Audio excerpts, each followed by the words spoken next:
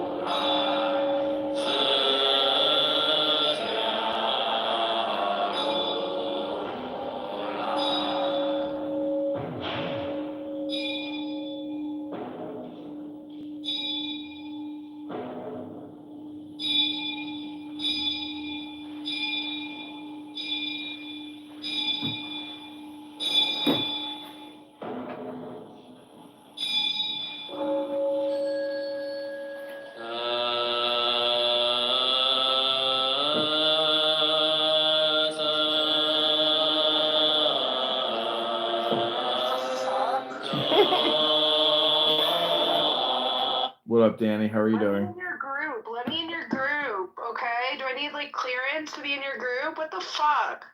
What do you mean? Let me see if I. Oh, my bad. Yeah, I'm upset.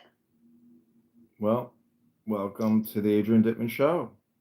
I don't like buying tickets. What are you so upset about? You have a husband that loves you. You have an adoring fan base here on the world's most successful and popular social audio chat app, and you're already upset. It's so early in the morning to be upset. Can't you wait at least till noon? Oh my gosh, but the Jews are so upset today, and I just am upset too because everyone hates us. Even me, I hate myself. You do? No, that was a lie. Oh, well, that's good. You know, there's aspects of myself that I don't like, but I don't hate them enough to change it. So that might be the problem. I should start to hate myself more. No, you should start to love yourself more. Yeah. Yeah, but judge myself a little more with um conditional love. Well, judgment is a final decision.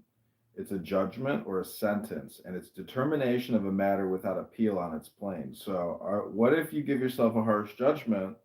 Can you appeal it and give yourself more love, compassion, kindness? See, your problem is severity. In Kabbalah, severity is number 5, Gabura. Do you know what Gabura means? Is it a Sephiroth? It is a Sephiroth. Sephirat. It's not rat. Okay, so I gotta Sephirat. look it up and see where the placement is. Yeah. I was just talking to Zach Ruda. He's like, "Do you think I should study tarot?" And I was like, "Absolutely. It's all about Kabbalah." Number 5 on the it's in the middle left, which is color is red. Garura. Yeah. Number 1 is Kether. Number 2 is Kakma. Number 3 is Bina. Number 4 Yeah, I is go between the Chesed. two because they work together. The bina and the kakma. You need both because you need to use your wisdom and knowledge together in the right way. Right. It's 2 wands, kings, or 3 cups, queens. So I am the number 2, Kakama, and the Bina is number 3, which is you, which is understanding. So I have the wisdom, And you have the capability of understanding that wisdom. Together, united through number 14, which is the Empress or Venus, which is number 3, which is the green. So, but we're also connected through 12 and 11, which is the Fool and the Magician, which is one Kether, the crown, or aces, which is the white light. Yep, yellow and green is like the color of the magician and the hermit. Anyways, number 10 is Malkuth or kingdom, which is pentacles and princesses. And there's 4 colors. So isn't it the Earth as well? Right. Which is the lowest plane, which is the present. But see, honestly, you could say because it's the lowest, it's the highest. Because above is below, below is above, like 1 equals 10. So the crown equals the kingdom and everything contained in it, which is wisdom, understanding, mercy, severity, beauty, victory, splendor, foundation. So that's the crown of the kingdom, 1 through 10. But it's a 32 path. You know who knew about the 32 paths is Wesley. You know, crazy military Wesley. Yeah, but he's the way he talks about the Jewish people. He's very he paints pictures with octopus legs. I know he's a very anti-Semitic, but yet he still knows about the 32 path. I was like, that's the thing is like some people, even though they have J-word derangement, like Christian, like American Christianity, it's like they're very close, but they're not willing to go the extra mile.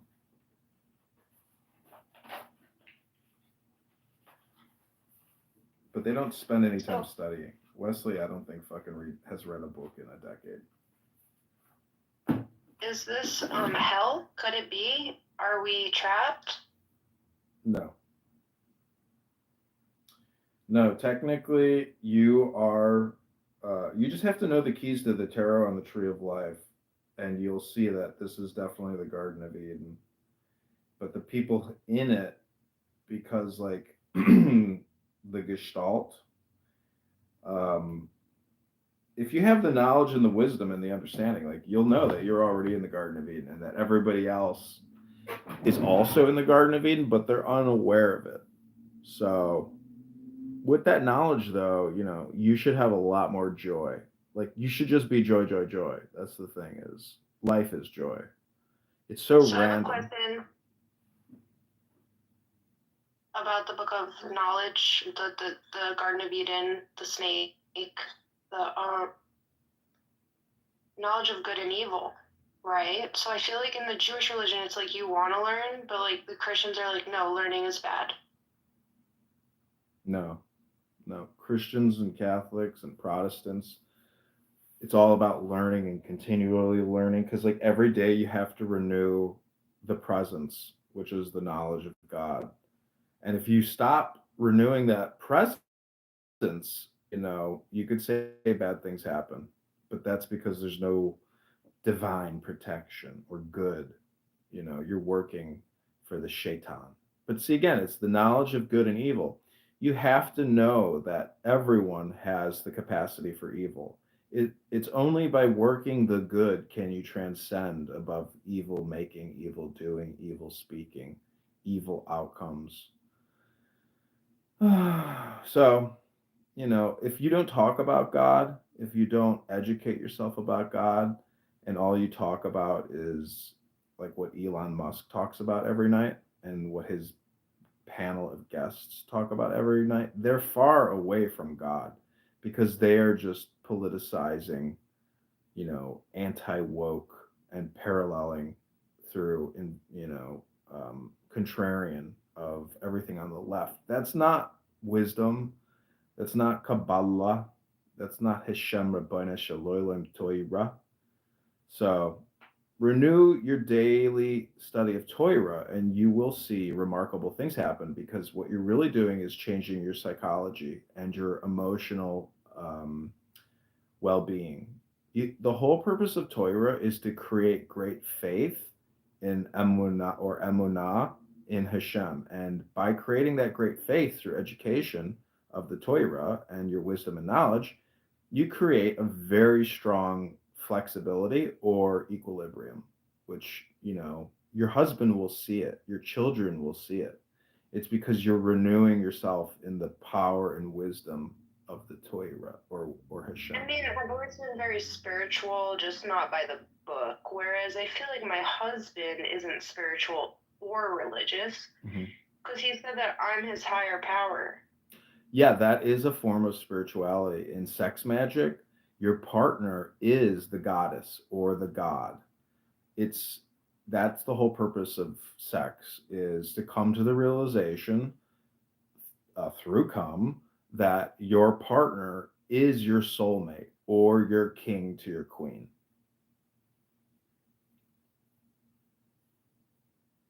It's about higher levels of consciousness, knowing that you are most likely the prima causa, or what is it called?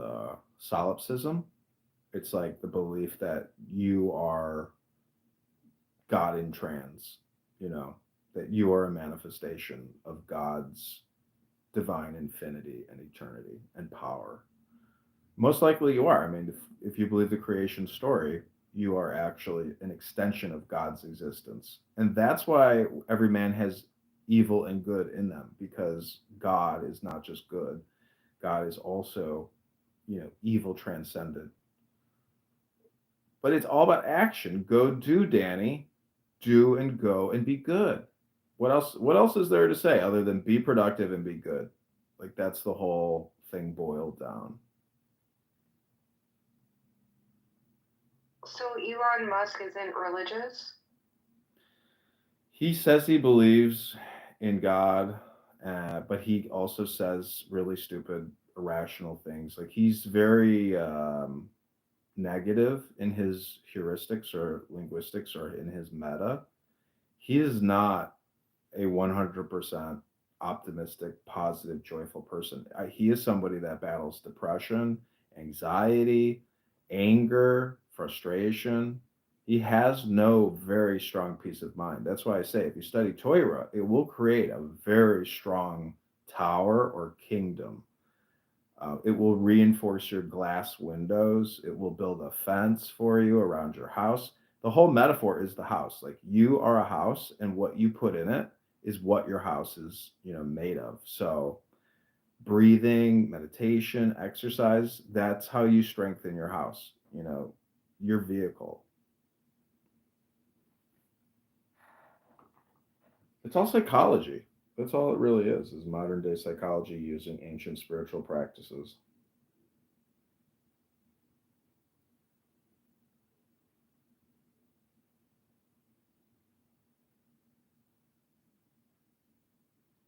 The concept is, how do you make yourself holier? Only way to make yourself holier is through books and action. But you have to have the knowledge to reinforce the action.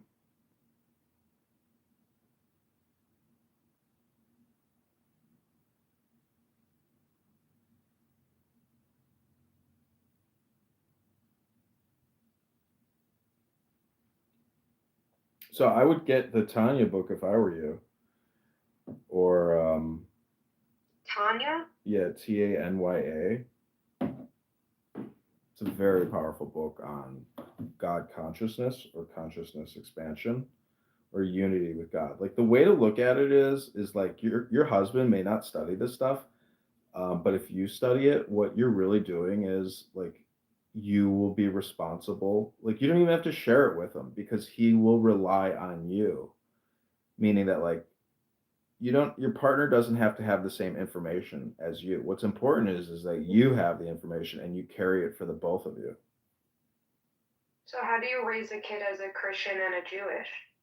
You just give them some books and say, read this, and just let that be, because it's irrelevant. What you're trying to do is get your child educated on God, and in the process, educate yourself. Again, God is the knowledge of doing and going, but you need the wisdom and the understanding. You just have to So make your workflow? child God conscious. Who cares what denomination the child is? Yeah. That's all just like politicization, basically, and Like organizational. flavors. Slavers? Flavors? It's really about organizing. Like you are getting organized if you go to a Catholic church. Like you are participating in somebody else's organization. You don't want. I don't think Americans want to do that. Like that's why we've taken it to the next level of religious freedom. So get that book and read that book, and then I'll read it with you. And Zach Ruda will read it with you, and my two other friend Maxes will read it. Like we'll do a minion, and like that'll be our study book. But that is the book, and that's what all Chabadniks read. And the Chabadniks, if you go to Chabad, they won't even tell you about it because they themselves, a lot of them don't even know it, but a lot of I them asked do. a Chabad guy about hell. Hmm. Like, well, I asked him where we go when we die, and he's like, I don't know. Most of them believe in reincarnation until like And then he said, like, purgatory, basically. And I was like, I'm okay with that. But sometimes I feel like life is purgatory. no, this book tells you that life is infinity. Um, but the thing is that like the Buddhists, they want to stop reincarnating, and they want to get off of the material plane and go back to the source. And that's essentially, in my opinion, what a lot of Chabadniks and Jews also believe, that if you are Isn't reincarnated, it that is for what some divine Hitler purpose. wanted to do? Hitler? Yeah, escape samsara.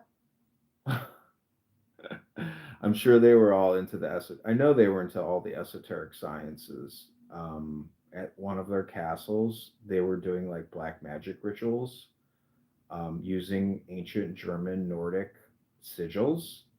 And I just bought a book recently on German Nordic sigils and how they're used in like magic rituals. And Odin, and the swastika, that is a universal symbol. Like the Buddhists and uh, the Hindus use it, so they believe in like Aryanism, which is really just a form of like eugenic science, where they believe that you have to breed with uh, genetically superior um, lines of Aryanism or something. So that's why Winston Churchill called it a perverted sick science, um, because it is a perversion of God's creation. What they're trying to do.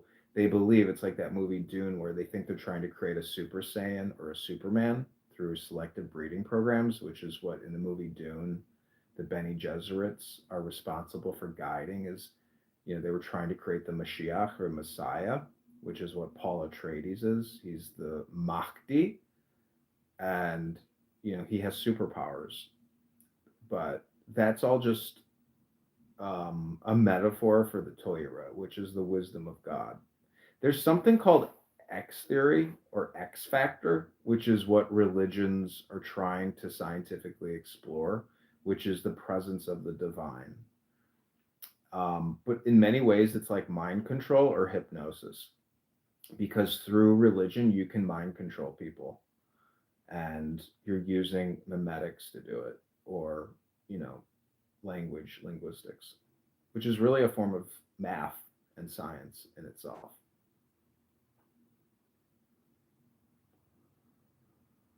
Do you believe in the rainbow light body? It's just a word like rainbow star. It's like a star rainbow, magic star. Again, it's just the rainbow is magic, like the leprechaun, the pot of gold, and the spectrum of light, because each light corresponds to a Kabbalistic, Toyritic interpretation, Rabbana Shalom, especially with Noah and the covenant of peace, that God will no longer genocide mankind because of anger. And so these are all uh, metaphors for understanding God, which should bring you great peace and eliminate anger from your psyche. Hopefully, it's very difficult. Be honest, Danny. Like the big thing is, like, can you go one day without getting angry? Can you go 7 days without getting angry? And then can you go 30 days without getting angry? And if you can do that, Marcus Aurelius says, give thanks to the gods, because just think about that, Danny. Think about how angry you get all the time, all the time. But imagine if you could live a life of bliss, just 24 hours with no anger in your heart, in your mind, I nothing you mean, I'm say. not very angry as a person. Like I've been angry before. But But passive aggressive, being irascible, being immature, saying childish things on this app is a form of passive aggressive or subtle anger. Like you're really not happy. Can you be honest and tell me, are you happy? I think I am in the middle. Like I just am, and like it's a roller coaster because life's a roller coaster. So at the end of the day, I'm grateful for what I have. So roller coaster living is not joy, and that's not happiness. That is, oh fuck, this is crazy, and now I'm very angry and very sad and very scared. Or, oh, this is great, I'm happy again, or I'm full of joy again. But then you go back to being angry because you just described it as being up, down, up, down, up, down. You need to create equilibrium, which is what Well, Toira. I'm a Libra, so I try to get the equilibrium right all the time. But the Cancer husband is like, and I'm like, okay, Mm, all yeah, right, this is the importance of zodiac, yes. and understanding and reading and studying it, because yeah, you have to do work, to create that equilibrium. um, and again, it's like a daily work. How are you going to work it? I say to kill two birds with one stone. Somebody like you in your position, you should get a book on tarot cards and a tarot deck, and do free tarot card readings for people, and then you will learn how to more effectively navigate, all your future situations with your husband, with your children, with your I aunt, with. mean, I could read tarot, but it's against my religion. It's not. I think it is. Anything you do to further the study of God is not against your religion, it's to your detriment. But I feel like it's like almost being like witchcraft, and like it's like not okay. Mm-mm. And you're not supposed to talk to the dead, and my mom didn't know that. See, this is where you're being childish and why you will have up, down in your life. You're not doing witch ceremonies under the moon, holding hands with 10 girls dancing like pixie fairies, saying satanic hymns. What you're trying to do is therapy. You are trying to offer an alternative approach to help people deal with their depression, their anxiety, their fear, their anger, their sadness, their rage. These are all things that exist in the subconscious and do manifest in physical maladies: back pain, shoulder pain, arthritis, poor diet. So you have to look at the zodiac and tarot and Kabbalah and Toira as essentially being a psychotherapeutic or healing modality. That's what it's really doing. Is it's a form of therapy. And you can use it for yourself and for your husband and for your children. I mean, you don't have the money to go to a therapist or a master in psychology. You have to learn this shit yourself and apply it and integrate it to your But life. you see, my father's a psychologist, Mm-hmm. and my mother's bipolar. Mm-hmm. So Okay, well then, great. You can apply this knowledge to the way you interact with them, because your mother being a bipolar, she's constantly trying to gaslight you. She's constantly trying to find out just how flexible you really are. My mother is the same way. You can't get off the phone with her unless she throws you an insult. And it's her algorithm trying to test your algorithm to see where you're at. But are you going to get angry about it? I mean, tell me the last time you got angry with your mom. Be honest. Because I was bringing up that she gave away my husband's painting of his house in Greece that someone made that said to his name on the back, and she gave it to the guy that does work at the house because she didn't remember it. Well, there you go. That was a form of passive aggressive behavior. And then it was our fault because he said it was in a certain area where my husband says it definitely wasn't in that area. Okay, well, that's a perfect example of letting go. Meaning that, are you going to hang on to the anger? My Charizard holographic card that I had from 4th grade that I saved forever that she gave to the cleaning lady's son that's worth like $15,000 to $50,000. So she did that. Yeah, well, I mean, you have to know your boundaries. The thing is, you're a separate house. You have a fence, you have windows, you have a chimney, you have a boiler system, you have an air conditioning system, you have a filtration system. I don't have a chimney. Oh, you got a chimney. How else do you let out hot air? No, but in my house, she has a chimney, so Santa could go to her house, but not mine. Okay, well, it's a metaphor. Don't you get it? That like you're a teapot, and like what your mom is the fire underneath your teapot, and you have to release the valve to let the anger out, the frustration, the rage, the disappointment, the fear. The whole thing is about self-enlightenment. That's the whole purpose, is that you and your husband, when together, are in the presence of the Blessed Holy Ancient One. Only then. Not with your mom, not with your dad, but with your husband. So you're saying when I have sex with my husband, we're with the Blessed Holy One? Correct. That is in the Zohar, the saying that only in the presence of a man and a woman united will you find the presence of the Blessed Ancient Holy One. So that's the way to look at your husband, is that any anger you have for him or any frustration or any regret, you have to realize that it's like a secret key going into a secret lock, that only when you two are united does the Blessed Holy Ancient One make itself present in your life. And you can ask that Blessed Ancient Holy One for what you need, what you want, what you desire in the material plane. New car, private jet, island in Maui, island in the Caribbean, a mansion in Manhattan, a mansion in Beverly Hills, a beautiful condo in Miami, Boina Shalorlim, $1 billion wired to your checking account. Anything you want, you can ask the Blessed Holy Ancient One when you are united with your husband. There's no other way to communicate with the Blessed Ancient Holy One except through sex.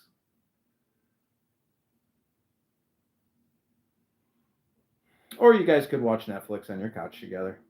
Either one will work.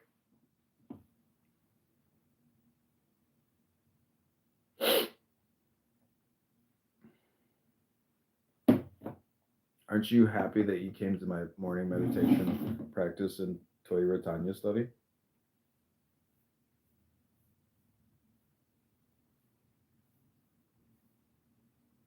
Yes. Excellent. Excellent. Okay, but click that link above, or at least save the link, and get that book. It's only like 15, 20 bucks, but I promise you, that is one of the book of books. It's a great book. You got to read it. I'll probably just read it for free somehow. I don't know if you can find it for free. I found lots of books for free. The government gives a lot of books out for free. Well, if you can get that book for free, send me the link. But you want to hear a chapter of it? I got the book right here, and this will culminate our conversation.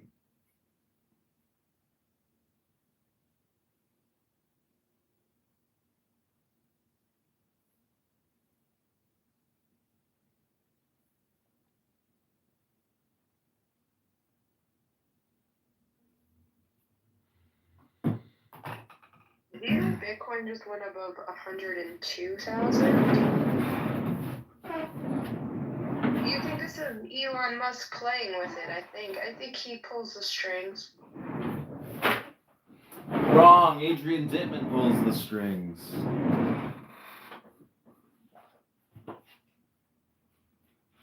Okay.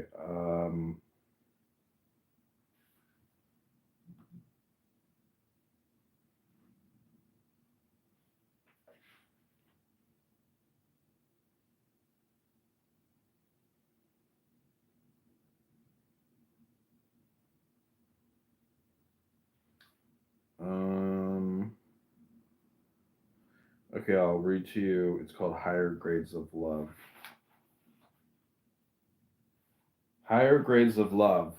There is a third grade of love, higher still, that all people share. This love is hinted at in the verse.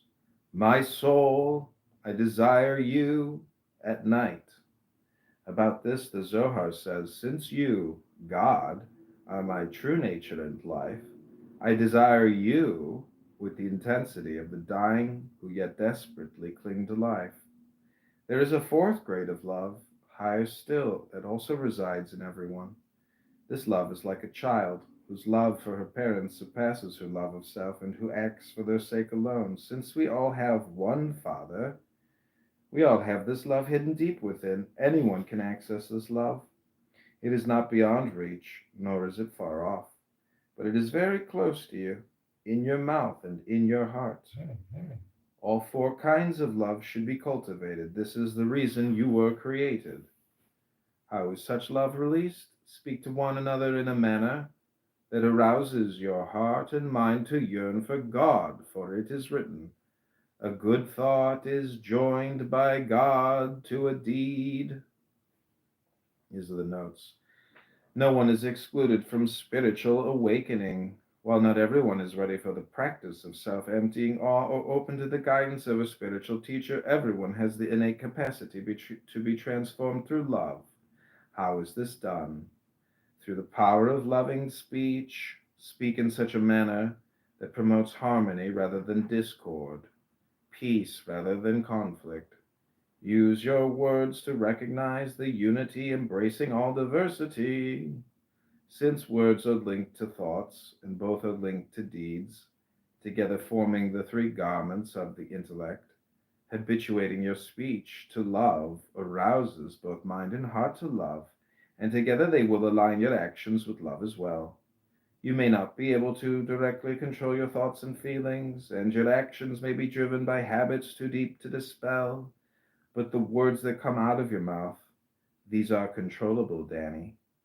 Begin with what is in your mouth to arouse what is in your heart and mind, and in time your actions will be in tune with God and godliness.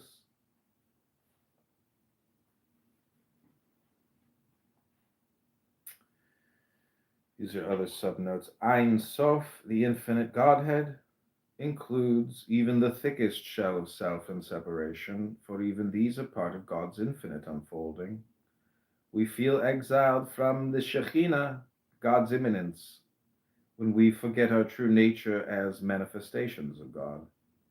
When you realize your attachment to self is preventing you from realizing the unity of the transcendent and the immanent aspects of God, you will desire that union and work to end your attachment. Yichud El Yon, literally the highest unity, that is non-duality. Yichud El Yon. Okay, that's your Tanya Torah portion of the day, higher grades of love. Rabbi Rami Shapiro and Rabbi Zalman Schachter Shalomi.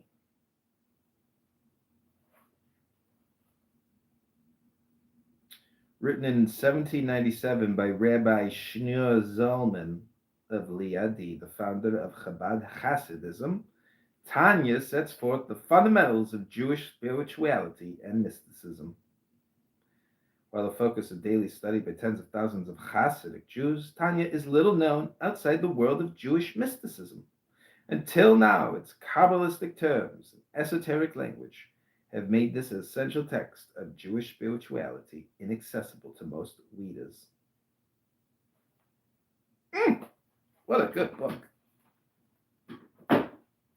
Have you heard about books, Danny? They're like software programs for humans.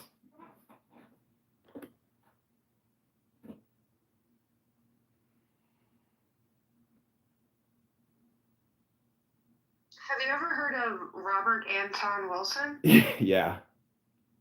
I have many of his books. They're very bizarre. Yeah, people love him. I kind of want that book more than this book. I want the Illuminati's books. But the funny thing is those books utilize this book. This is an ancient esoteric practice. Kabbalah is like very ancient, and you could say it goes all the way back to the Garden of Eden, to that tree of knowledge of good and evil, because Tanya teaches good and evil. It points out the fact that there is evil, in the hearts and minds of most men and women. It's a rectification tool. You can't escape that paradigm.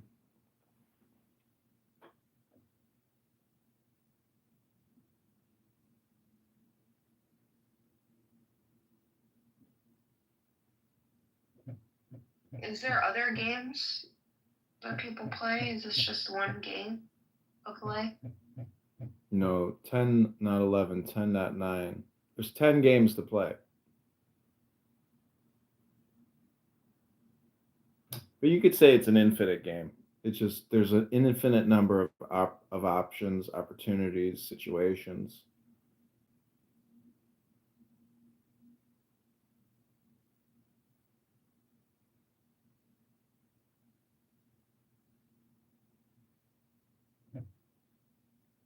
Someone's upset about today. It says it's Insurrection Day, a dark day in U.S. history.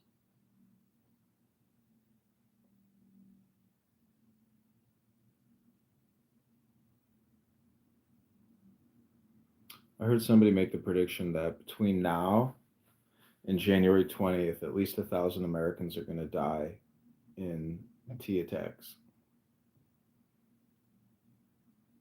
What's a T attack? Testosterone? No, I don't want to say the word. Oh, okay. Now I know. 100 people? That's insane. No, 1,000. What?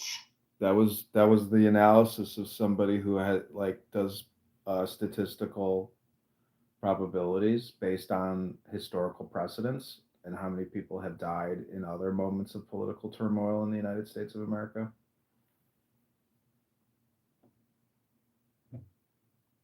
But probably also factoring in the past 24 years of international regime change.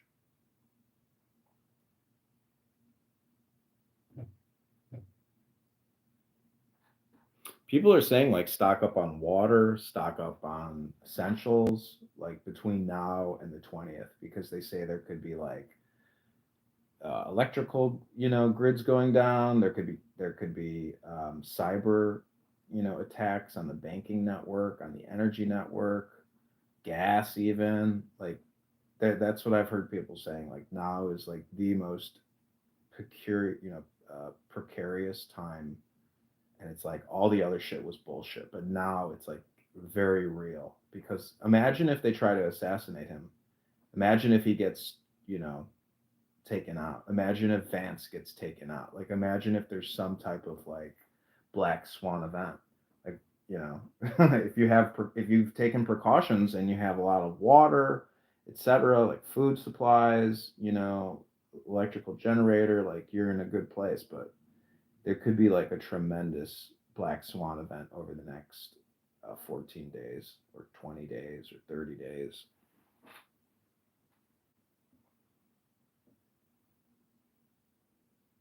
I don't believe it necessarily, but that's the thing. It's like, it's not about believing it. It's about hypothesizing what could possibly happen. guy said he lives in a different world than other people when they asked him about conflicts.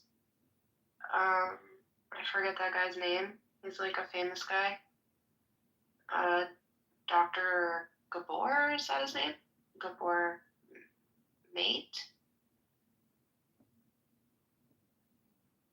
I don't know. Gabor Mati? What's his name? You don't know him? Mm-mm.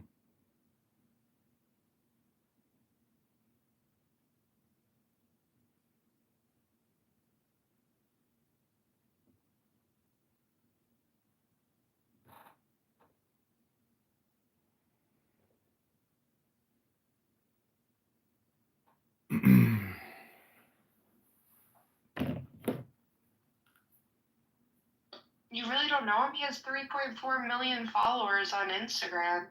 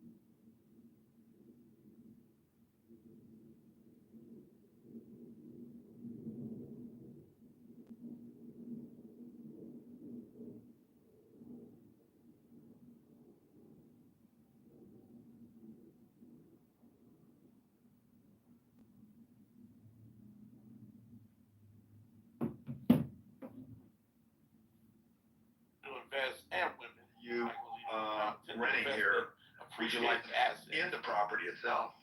In this case, we'll show them that not only are we, your rent is going to paying for the people, but it's also buying Bitcoin.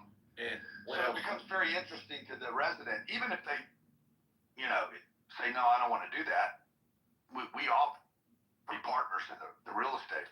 We think that extends the life of that tenant, that residence, makes it feel better about living there.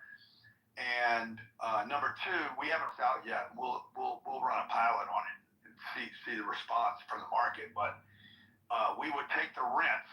We probably wouldn't offer the way Thomas presented it. We would just say our rents are $1,920, and part of that is going to buy you $100 for a month.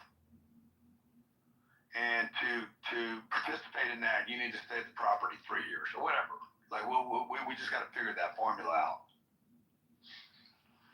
Grant, one of the things I think is so fantastic about what you're doing is you're expanding Bitcoin exposure to a new class of investors.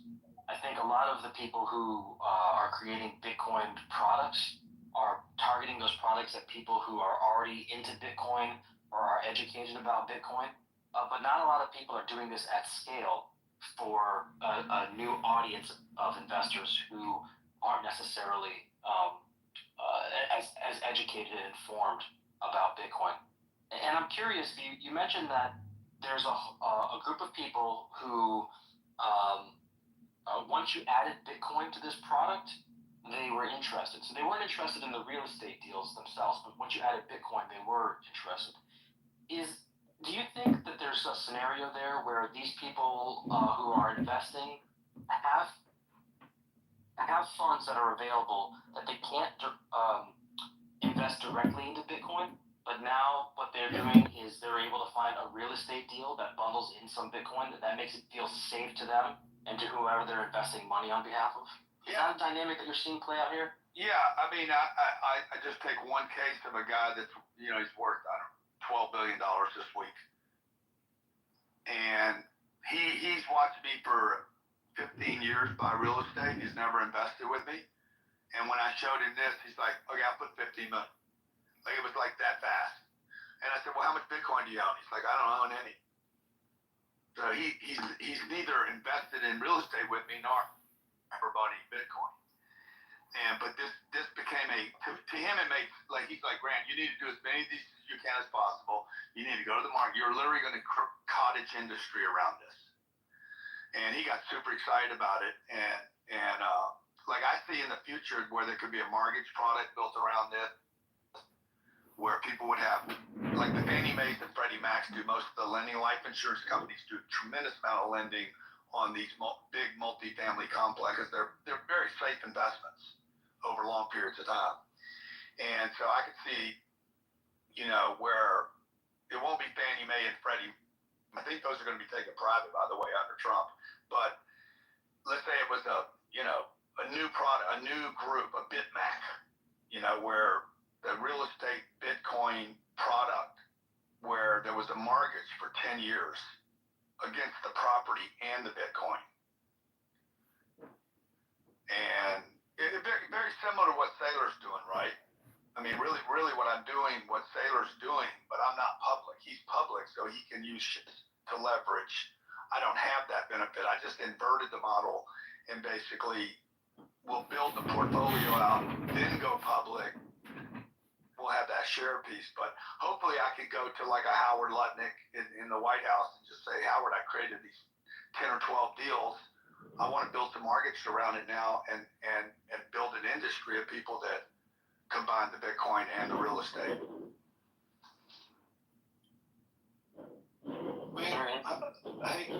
When I can jump in here, because I would have a question for Grant. So, Grant, let me give my situation here. I'm actually a house owner, has 5 apartments in it. It's not mine yet, it's half the bank, half mine, and it's managed by, who takes care of houses, who has more houses, right? So how it works over here, if someone wants to rent the flat, we agree on a rent payment and we agree on double the rent for which I have, hold it as deposit, can touch it, put it to a bank, and then when he moves out and I agree with him, yes, everything is okay with the flat and stuff, I have given this 2 rents as initial deposits back. As I was renting, I didn't get that back, but I could see a case where I would say, I'm willing to accept this deposit, the security deposit, however you call it, in form of Bitcoin. And I will definitely make sure that when you move out and I say everything is okay, I give you back what you initially did deposit, what was initially the security deposit. So I would see a product for that, but probably that's way too small for people you deal with. But with my 5 flats, because I'm interested in Bitcoin and I think it's going up, I also think that people who probably educate themselves a little bit more, they want to have back more because it's more purchasing power. So they will actually care more about my flat than if I would live myself in it. That's my thinking. Yeah, it sounds kind of like a fidelity bond. You create this instrument where they benefit if they do a good job with my property, right? Yeah. Taking care of your property. Yeah. It's interesting. Grant, when you were talking before about this mortgage product, there's a lot of regulatory issues around getting new mortgage products approved. Do you think that the Trump administration would be, I mean, certainly they would be more open than the Biden administration, but I still am hesitant to think that we're full steam ahead for all this financial innovation around Bitcoin. What kind of obstacles do you think you'd see on trying to get something like that approved? Well, look, I don't know. I'm just kind of forecasting at what I think happens without knowing, but I think I have, or anyone would have a better chance when the vehicles are created than if they were just pitching, give me some regulation and then I'll build the products. You know, like if I go to them and say, I have a proven 10, 12, 15 deals that are working. Like when do you want to get a loan from a bank? When you so I think I'm in a better position when I built it and don't need them than if I need them to build it. So, because then the point on the action. So that's what I think. Look, I don't need the mortgage product, but at some point in the future, if you could remove the volatility from the cryptos, and then a lender's going to want to play, right? The real estate that I'm buying today is the easiest debt to get on anything. Anywhere in the world is large apartment complexes, not 3 or 4 flats, no offense, but it's 300 units, 95% occupied, track record of income, covered insurance and the property taxes and the eviction, all the bullshit, and it's very real estate. It's proven out since World War II.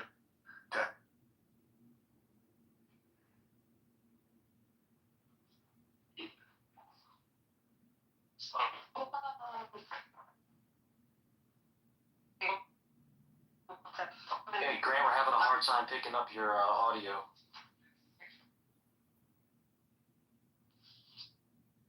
Okay, are you talking? Grant, sounds like a woman's on your phone now.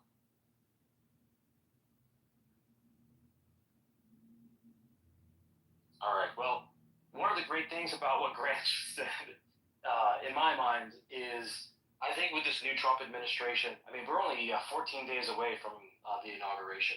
So with the new Trump administration, we have a lot of entrepreneurs and business owners feeling much more optimistic about what they can try to accomplish.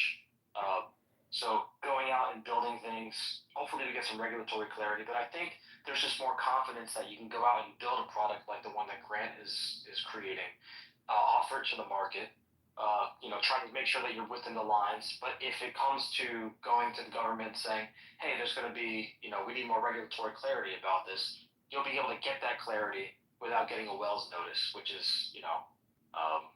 for the uninitiated, an indication that the SEC is going to sue you for a securities offering. So, we're only 2 weeks away from this, and I think that's one of the reasons why we're back over 100K today. I mean, Bitcoin is going to have a good year in 2025. Every year is a good year for Bitcoin, but I think 2025 is going to be a great year for Bitcoin. Nobody knows what's going to happen with the price, but I think that entrepreneurs like Grant going out there and building new things is really going to take off, and we're going to see a lot more innovation. So that's one of the things that I'm looking forward to. As an investor, of course, I feel much more confident about building things under the Trump administration or investing in things in the Trump administration, because one of the biggest overhangs for crypto companies for a very long time now has been, number one, getting debanked. If you operated in the crypto space and moved any significant amount of money around for crypto or were just even related to crypto, you saw you had problems. You had problems getting transactions to clear. You would lose your account without notice. This was a regular occurrence for people involved in the industry. And then the second part of that is that people are becoming. It's becoming okay to build things on Bitcoin. It's becoming okay to invest in Bitcoin. I was a property just yesterday doing a shooting range, and it's property is Texas Disposal Systems. That's the largest landfill here in Central Texas, and they have a 10 gigawatt energy generation facility that's coming up online, and they're using methane gas that's collected from the landfill to power it. And I had a conversation with the owner of it about bringing in companies to mine Bitcoin with a surplus energy. He's got this transition period where they've got they got the gas production up, but the electricity production is not there. And then there's all sorts of other issues. And the coolest thing about it was that it was just a normal conversation. It was just a normal conversation that involved Bitcoin. There wasn't any sort of this is weird or exotic. And Grant's product as well. Like, it's an interesting twist on a traditional real estate product, and this is an interesting twist on a traditional energy market that is connected to landfills and waste disposal. So I think 2025 we're going to see a lot more of this stuff, and the days of Bitcoin being demonized are hopefully behind us.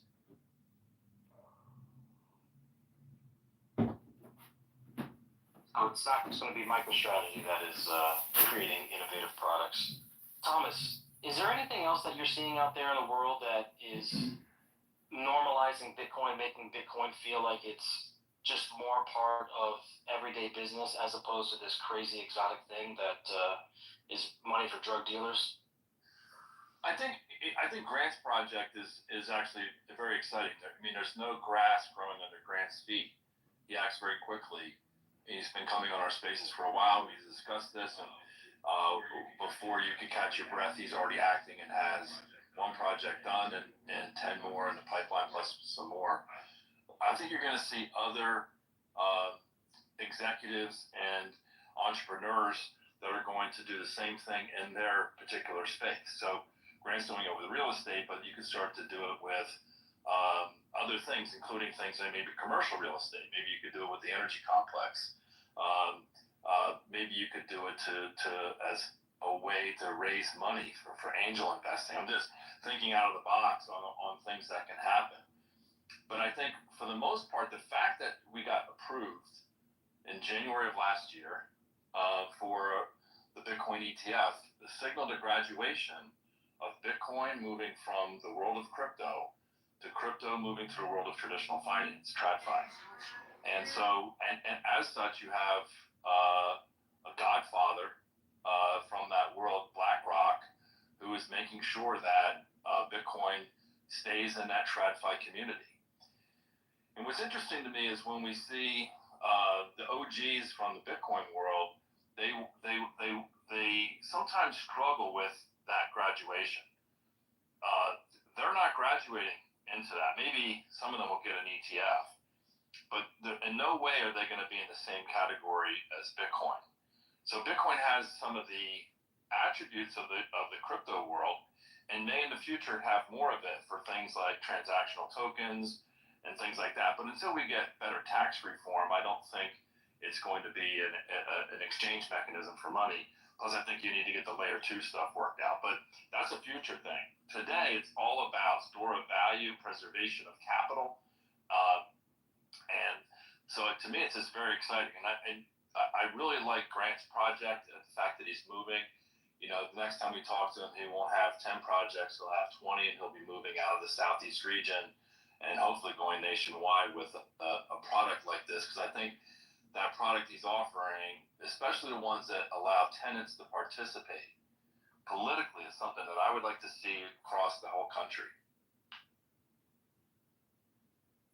Yeah, I think it's going to be great to see the normalization of use of Bitcoin for operating companies and for investment products in 2025. Let's go to Ben. He's got his hand up. Hey, it's really an interesting proof of concept, especially Grant. Kudos for going so fast. I mean, he did this in months, but it gives me hope that other products can happen fast. And as far as another proof of concept, I think if the dollar wrecking ball keeps going, and I think it should turn around, but you've got these other countries who want to sell their debt. And I really think it's kind of this, it'll take longer to set up, maybe, but if other countries could add some Bitcoin to the picture, the same way Grant did, you know, real estate and Bitcoin, but imagine getting bonds from whatever country who's, you know, they can't sell their 10-year or for sure not their 30-year bonds. You know, they just can't raise money. But if they start spicing it up with Bitcoin, that seems like an ocean, to use Micro or Sailor's analogy. You know, it just seems like adding an ocean to his mountain pond he's been talking about. I guess that's my only thought is macroeconomics could support Bitcoin in a much bigger way than this even. Is El Salvador working on something like that? I mean, they've talked about volcano bonds and a bunch of other things, but do you know if they're doing anything in that realm?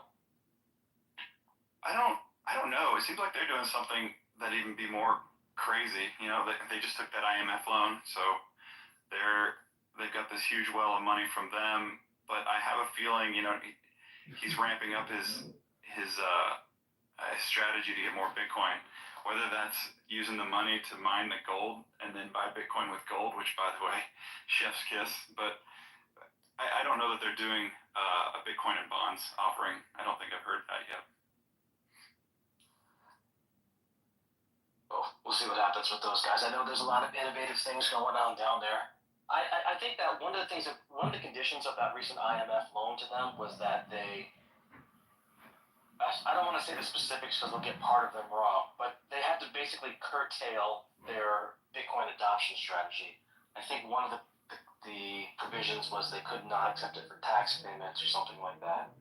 And so the IMF is really pushing back, and I think that these other small countries where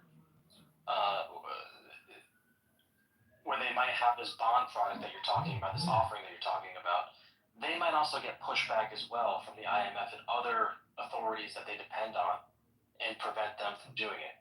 So while it might be a good idea, it might be difficult for them to execute. Well, this is another side. Like, y'all correct me if I'm wrong, but I think it's the IMF where the U.S. is. I don't know if majority stakeholder is the right way to say it, but we're in the neighborhood of 50%, give or take, of the. I don't know if voting shares is the right way to say it, but that fund is funded big time by the U.S. dollars. So in a new administration, imagine the IMF who's out there and they say their purpose is to save these countries, save anyone who needs help, will fund you with dollars. Imagine their stance changing if Trump really, goes the way he's committed, and the U.S. will be a dollar powerhouse, but a little bit of backing by Bitcoin. That's a very different statement than we're all dollar and Bitcoin's against us, right? So if the IMF is trying to actually save countries, imagine them completely changing this combative towards Bitcoin mentality with the U.S. at the helm, who has the voting rights. I don't know. It could be good. How long what would that transition, let's just play it out for a second.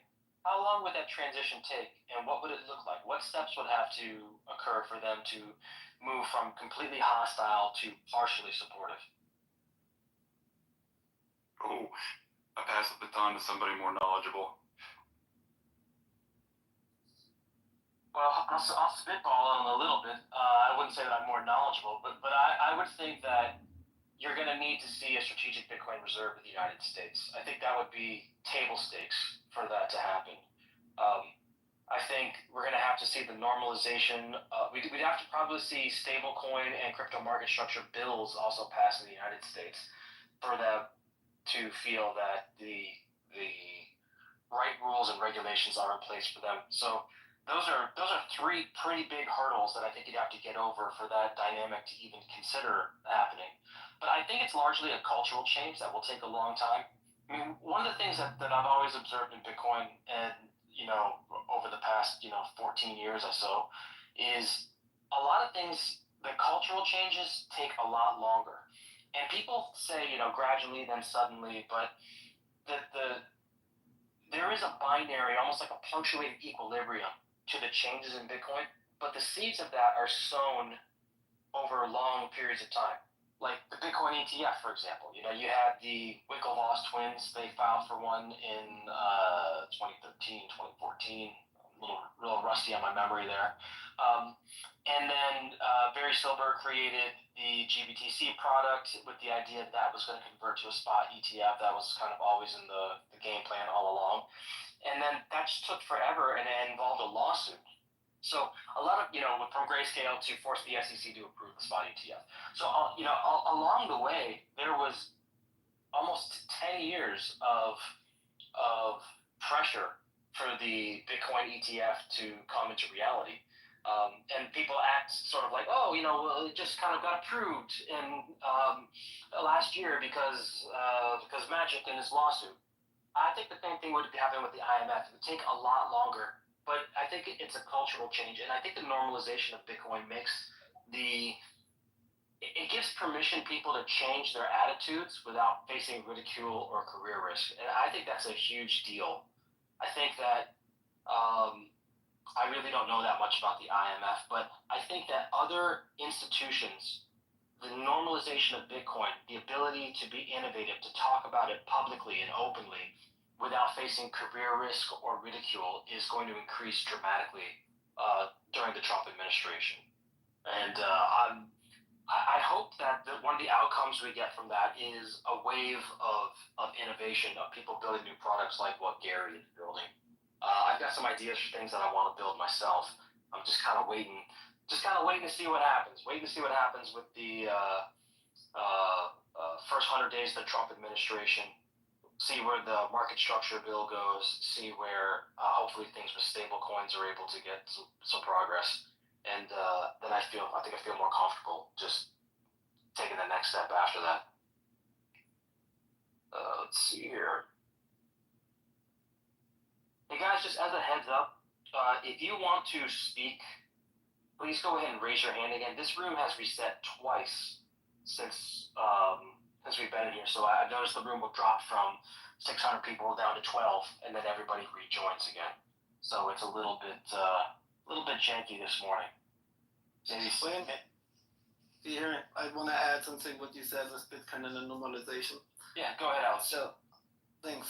I think probably a lot of people will still also in the future do not understand Bitcoin, but I will probably explain it to them in that I think we can all see that the world is digitalized or getting digitalized more and more, right, on a live basis, and this helps us.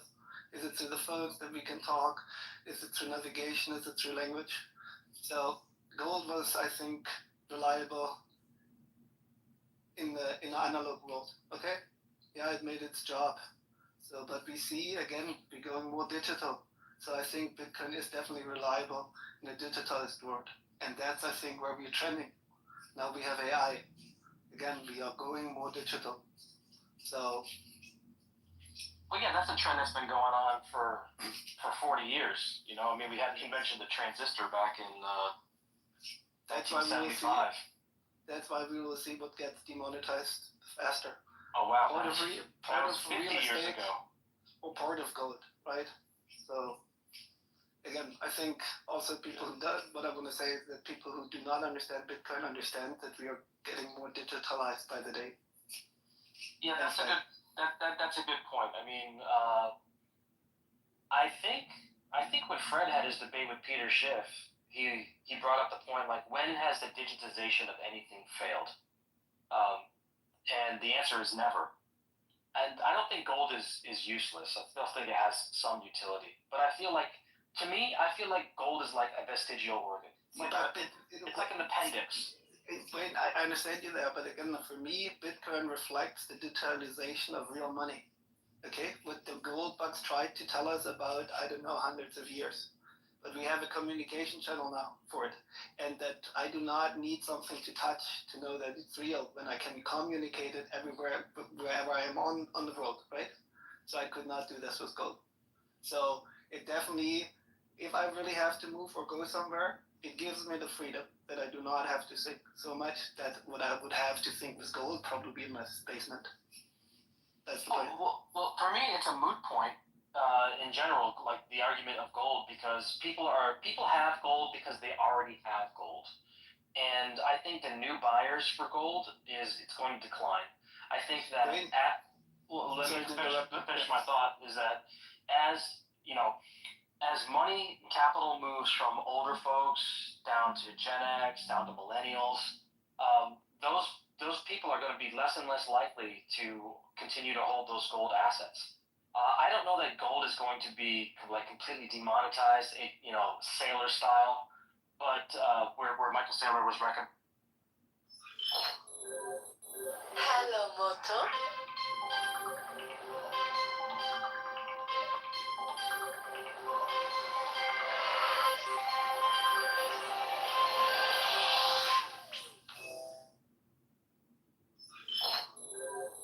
Hello, Moto.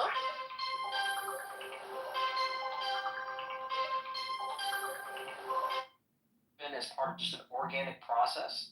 And so for me, the discussion of like gold versus Bitcoin, it's kind of silly. It's like me saying like Dewey Decimal System versus the internet. I just see.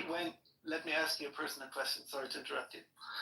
So the basic question is, do you, and I don't know, I think you mid-40s or something, do you feel more free with gold or with Bitcoin, holding gold or Bitcoin? I think for the younger generation, that's no question. They definitely will feel more free with Bitcoin than with having a gold bar. Okay, and again, I'm 40. I probably, before I studied Bitcoin, I did not pay much attention to gold. But again, I can only tell you, I feel definitely more free holding Bitcoin than when I would have a bar of gold in my. Yeah, I wouldn't want to hold gold. I mean, I held some gold in a GLD ETF a long time ago when it made a good run, and I made some good money off of it. I don't think I've ever owned physical gold. I think that actually no, I have one gold coin that I was given at like a Bitcoin conference a long time ago when I was a speaker, and I have like 1 or 2 silver coins. But I just have no desire to get gold. I don't know what I would do with gold. Take it to a pawn shop and like try to trade it for cash if there's a zombie apocalypse. I don't get it. Sorry, what you could try is when you have this gold coin, I also have like a 2 thing from my father, and I don't even know. I think it was then also combined with this was the first mark or whatever. But go try it to get a suit with this gold coin. Let's see how many people will accept it. Then it's like, right, it was 1 ounce or whatever, which buys you still a suit or whatever. I don't even know how much a gram that should be. So just try it with your gold coin to get a suit. Let's see if that's working. That's funny.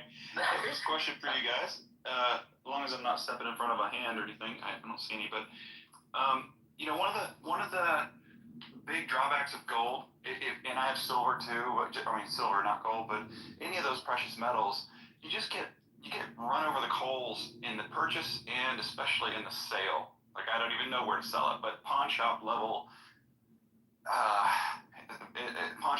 screwing is what I picture when you're selling your gold. But let's see, for Bitcoin, when you're buying and selling in and out of cash or fiat from Bitcoin, it's pretty damn bad, right? I remember Grant talking about it. Like, are you guys serious? Like, when I buy the Bitcoin, I get like a large percent less because of the fees on Coinbase.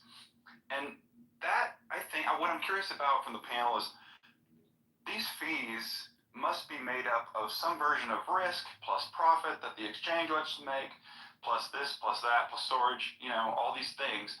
But I feel like, and I hope over time as this next administration comes in and regulates the banks, and hopefully banks start custodying more, there's going to have to be some kind of like a competition to bring that cost way, way down. Do you guys agree?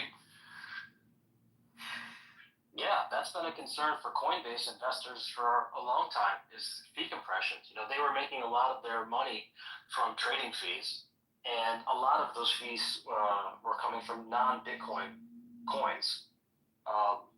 But yeah, I mean, it's inevitable that those fees get compressed over time. There's just not enough. There's just too much competition that's out there, and like you said, as banks start to get involved in this, there's going to be more pressure on that. So I don't know. Long term, I don't know if trading fees is long term like a really good business model for Bitcoin exchanges. Like it's been by contrast, it's been the best model so far. It's been the only real model. Listing fees and trading fees are a great way for Bitcoin businesses to make money. But over time, I think it's, when I say time, I'm talking like 20 years. I think it gets compressed down because as Bitcoin becomes more adopted and the exchangeability between Bitcoin and stables goes up, I think that your ability to have, 2, 3, 4% trading fees just goes down. It seems like we've got to be close to like a step level adjustment in it because it really is so bad.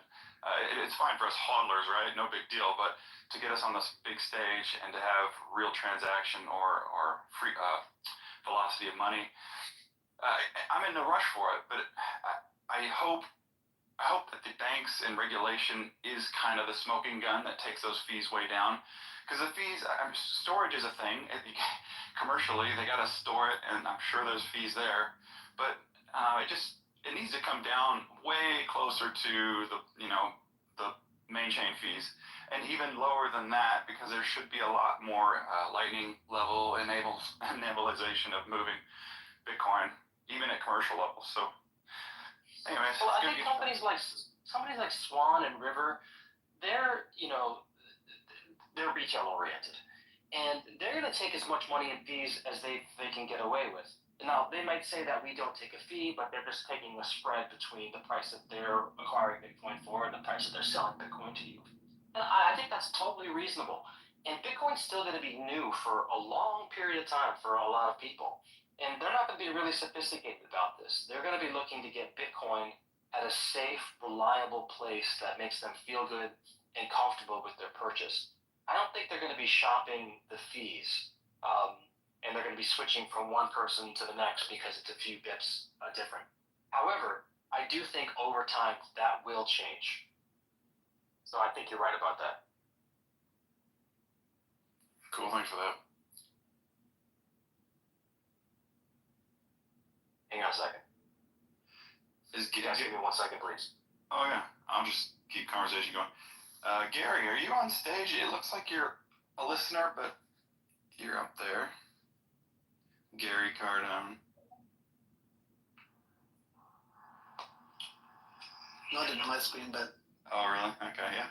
Hey man, while we're waiting Go for it.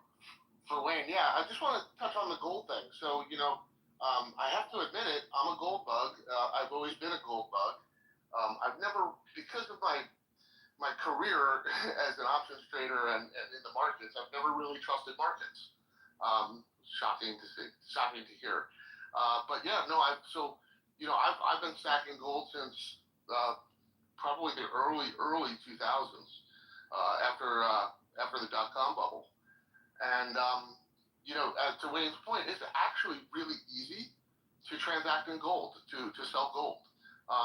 The pawn shops we talk about, there's more gold dealers, more like the gold and silver shops that you see, with the big signs, in almost every major city or even large township in America, and they pay over spot. So it's actually really easy to walk in with gold coins and move them, or gold bars. Guys, you know what's interesting is that Andrew Tate, of all people, he put out a video, I don't know, 2-3 months ago, where he said that Bitcoin is useful because you can go to any city in Europe, and he called it the OTC desk guy. He said there's an OTC desk guy where you can exchange that Bitcoin for whatever you need to transact in the local currency. And I thought that was interesting because, I know Andrew Tate has a lot of Bitcoin, but the use case that he was talking about was very relatable to everyday people who are traveling throughout, different countries.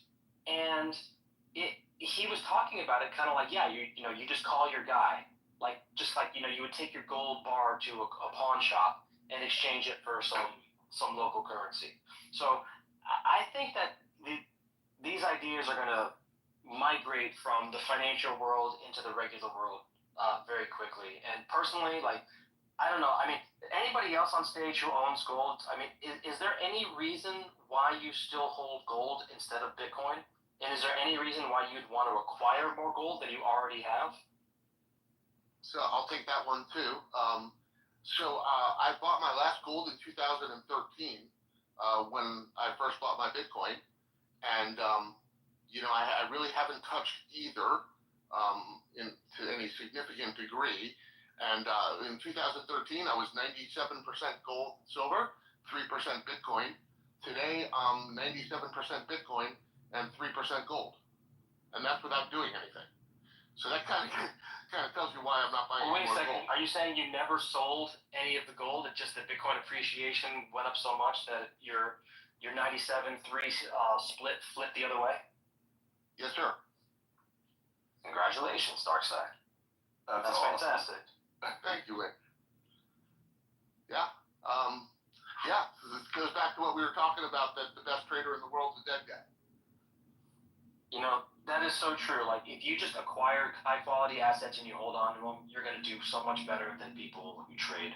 It's a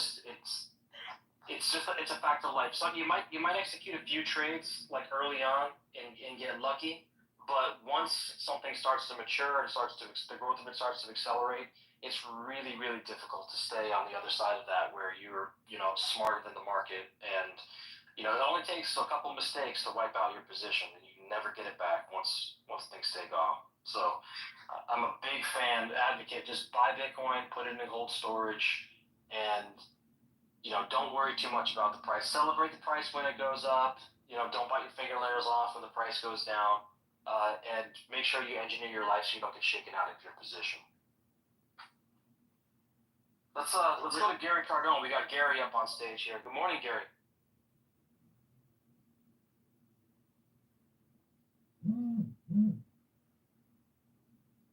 Oh.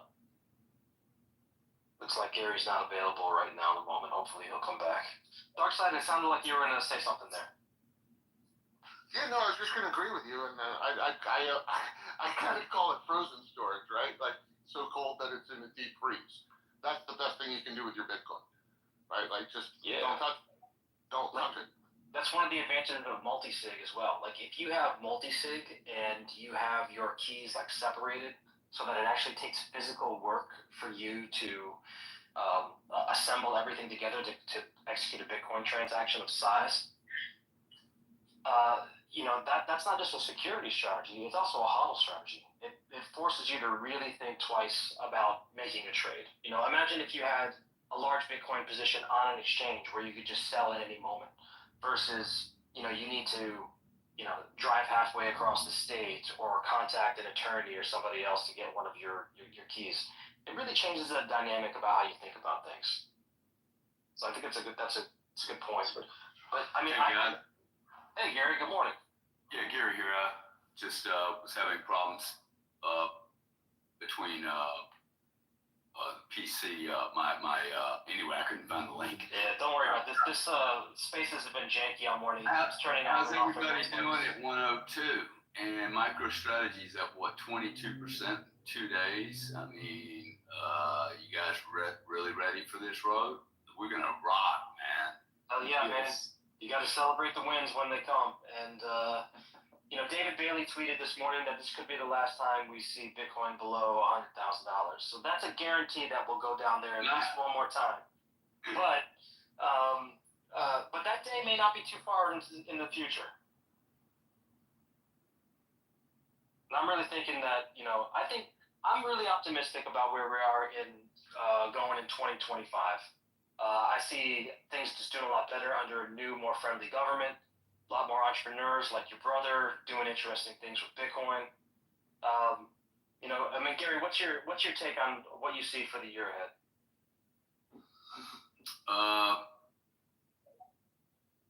I think we're going to see a lot of volatility, which is good if you have your core thesis. Dude, it's hard not to be bullish. I got to tell you, as long as we can get to January the 21st and get Trump and his entire team in office and the parasites out, they will most certainly be working from the other side, the inside, the outside. I mean, these crazy people will attempt to do something here. But to me, there's nothing that fades me off this trade. This trade actually, I just met with my doctor for an hour. I told him 4 years ago buy Bitcoin. And I said, hey man, you didn't buy any Bitcoin? He said, yeah, I bought some at 90 the other day. And I'm like, what happened to the 40s, 50s, 70s, 80s, and what are you doing tomorrow morning? He's like, oh, I'm not doing anything. Bro, nobody's in this trade yet, guys. Nobody. No one is in this trade except We us.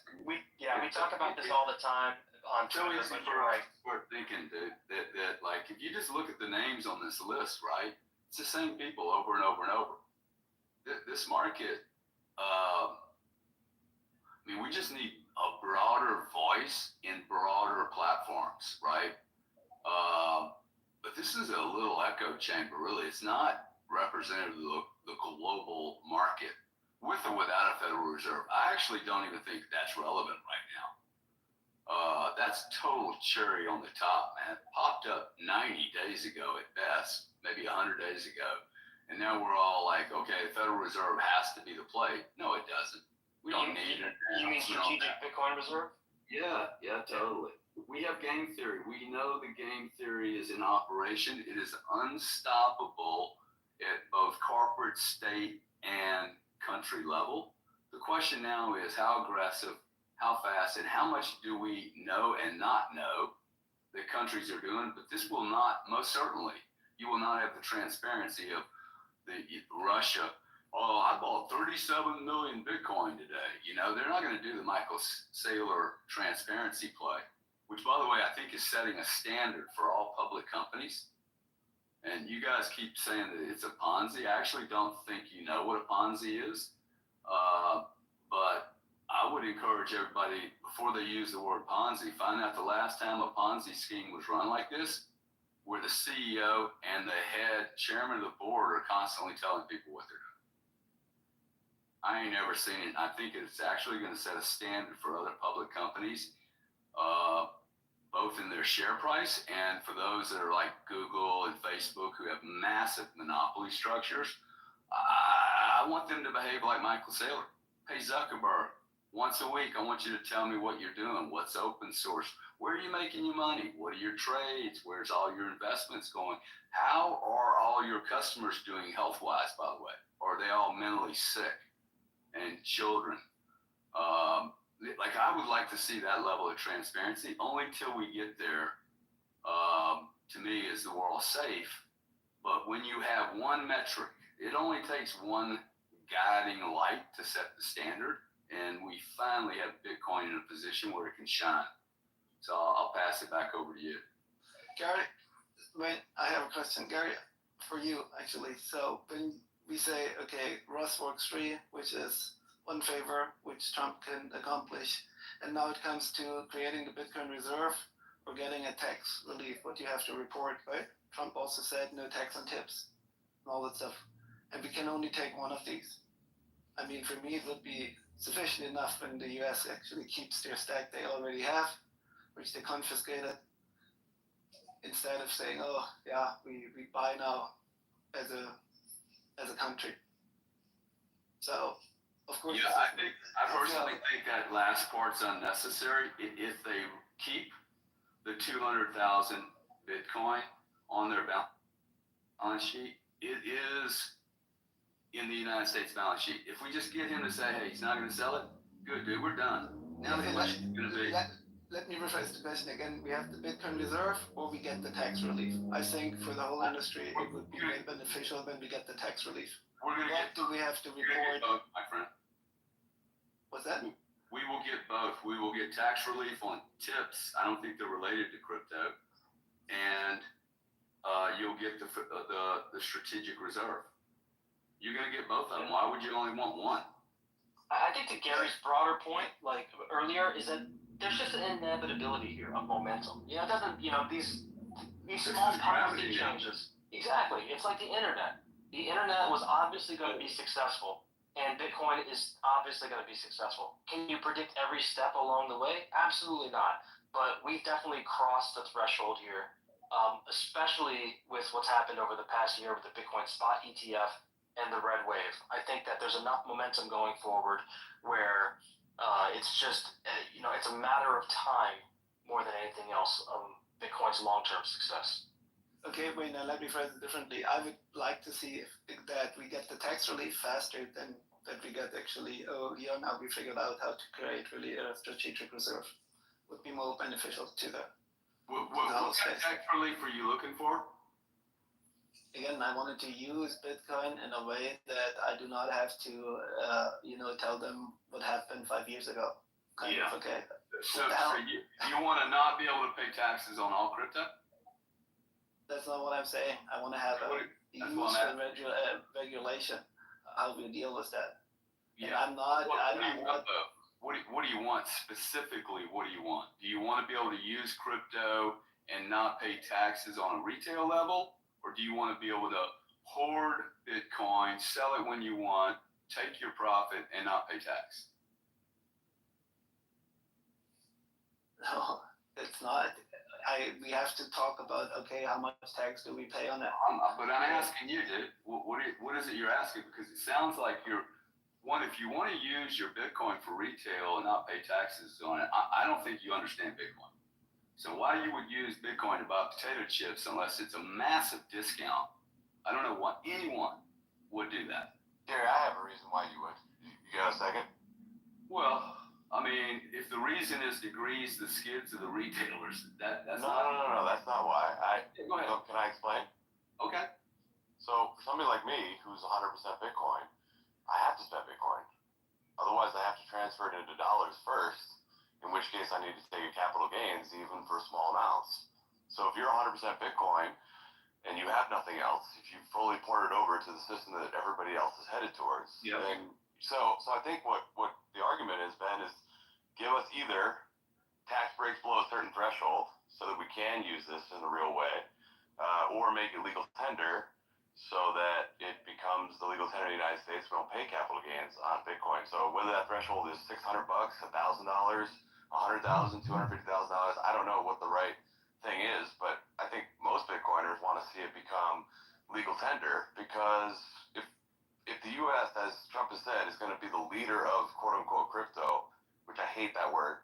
I wish we would just talk about Bitcoin, and I hope, Gary, you get there someday where you're just talking about Bitcoin, but that's a topic for another time.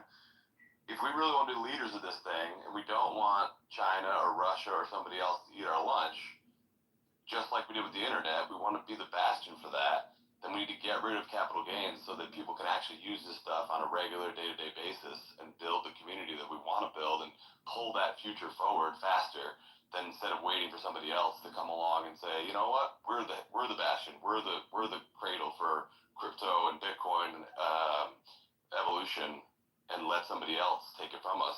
I think if the U.S. really wants to be serious about it, they need to start thinking about getting rid of capital gains. Thank you, Bitcoin Pilot. Couldn't say it better. And I would actually say, okay, we see how inflationary our world is. $10,000 for sure. I do not have to report $10,000. Well, there's been a few bills that have been floated about where there would be exemptions for small amounts of Bitcoin for capital gains tax reporting purposes. But I think to Gary's point, Bitcoin is not a retail phenomenon for buying cups of coffee and spending stuff. And it was for a very short period of time back between maybe 2011 and 2014. But that ship has sort of sailed. Yeah, look at what a waste. Hang tight, guys. Look at what a waste of money that was. Anyone that used Bitcoin to buy potato chips, that's the worst investment they've ever made in their entire life. Again, though, it's all Bitcoin, Gary. It's all Bitcoin. Yeah, I know it is, man, but the truth is, if you tell me, hey, do you want it on the Federal Reserve, the strategic reserve, or do you want no capital gains? You're going to lose the capital gain battle. This country. Euro, though, Gary? Well, because you guys proposed it that way, but you're going to make more progress by not having. Why are you worried about capital gains, dude? I don't mind paying capital gains. Okay? If I have gains. What I don't want to do is be in question and have Russia put it on the reserve, and to me, it's far more important for us to stick this on the strategic reserve in America to get in front of it than whether I have a capital gain. You're not going to win that. I agree. Gary, I agree. $1 million. I agree with you. I understand what you're saying, and I agree to an extent. But I think there's a great. I don't know if you've seen. There's a picture of sort of. You have Bitcoin as store of value and then Bitcoin immediate exchange, and there's two different S curves on those. And I think there are people like me who are already fully ported, right? So I'm all the way at the top of the Bitcoin store value S curve, and I want to live on the medium exchange S curve. And so there are early adopters, and you're talking about there used to be, Wayne, you were talking about there used to be people back in 2011 or 12 trying to get people on, and there was a big bootstrapping movement in the early days of Bitcoin. And a lot of that has fallen to the side, and because it has become this store of value. But if the world fully ports over to a Bitcoin standard, eventually you're going to want to use this stuff. And no, I think that right now is not the time that we should be arguing removing capital gains over a Bitcoin strategic reserve necessarily. If that's the case, we're talking about one or the other. But I do think the conversation about both of them is incredibly important. And if we're really serious about what Bitcoin should and will become, then you have to have that conversation at some point of how are we really going to be that cradle for the rest of the world if we're not making this legal tender, if we're not letting people use it in the way that it should be or could be used, really growing the Lightning Network, being able to go to my coffee shop and pay some sats for some coffee. That's the world I would love to see, and I don't see why we can't have both, and I think they're important to talk about now and forever and into the future. Yeah, I mean, There's a couple issues with Bitcoin being used for retail payments. Forget about the tax issue for a second. There's also throughput and transaction fees, and there's been plenty of times over the years where those have been constraints for people wanting to make small payments. So even if the government said, you know what, go ahead, there's no tax on Bitcoin, spend it freely, we'd still have other challenges that could constrain us from just massive adoption of Bitcoin. But I think if you zoom back a little bit, the question was posed by Alexander as like a binary, and we're not going to have that. We're going to have governments, not just the United States, but other governments having broad, sweeping changes they're making at the regulatory level, at the legislative level, just across the board to try to outcompete other countries for creating a friendly environment for Bitcoin and for stable coins. I think those two things are tied at the hip, and it's going to be a necessity for them to drive that forward. So I don't think we're going to be presented with these choices in the future. I think that it's clear, just like the internet took off, Bitcoin and stable coins are taking off together, and they're going to eat the world.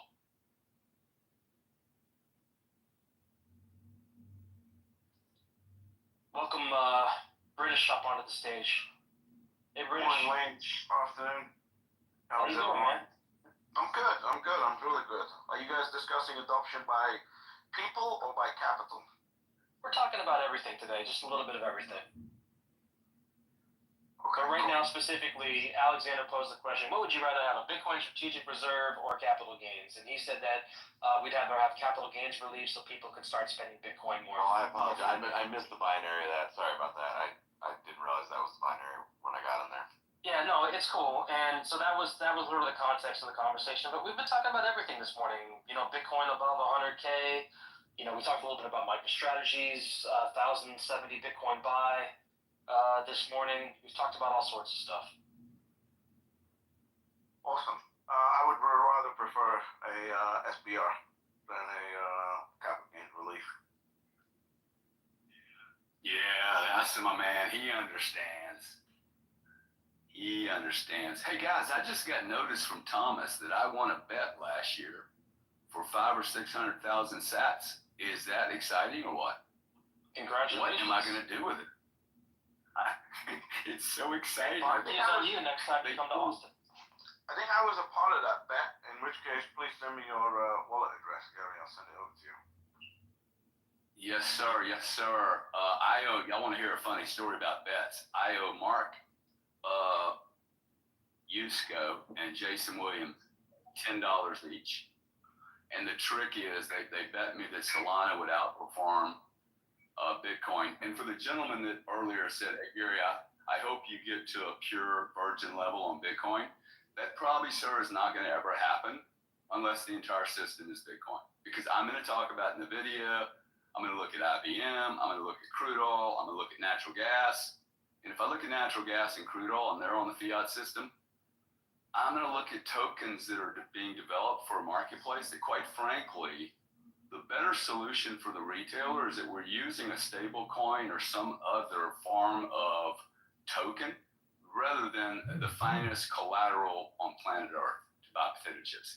It just doesn't make, look, you give me a discount for me to buy my Range Rover with Bitcoin, like 15 or 20%, I'm all over it. Until you value my Bitcoin over the dollar, so this is my complaint about people using Bitcoin to buy potato chips. You're not fully valuing your Bitcoin. But Gary, you're not fully valuing your capital if you have anything other than Bitcoin. That's the Bitcoin. Yeah, well, sadly for me, I didn't grow up in Bitcoin. Sadly for None me, of us grew up in Bitcoin. Whoa. None of us grew up in Bitcoin. We're all here. We're all legal. 30 or 40 years of investments in private equity, in real estate, that I can't just call people up and go, hey man, liquidate me into Bitcoin. Why not? You fucking don't have any clue then. You don't have any investments like this. Let me call my brother up. I'm in 6 of his funds and say, hey bro, send me $11 million in Bitcoin. I mean, it might take time, but that's exactly what Bitcoiners have done now for the last 15 years. They've slowly gotten out of their other positions and moved into Bitcoin. They're fully ported, and now they have to use a little bit to buy their life. Bro, guys like me are just really slow, man. We're going to catch up to you guys. I know. But until then, but we're all getting there slowly but surely. I'm trying my best, man. I love it. And if I talk about IBM or NVIDIA or XRP, I don't mean to offend anyone, but Bitcoin is less than 0.2% of the entire global market. That means I'm not going to talk about 99% of the other assets on the planet. It makes little sense to me.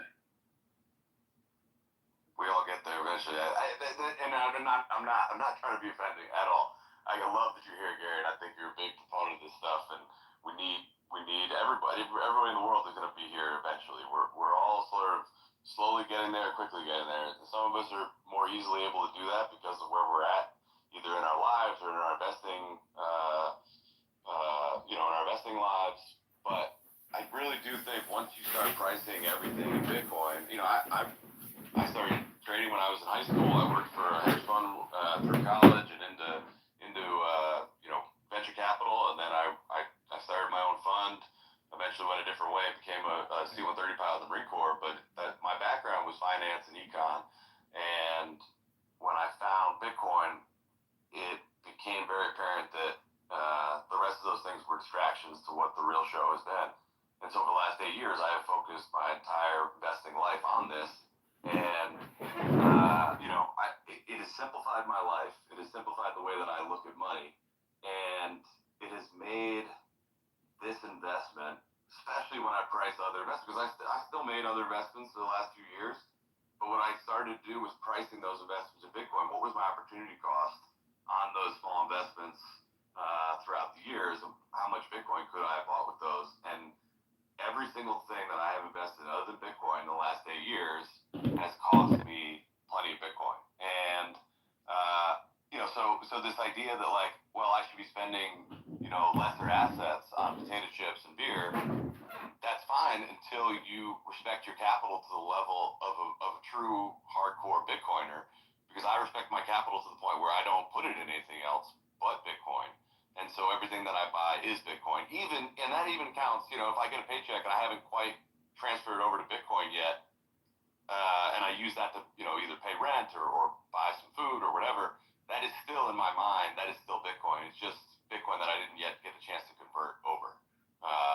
And the more I convert and the longer I hold it, the wealthier I become, the easier my life becomes, the less stress I have to worry about other things, real estate or a house I used to own in Florida that I was always worried about hurricanes.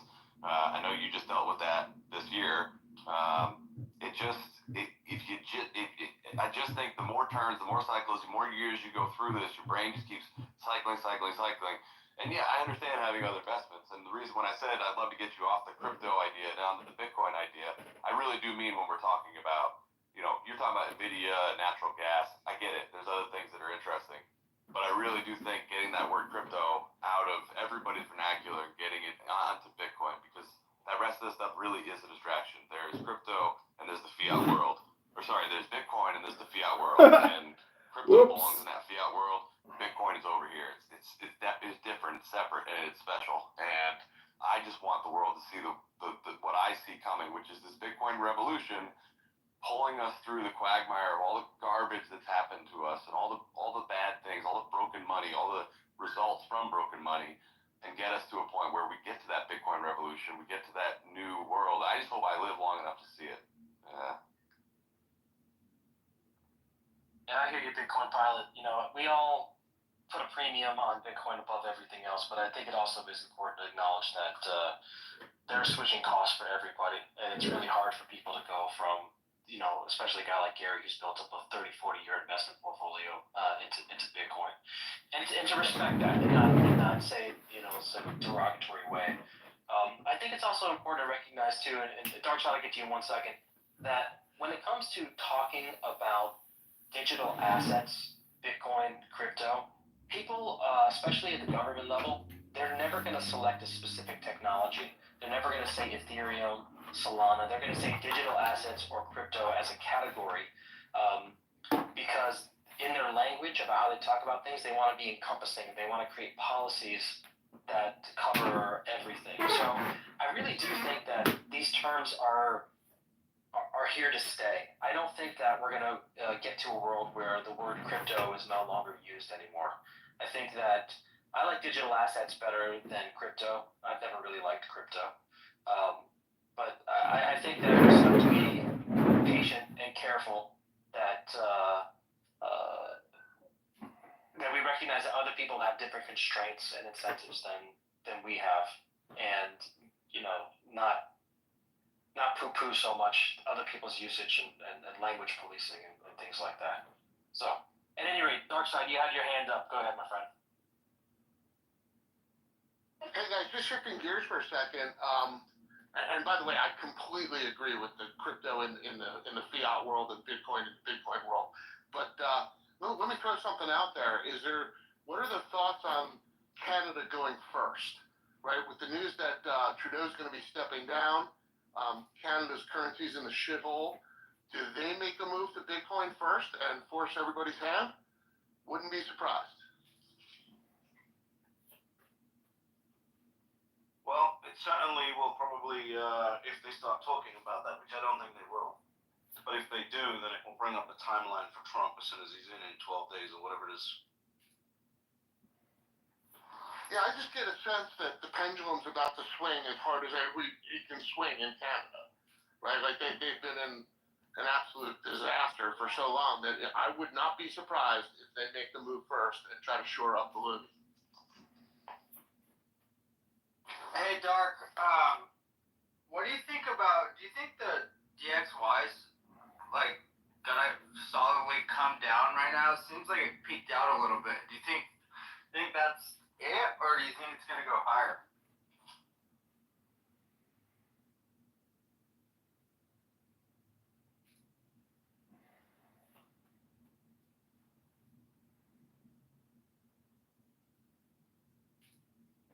That was a question for you, Darkside. I don't know if you heard Luke. He was asking about, do you think the DXY is going higher? Yeah, it seems like it's breaking down a little bit. I don't know if you think it topped or not. Or anyone else that wants to take it. Oh, we just lost Darkside. I don't really have a strong opinion about this. Obviously, there's been a run up in the dollar recently. I think if we say Joe Carlasari 3 times, he'll come into the room and answer the question. British? Anyone? I don't know. I'm bringing a few more people up on stage who might want to address this issue, so hang on 1 second. Okay, thank you.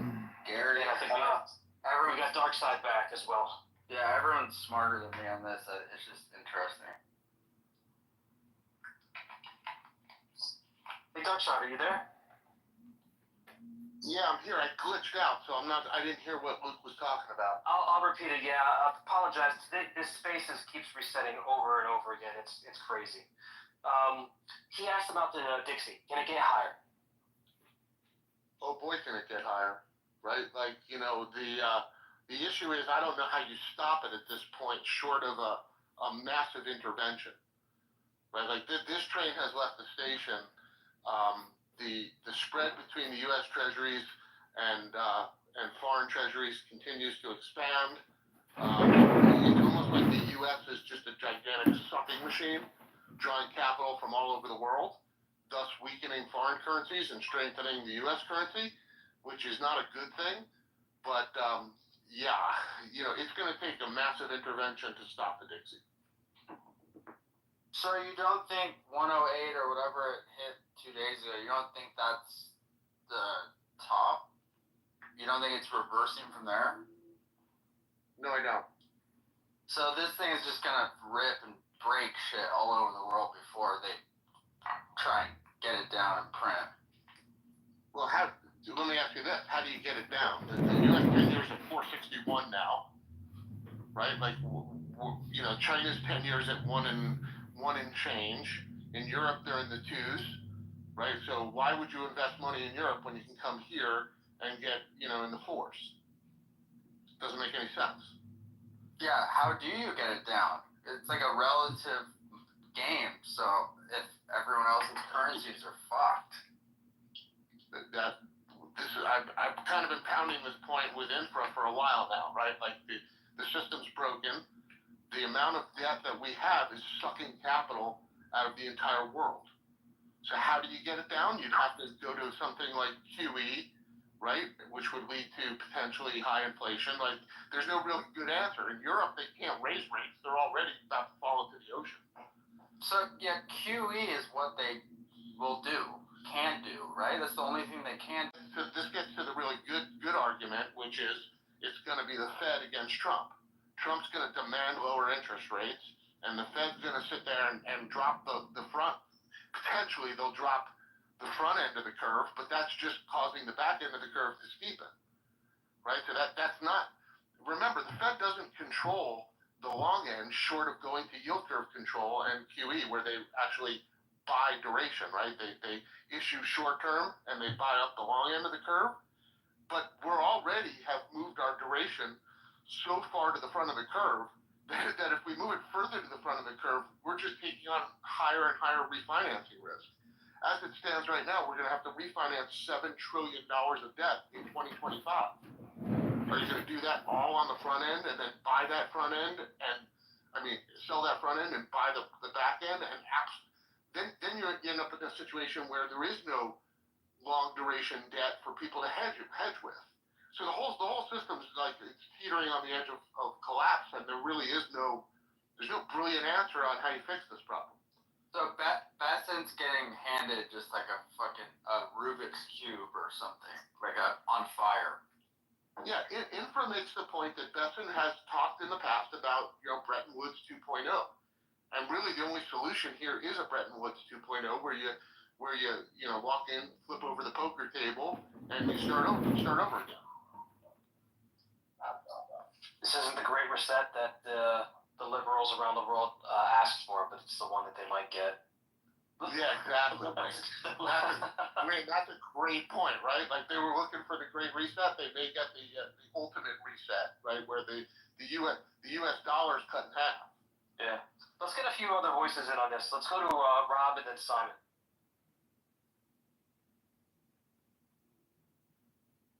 Oh, hey, Darkside, I just had my mute on for a sec. Yeah, I couldn't agree more with everything you just said. You know, I think if you go back and look kind of historically, I think the parallel might be in the mid-'80s, you know, right before the Plaza Accords. And if people aren't familiar with that whole episode, it's really interesting. But the Dixie, I think it got up to 170 or something like that. Now, you know, the foreign currencies were a little different there, so you're sort of comparing apples to oranges. But there was something in the neighborhood of a 30 or 40% increase in the value of the dollar relative to all other currencies. And I think if you look around the world and kind of what's going on, I mean, there's a real scenario where that happens. And if you just look at the amount of capital that the U.S. needs, This debt refinancing next year, could be a big deal. I think they'll just roll it over. Dark side, I don't think it may end up being one of those things where we're surprised by how little of an issue it is, especially if interest rates are as high as they are. But I think it'll be really interesting to see. And I think the real question is whether they do something like the Plaza Accords, because I think that was quite negative for the U.S. I really do.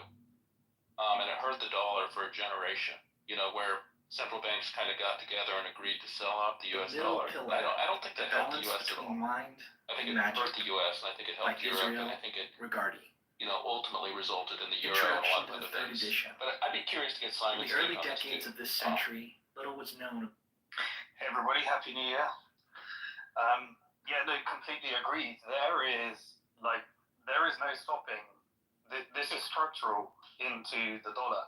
I think you guys were talking about the IMF and everything earlier. The dollar is increasing at the slowest rate, and even though you have inflation in America, you go to the other side of the world and things are dire. You can't even in some parts of the world you can't invest in Bitcoin and outperform inflation. Bitcoin is doesn't even keep up with inflation in other parts of the world. But it's structural. The world Europe can note, since they handed over the keys to the ECB, they handed over, they're no longer investing in their own economy, and all they can do is lend to the America.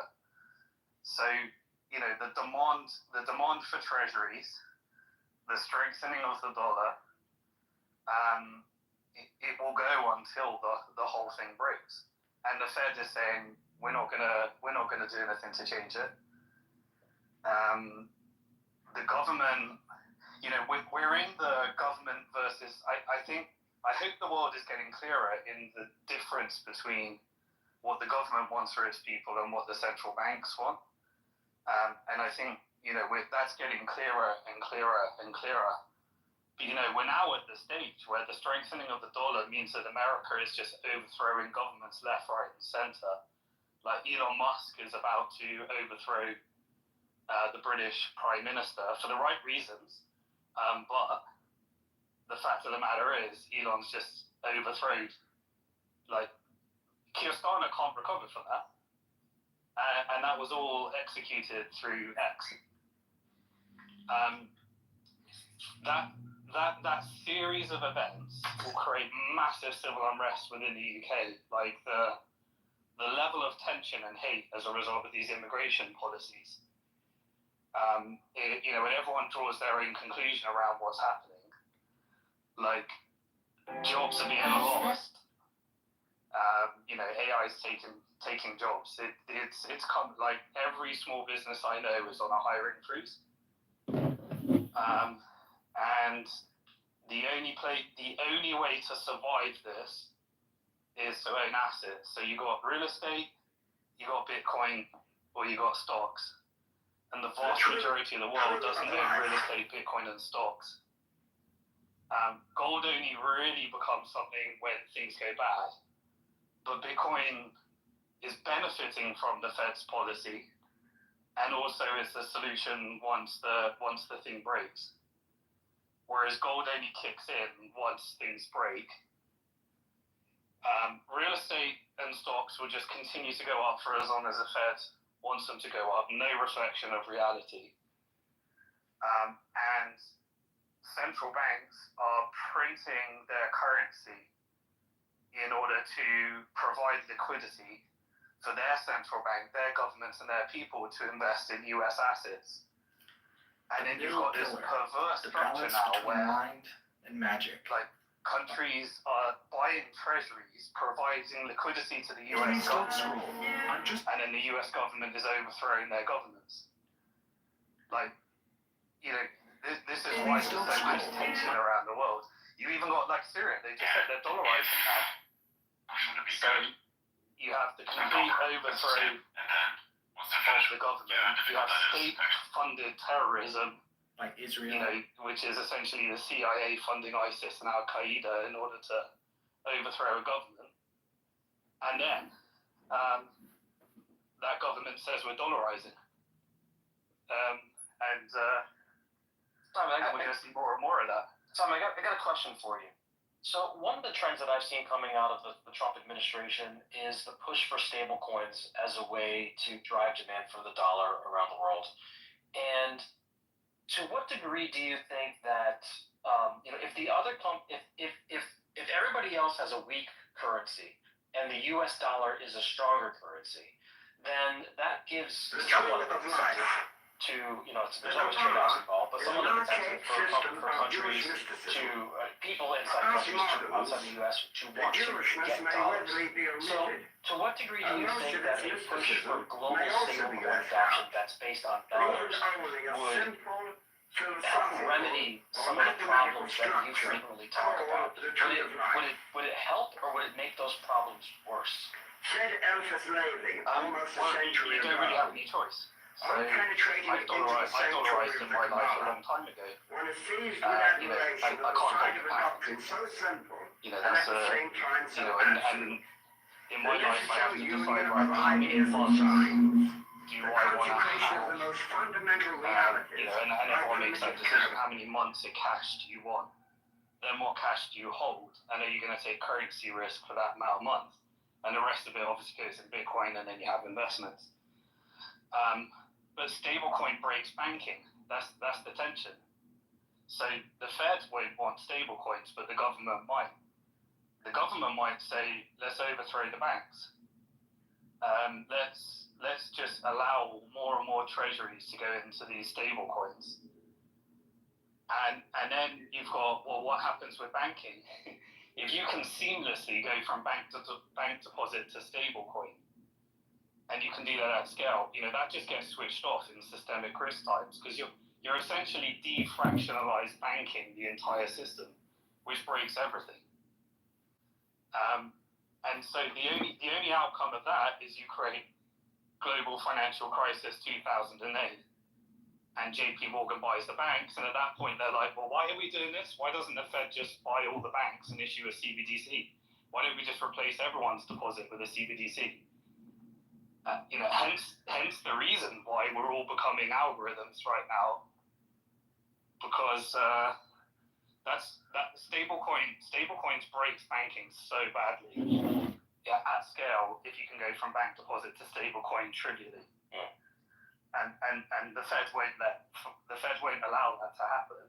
They'll say, well, private stablecoins or CBDCs, and then there's going to be that tension between government and central bank, because the central bank is no longer serving what the people want. I think we know which direction at least the Trump administration is leaning towards. They're really pushing towards stablecoins. So let's bring in Rob. He's had his hand up.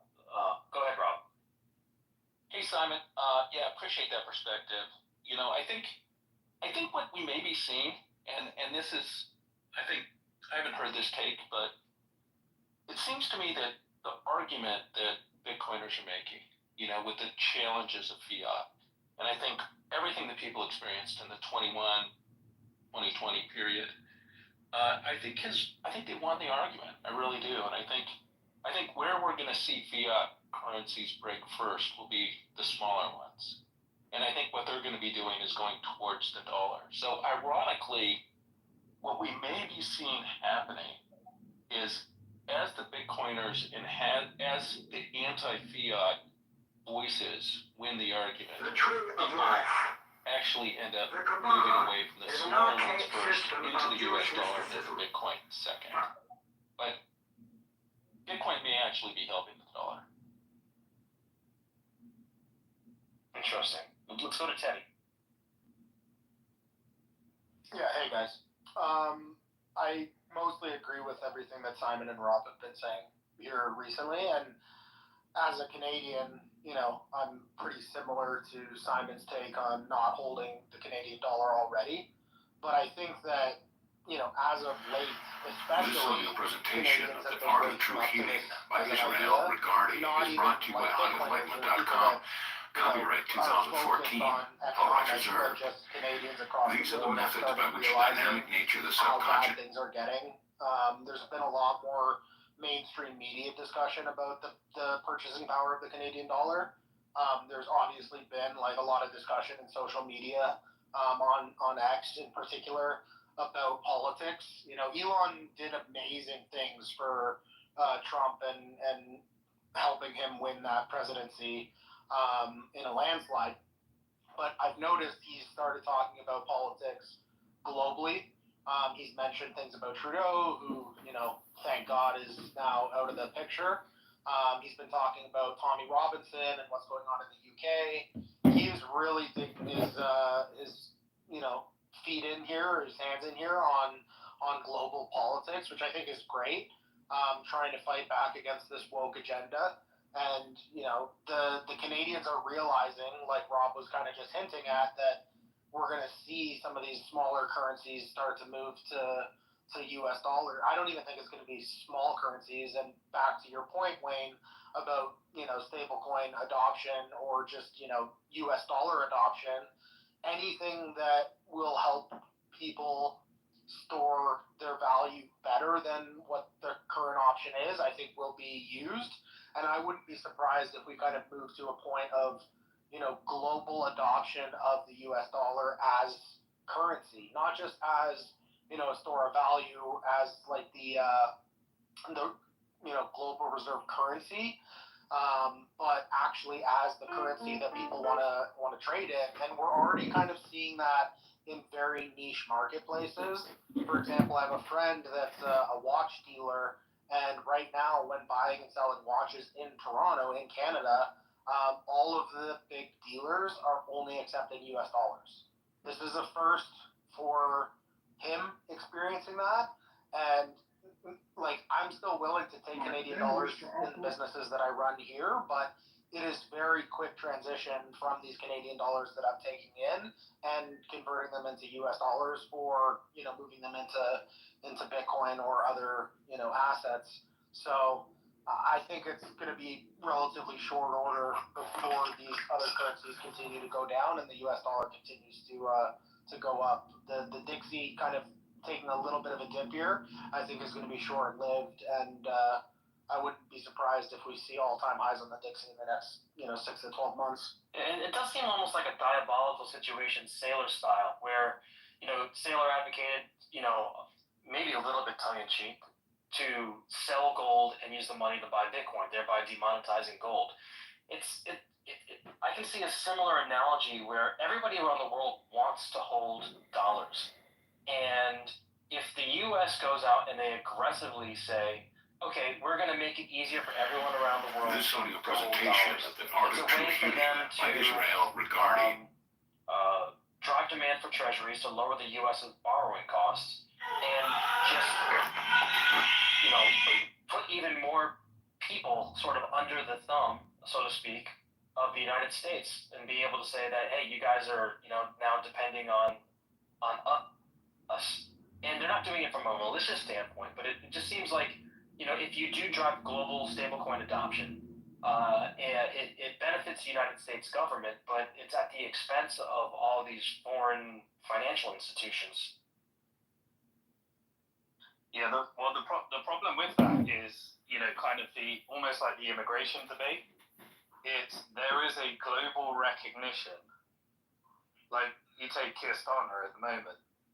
The first thing he did when he came in as Prime Minister is he said, we've got billions for Ukraine, we've got billions for Israel.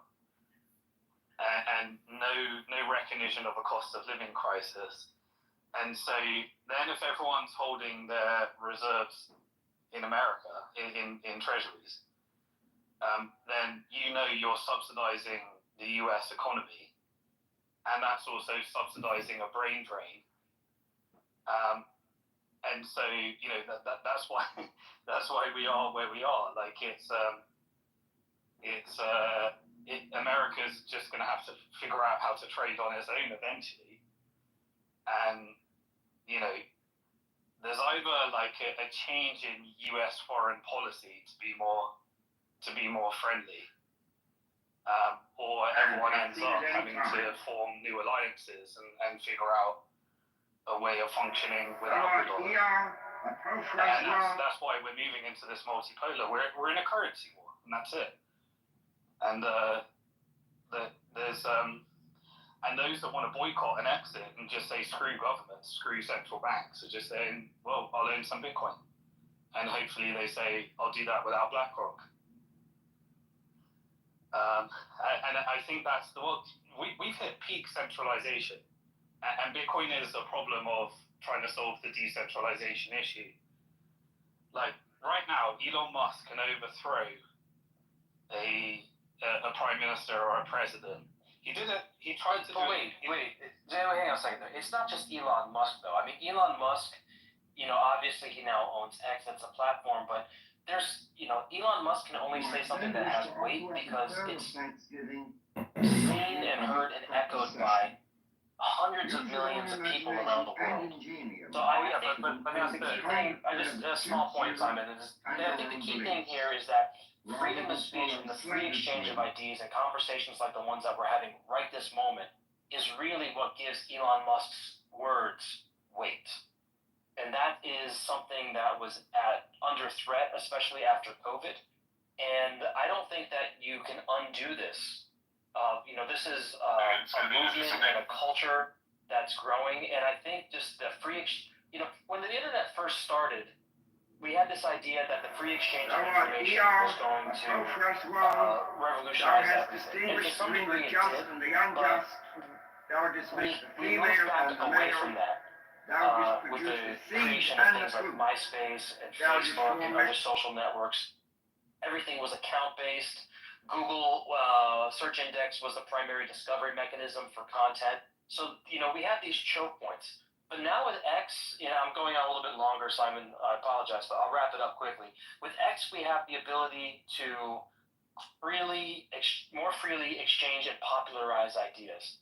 And with AI systems that are out there, we're going to have the ability to get information without relying on things like the Google search index and a handful of other search engines as a source of truth. I don't even use Google that much anymore.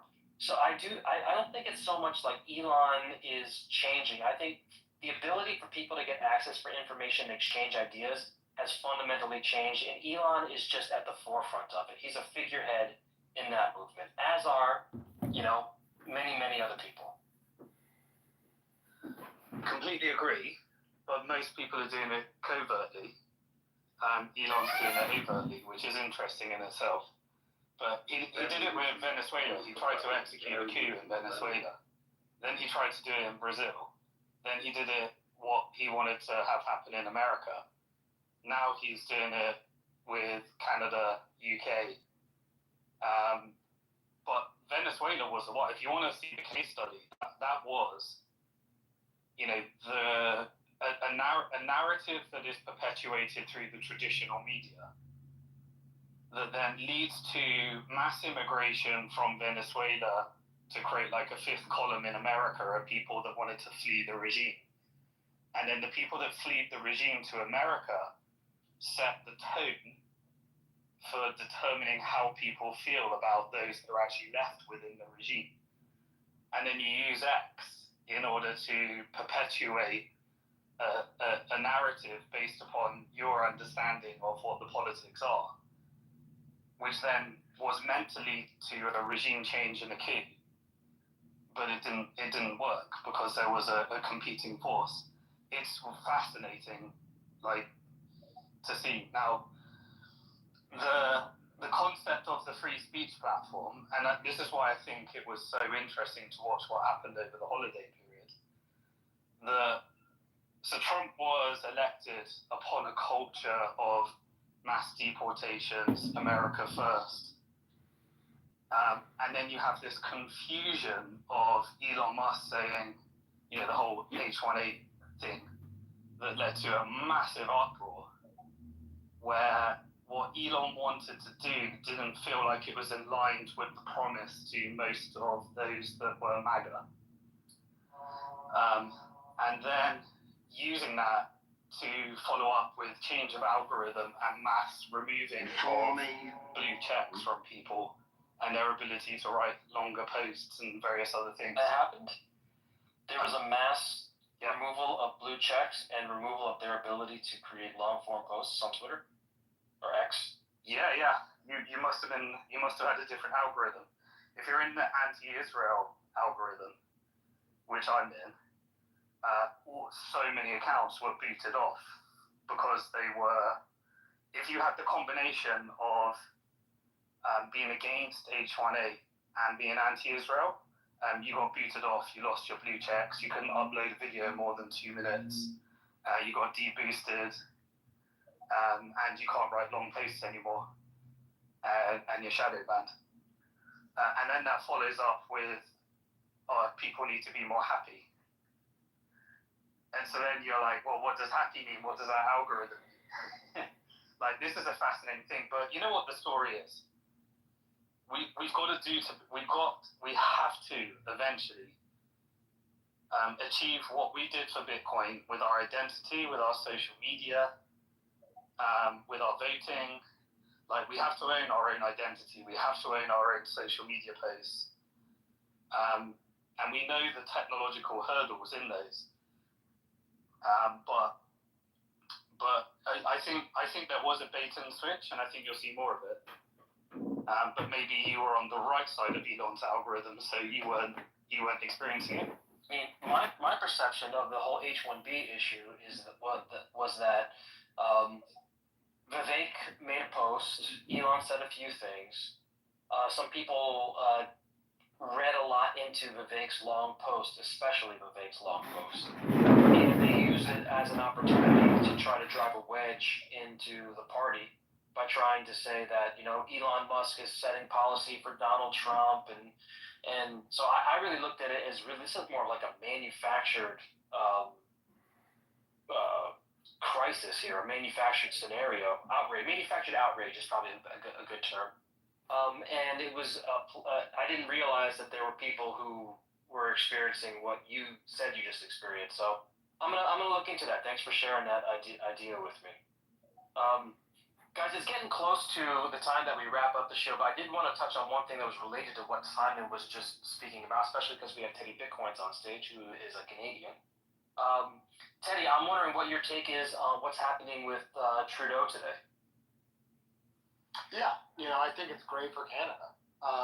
Even the Liberals that I know here don't really like him, or they've come not to like him. They liked him when he first, became Prime Minister, but after seeing what's happened to Canada over the last decade, it's a disappointment for everybody, right? So it's no surprise that the caucus wasn't supporting him. I feel like it's a bit like what happened with Biden and Kamala. Obviously, there's different reasons for why, like Biden was old age and getting to a point where he wasn't fit to run, and Trudeau is still young and has a lot of life left in him. But as far as a politician and how the public perceives him, it's game over, right? And I think that in general, people are sick and tired of this like diversity, equity, inclusion narrative that has been like played out far too much. It's not to say that I'm not inclusive, or I don't want some diversity. I don't want, equality. I don't want inclusion. I want those things. I just think that we need to be smart about it, right? We need to be smart about how many immigrants we're letting into the country, and why they're being let into the country. Just allowing like any amount of refugees in was a big thing that Trudeau was all for.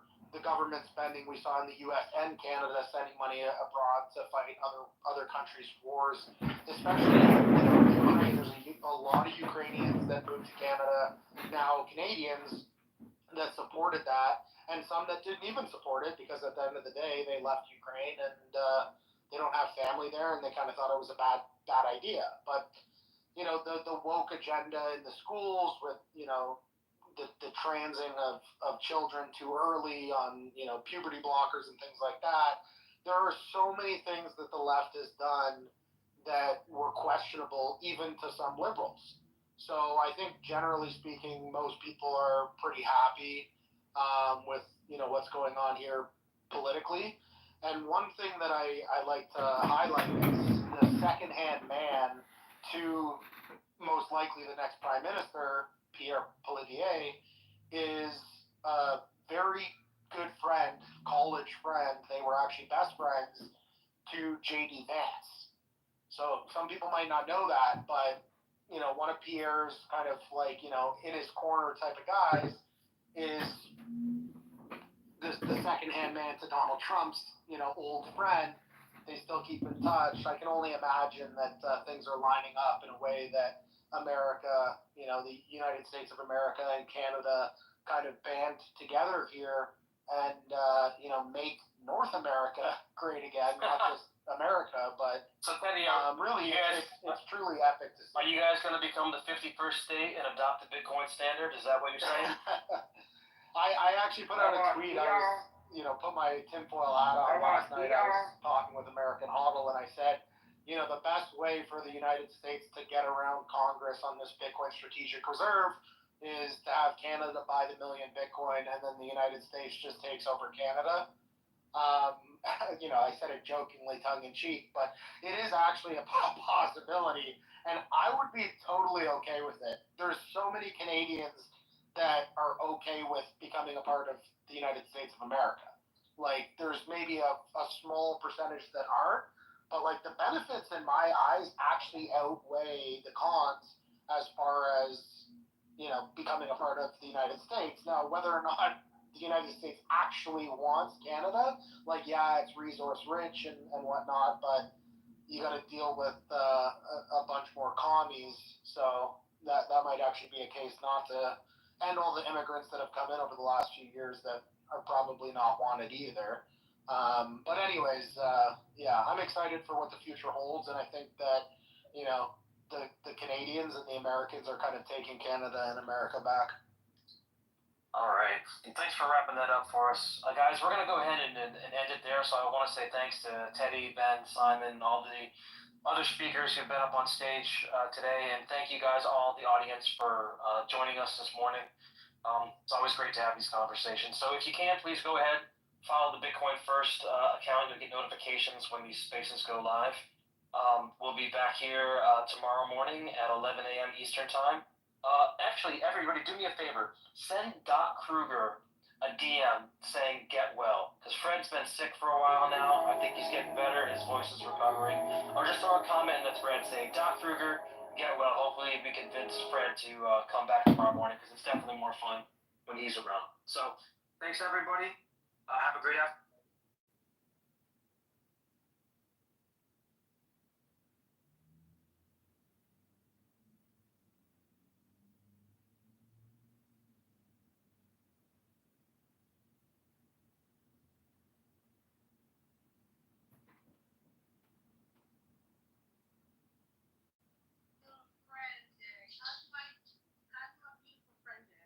How are you doing today, Akhi? Assalamu alaikum.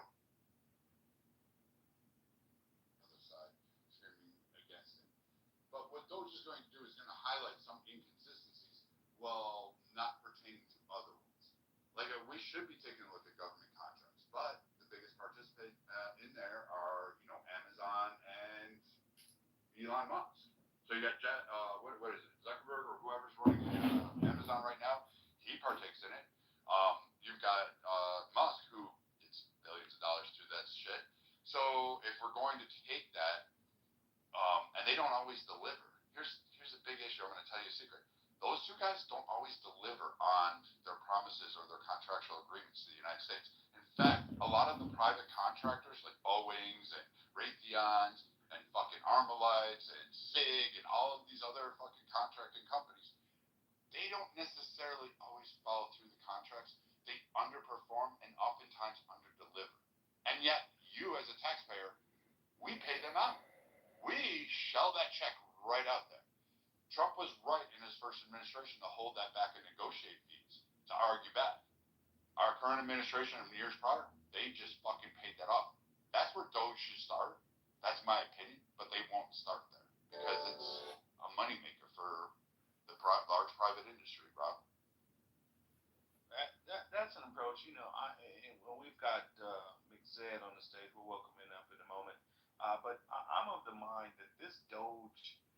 advisory committee will be like the same thing that happened under I can't think of the firm he worked for, but the business executive. They did a similar study under the Reagan administration, and then it'll go nowhere. So we'll see. What's going on, Miss?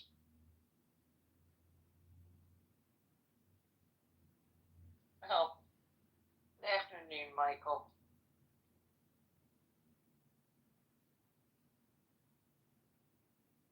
All right, there we go with that. Yeah, I think the nudge is not going to go far. I think that it sounds good. I think that it's got a good ethos. I'm all for a smaller yet more efficient government. But the way that it's set up, I don't think that it'll actually come into an effect or anything like that. Luckily, the Republicans have a majority of Congress, and they have the presidency, so they theoretically can make shit happen. But I don't think they have the incentives. What do you think, Beth Adams? Well, I don't know. I mean, Monica's, going off in the chat talking about my dead mother and how I'm blocked. Don't disinvite me to a party I don't want to go to. I'll be at the gym, Monica. You should definitely learn the address of the gym. Learn to see your feet without a mirror. And again, at the end of the day, you want to talk about my mother all day long. She wasn't a wide back ass hoofed foot animal like you are. What is this? Anyways, so they're going to have a hard time cutting the federal budget for the obvious reasons. What are the biggest parts of the federal budget? Well, entitlement programs are enormous. Social Security, Medicare, the entitlement programs. I don't think anybody has got the guts to mess with those.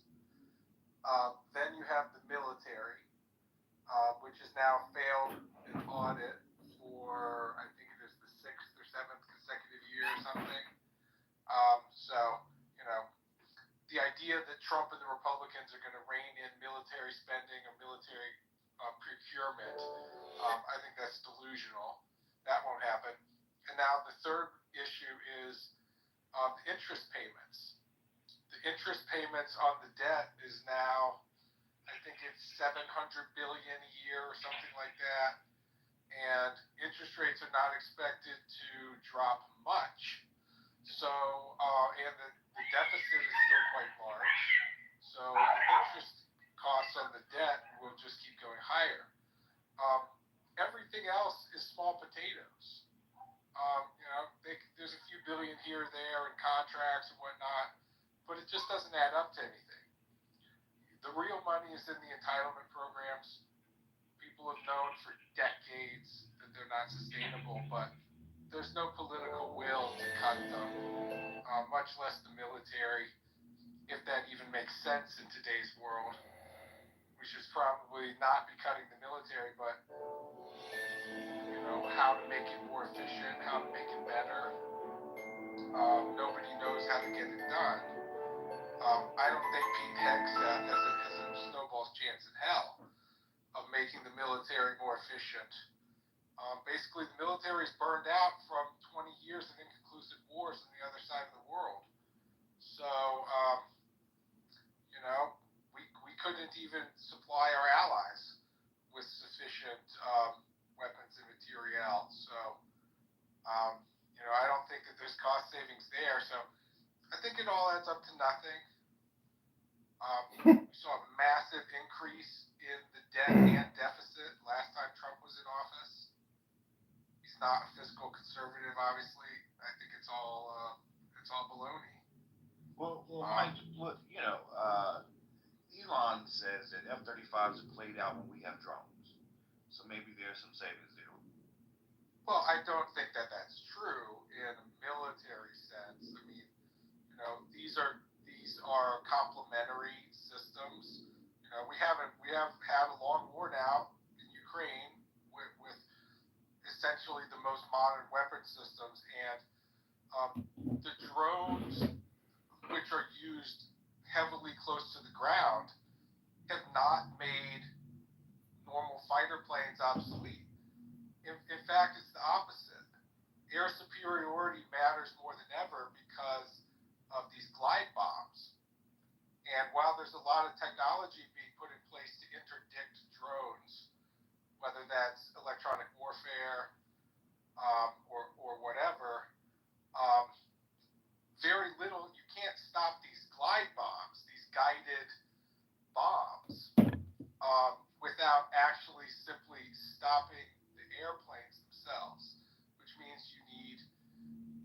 very, very sophisticated air defense, lots of missiles, or you need another fighter plane up there to go shoot them down. The truth of life. Yeah, no, that doesn't make any sense. F-35's got a lot of Relaxation. problems, but the investments has already essentially been made. The plane has been developed. A lot of the problems have been worked out. So I imagine that one will go forward. Also, the way people talk about that project, lumping its entire lifetime of costs into one number, doesn't really make sense. Well, we're going to plan on using this plane for 40 years, 50 years, or something like that. So yeah, I mean that is not a well-reasoned, rational, realistic criticism either. And there's nothing to replace it with. And short answer is no. Drones don't make fighter planes obsolete. So here's the thing. Are you, and maybe I'm reading your PTR wrong, are you active duty or a vet as well? No. Yeah, so the way government spending tends to work, and this is how you could find savings, is that they'll give you a budget, and like if you don't spend everything in that budget next year, you don't get that budget or an increase. So especially in the military, when I was in, they would find bullshit to spend money on. Now you got a 500. Well, I was in the early 2000s, so I guess flat screens were that expensive. But now you're ordering 10 $800 fucking flat screens for the mess gallon, and it's like the mess decks doesn't need new TVs. But if I don't order new TVs, then they won't give me the same amount of money next year, and things like that. I think that we could change some of the incentives in how government budgeting and finance works, and there's some savings there. As to the entitlement programs, I think I said this in a previous room, and I'll say it again. And I invite somebody to tell me I'm a dumbass, Brad. But I think that we probably need to stop. Do you want me to tell you now or later? Well, hear it out first. Hear it out first. If we stop, what we have is a current system of Social Security, Medicare, and Medicaid. But let's just focus on Social Security. And we develop a new type of Social Security, which is more of a defined contribution. So how private sector jobs went from a pension to a 401k, something similar to that, except that an individual, like, there has to be a bare minimum. Like, if you can't choose yourself, you're gonna get like fucking Vanguard safety fund, index fund, or some shit like that. But where people can invest their money. And I think the politician that finds a way to do this can sell it as the American Dream 2.0. I'm the next fucking FDR, better than, bigger than, and this will work. I think they should also raise the retirement age because life expectancy is longer, and probably find a way to index those to market rates. And I think that'll be pretty helpful. We probably should have some form of budget. Hold on, Mike. You know why they Mike, hold on. Like, we know. No. Let me reply to that. No, you can't. No, he asked me a question. You'll stay on mute, Mike. You're not a mod, Brad. You're just a faggot.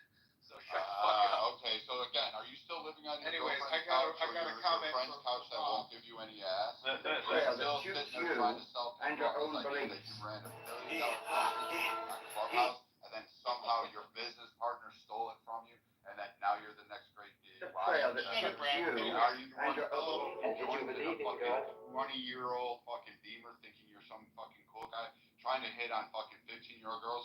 Looks like I got under his skin. Let's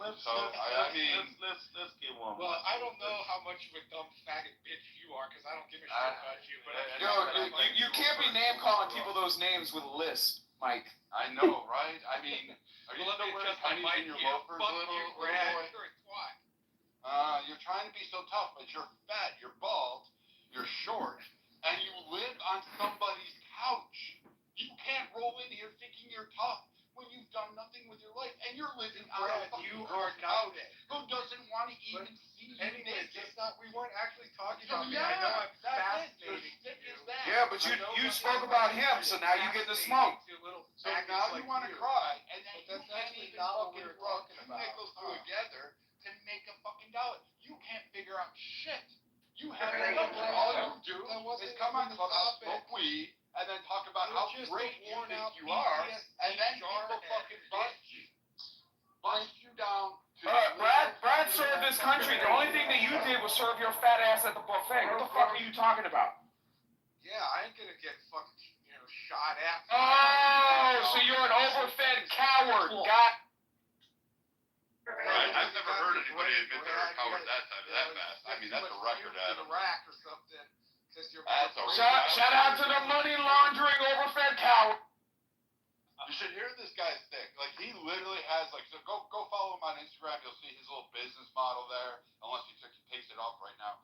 It's a fucking joke and a half. And he ran around saying he owned this business and all this shit, like another Clubhouse billionaire fucking grifter. Actually, and he was trying to do all this shit. And then he comes out one night and he starts talking with Roger and Kelly. And then he goes, Sounds like a tranny trillion to me. I smoke weed all day, and my car's 20-year-old Beamer, but I'm fucking conscious rolling it. And he was going at Roger, he was going at other business people, saying how smart he was, how much wealthier he was, and it turns out you're just a couch surfer. You're poor. You wear the same T-shirt time and time again. When's the last time you actually paid? When's the last time you actually paid for something? You're gonna need it if you live that long. Really? I don't want to live that long. All right. You're gonna need those fucking pennies from Uncle Sam. I mean, I got your PTSD. You're right. Hey, here we go. Mike, did you have a question? Yeah. Do you know why they call Social Security the third rail of American politics? Probably because nobody wants to touch it like their rails on the transport. Like Monica. And that's why the reforms that you were talking about, in the name of the mighty and in theory makes sense. It's just like nobody's going to do it, especially under the Trump administration. So that can will get kicked down. So thank you for saying absolutely fucking shit all to do with it. So Rob, your question on the entitlements program. So you'd have to break it apart. You'd have to actually not listen to twits like this and actually look at the Medicare. Yeah, we should listen to PTSD soldiers about this shit. Yeah, where did you get your degree? A cereal box? Yeah. You got it. I got it out of a Cracker Jack box. You want to keep going, motherfucker, or should I bend you over your mama and both of you? Let's hear How your about grand I bend you plans. over and touch your toes Let's now? see how you're Tell me with that list how much you bend over for everybody. Tell me again with that list how much you bend over. What value do you bring? You aren't even going to get Social Security. You actually have to pay into the system first. That's it. And you paid nothing in your life. Well, good thing I'm a fucking billionaire, After all this brilliance, man, I don't need to worry about that shit, dude. You can't even become I'm just gonna hop from bed to bed to bed, couch to couch to couch. I'll be fine. Yeah, I know you will, because there's always some fucking meth head out there that says, here, sure, you've got a nickel, I can go buy a dime bag. There you go. So, Rob, if you're going to touch Medicare, you're going to have to look at it from top to bottom. It's not an easy solution. Like, you have to buy a dime bag with a again, nickel. shut the fuck up, dude. Like, so, again, twat waffles like you who are cowards, who literally are cucks, who sit there and say, I'm too afraid to fight, sir. You definitely. He still needs a key to turn on his BMW. He definitely doesn't know anything about finance. Where's your fob? Where is your fob? Like a Tesla, Brad. I don't want to see you in the paper fucking, all charged out. Here, I'm going to try to talk like that. So, with I think you got and you need to talk like this. I think you get on your couch too hard in the army or whatever you did. You fucked what?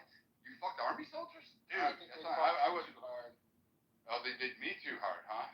Is that why you're sitting there cowering on a couch in someone's house and saying you're too much of a bitch to go fight anybody? Nickels, trying to talk about this and that and other. Dude, what the fuck are you Confusing wrong a with million you? with a trillion, man. Get your numbers right. What the fuck? Anyway, so Rob, back to your initial question before fucking idiots like this come up.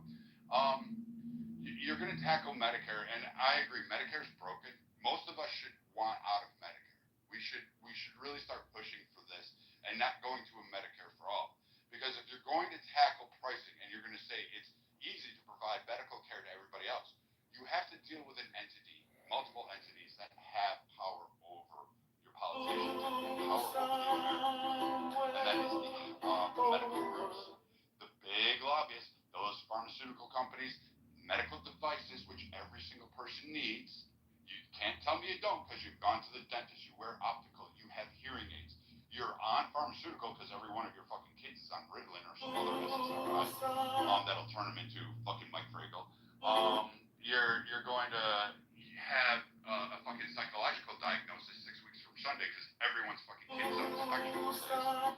So you're part of the system, and you're not going to be able to go ahead and tackle that system for 350 million people. And you can't have open borders. So you're going to have to tackle it from a multitude of different fronts, such as reducing immigration. You're going to have a decrease in population, some way, somehow. You can't have replacement theory and say, I want Medicare for all, and I want to replace and have a booming population if you don't have the funds to cover it, or the expertise. Right now, there's medical shortages throughout. So now you have to talk, should we nationalize the medical system itself? And there are proponents on both the left and right that would love their hands into that pot. I caution you from going down that pathway of that road. Be that close. Imagine your U.S. government. I want you to think about this. If you're on the right, AOC, Nancy Pelosi. On the left, Mitch McConnell, Dan fucking Crenshaw. Well, you guys like Dan Crenshaw. Ted Cruz, whoever, Matt Gaetz, someone like that getting involved in your very determinative healthcare. You want those idiots to appoint somebody to oversee that. That'll be a political appointment. That person will bow to the party and its needs and its wants and its caterings. Be very cautious about where some of this rhetoric goes that you hear. That will happen, and you don't want it, because guess what? It happens in other countries, and it fails all the fucking time. If you're going to go down Medicare for all, you have to get through the waste, fraud, and abuse. You're going to have to figure out a way to regulate prices. The rest of the world is going to lose their health care. This will cause a huge imbalance, and I'll tell you how. If you set prices for pharmaceuticals, and you set it at a competitive rate of, say, Canada, England, France, Sweden, all of a sudden, those countries are not going to get the supply. It'll be the law of supply and demand. We have 350 million. That pharmaceutical company will be catering to the needs of the countries that pay the most. They will get the short end of the stick. Or they will have someone like Pfizer or Moderna sit there, or Johnson & Johnson and say, oh, you want our medications? This is the cost. You either pony up and pay it, which will increase your taxes, and you'll still be paying through the nose. But you think you're getting some kind of deal. They'll have strong arms over the ability to do that, and you don't want to give the pharmaceutical companies that kind of power. You don't want doctors and nurses saying, I'll treat you, but it's $100K. If they're nationalized, how good is the government at effectively putting people in positions of power or your health as a government employee? Been to a lot of VAs lately? Some are good. Some are fucking Chiracs. Like, I wouldn't set foot in there. I know people who walk in with a headache and come out with head lice, crabs, scabies, and fucking missing an arm and a leg. Like, that shit's real. Even you should look up at the number of malpractice claims filed each year from direct medical intervention. The cost of about $2.5 billion in settlements. Your average settlement for malpractice is $70,000. Is your life worth $70,000? Is that all it's worth? Take your best shot. Go ahead. But actually look at some of the things when it comes to Medicare for all. And for those that champion that it's so easy, if it was so fucking easy, we would have done it already. FDR wanted to do it. Theodore Roosevelt wanted to do it. Fuck, multiple right and left presidents in their administration wanted to do this over and over again. It hasn't happened because it's very, very difficult to provide a stabilizing medical platform for the burgeoning country. You have to provide doctors. There's only 9,900 fucking hospitals across the country. Go look up the systems. I'm not lying to you. It's a really short number. They're not that big. You're going to have to build more. You're going to have to introduce more. You're going to have to change the way America looks. You're going to have to do proactive medicine versus reactive medicine, which means you have to go get fucking checkups. Most of you, 99% of you in this room, don't even go for checkups unless your doctor goes through. You don't even read your own insurance policies. You don't even ask for itemized bill or your health records when you leave the hospital. you don't even bother reading that shit. Pop me a happy pill and go home is all you care about. And till the next time, you don't follow up. Most of you don't even follow up with physical therapies when it's ordered, or rehabilitation, or speech therapies, or any kind of other therapies. You don't fucking actually take time to heal yourself. You go to work, contaminate others. So you're going to have to take a different cultural approach, and switching to Medicare for all right now with the current mindset, the way the system works, and all the hurdles that would endure would be costly. But there are ways to shrink down the budget through Medicare, because we're aware that about 30% is waste, fraud, and abuse. It doesn't mean there's people doing fucking stupid shit. There's just a lot of waste. There's a huge amount of waste in Medicare. Multiple forms, multiple filings, multiple claims, duplicity claims, fucking overpayment claims, underpayment of claims, appeals, generative appeals that don't even need to be a fucking appeal if we just set the wheels in motion the correct way. There's systems that can be brought in. OCR, fucking AI can help in a lot of these areas that would help streamline a lot of these efficiencies. They don't do that, and you're not going to have it. I say get rid of the Medicare system and allow the states to actually have a Medicaid for all program for the states handled by the private insurance market. So let me pause you right there, Brad. So if we transition it more to states, make it a block grant, give the money to the states, what happens when Indiana says, oh, well, we're going to have the bare bones, only meet the federal requirements, like nothing. Like, we'll cover you if you die or have a kid, but everything in between, I don't know what to tell you, right?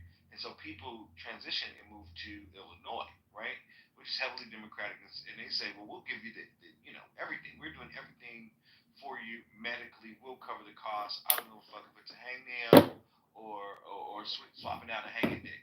We'll do it all for you, right? And then now the money that Illinois has been allocated from the federal government is explosive. Now it's $35 billion, whereas a simple state like Indiana, it's $5 billion, right? How do we? I guess the question is, how do we, under those auspices, how do we make sure that we're giving quote unquote the right amount as a federal government? Because now the federal government has to continue to throw more and more money at Illinois under this scenario, as opposed to a flat rate to every other state for block grants. And if that's the case, they might as well do it themselves, right? Yes and no. I wouldn't do block granting. And actually, the goal would be to get the federal government out of the way, and to remove them from oversight in your state's healthcare plans. The federal government does not know more than the state of California about the health of its residents and what it needs. It doesn't know more than Illinois, New York, Texas, Florida. Florida has a heavily geriatric population. Well, maybe Biden does, because he's like fucking 400 years old. But do you think they actually know the direct needs of a state that's heavily populated by octogenarians and kids visiting Disney World? No, they have no fucking clue. Nor do they know the needs of Wisconsin or the Alaskan people who have a different region they live in and different diets. None of that shit is really, they're not aware of that. They don't give a fuck about it. They really don't. CMS that controls all this is there. The goal should be to allow the federal government to provide oversight that the states need to comply with regulations. But federal dollars shouldn't be circumvented or given in block grants. What would be ideal is to allow the private insurance companies to actually pay for contracts that help subsidize the healthcare industry, to pay for those claimants, to pay for those on almost like a bidding war, like you would have for car insurance, and allow them to take up so that they're paying into that system directly, and they're taking that profit and it's going right back to the healthcare needs of that state. And thus, they can handle and process the claimants. They can see what's relevant per the guidelines of the state that it needs to, whether you need 6 MRIs or you just need 1. And doctors will do this. Hospital systems do this. And it's not the doctors themselves, it's a billing company, it's a TPA. They're going through and saying, hey, this person was billed for 2 when actually it was 1. And they may not know. They may not be clear. Their notes aren't very clear. There's a lot of fucking issues that exist just transferring data.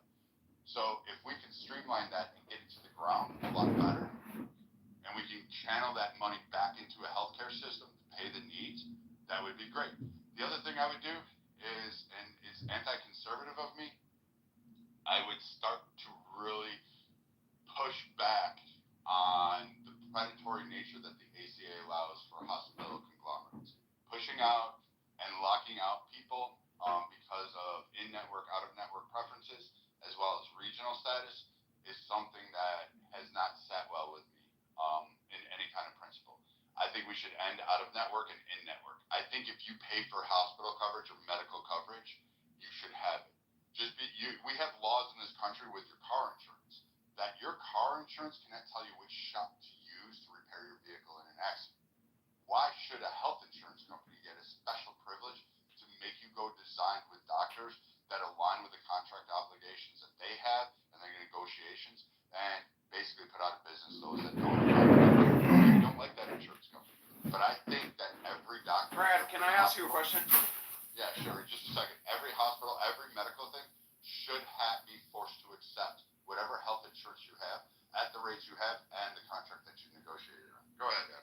So you don't think that if people would lose weight in America, that, you know, the strain on our healthcare system would deplete? Yeah, I think if we lost weight, there's a whole big thing. If we actually took care of ourselves, dieted, ate healthier, you know, put the fucking chips away, the ho-hos and the Twinkies, not glorify obesity, but actually health, not anorexia. Right. I mean, if you look at the insurance, you know, complex, you know, for car insurance, for example, if you reduce speeding, if you reduce drunk driving, if you reduce, you know, car thefts, then you're reducing said policy premiums, right? So why do people look at this differently when it comes to our health? Yeah, you do reduce premium. So for those of you that don't really know how health insurance works, it's in a block system. Basically, they get you in an employer, if you have it through your employer, which 90% of you do, and they get you in a block. So you and 1,000 other employees. And your premium, you may not use it, but you're paying for everybody else. And on average, your premium is actually the average cost, generally, of what it is. And you're not even paying the full premium.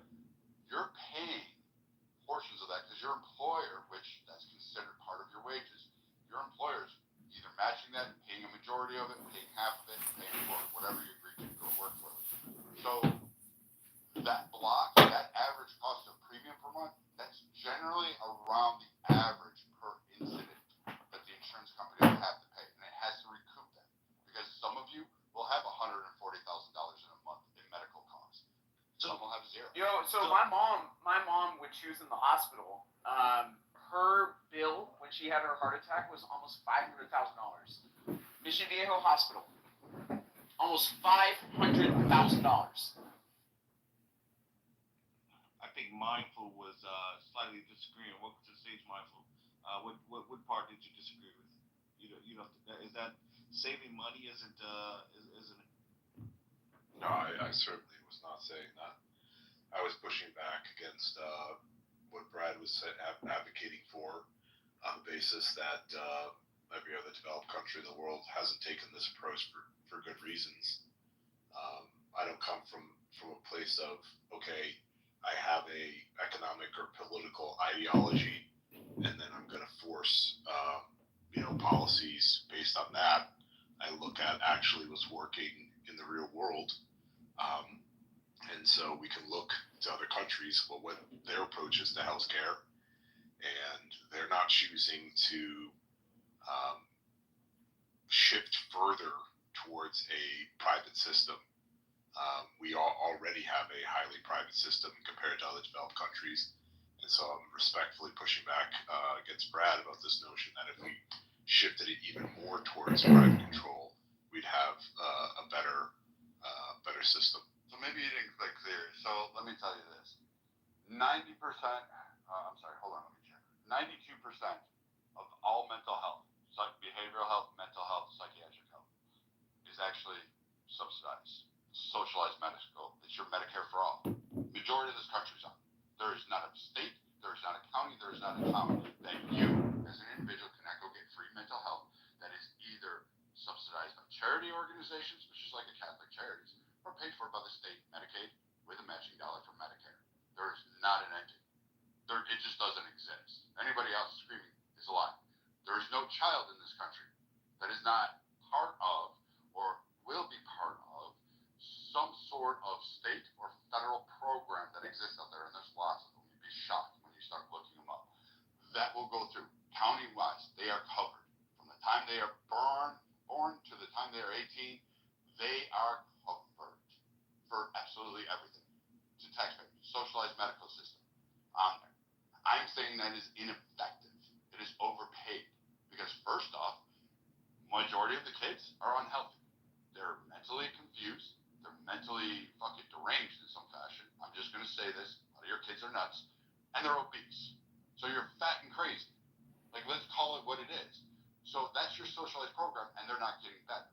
What I'm talking about is actually taking that burden off the taxpayer and allowing that money to circulate through. And this has been brought up, and being able to allow the private industry, which also employs a lot of people, has a huge footprint, actually knows your health better than the federal government, and they push you to be healthy. You think the insurance companies want you sick? They want to pay out? Are you mad? They're for profit. They want you as healthy as fucking Captain America. They're going to push you. That's why you get free gym memberships. Look at your plans. Look at all the perks. You get discounts on shopping. Did you know, what is it? What plan out there has a specific entity where you can get 25% off your grocery bill? If you bought like lettuce instead of a bag of chips, just send them the fucking receipt. That's how easy it is. Wait. Right. Hold on, Mike. Hold on. But in terms of your thing of like, there's lots of countries out there. They're cracking. The NIH system is cracking. Canada is horrible. That's why they actually don't necessarily like it. And there's a lot of inefficiencies, and not everything is covered under Canada. And as far as Sweden's model, that one is great for Sweden. But you don't get it for everybody, and they're very tightly controlled, which is fine. If you want a Medicare for all model for 350 million people, pay 60% and lock the country down. Not a single person gets in. Or if you are, it's less than a percentage point. It's literally that small. They don't let people in willy-nilly. You can't just go there and become a citizen and enjoy all the benefits. They're not allowing that shit. And now they're even talking about remigration, kicking fucking people out. So the cost has to be balanced. And you can't just do what we've been doing and say we can just put Medicare for all and cover it. You can't. Even California right now passed that measure, and those taxpayers are bitching about it.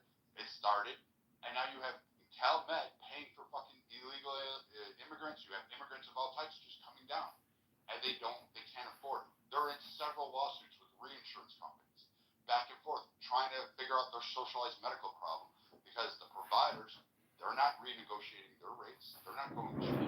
The hospitals in California aren't fucking, necessarily drive through McDonald's.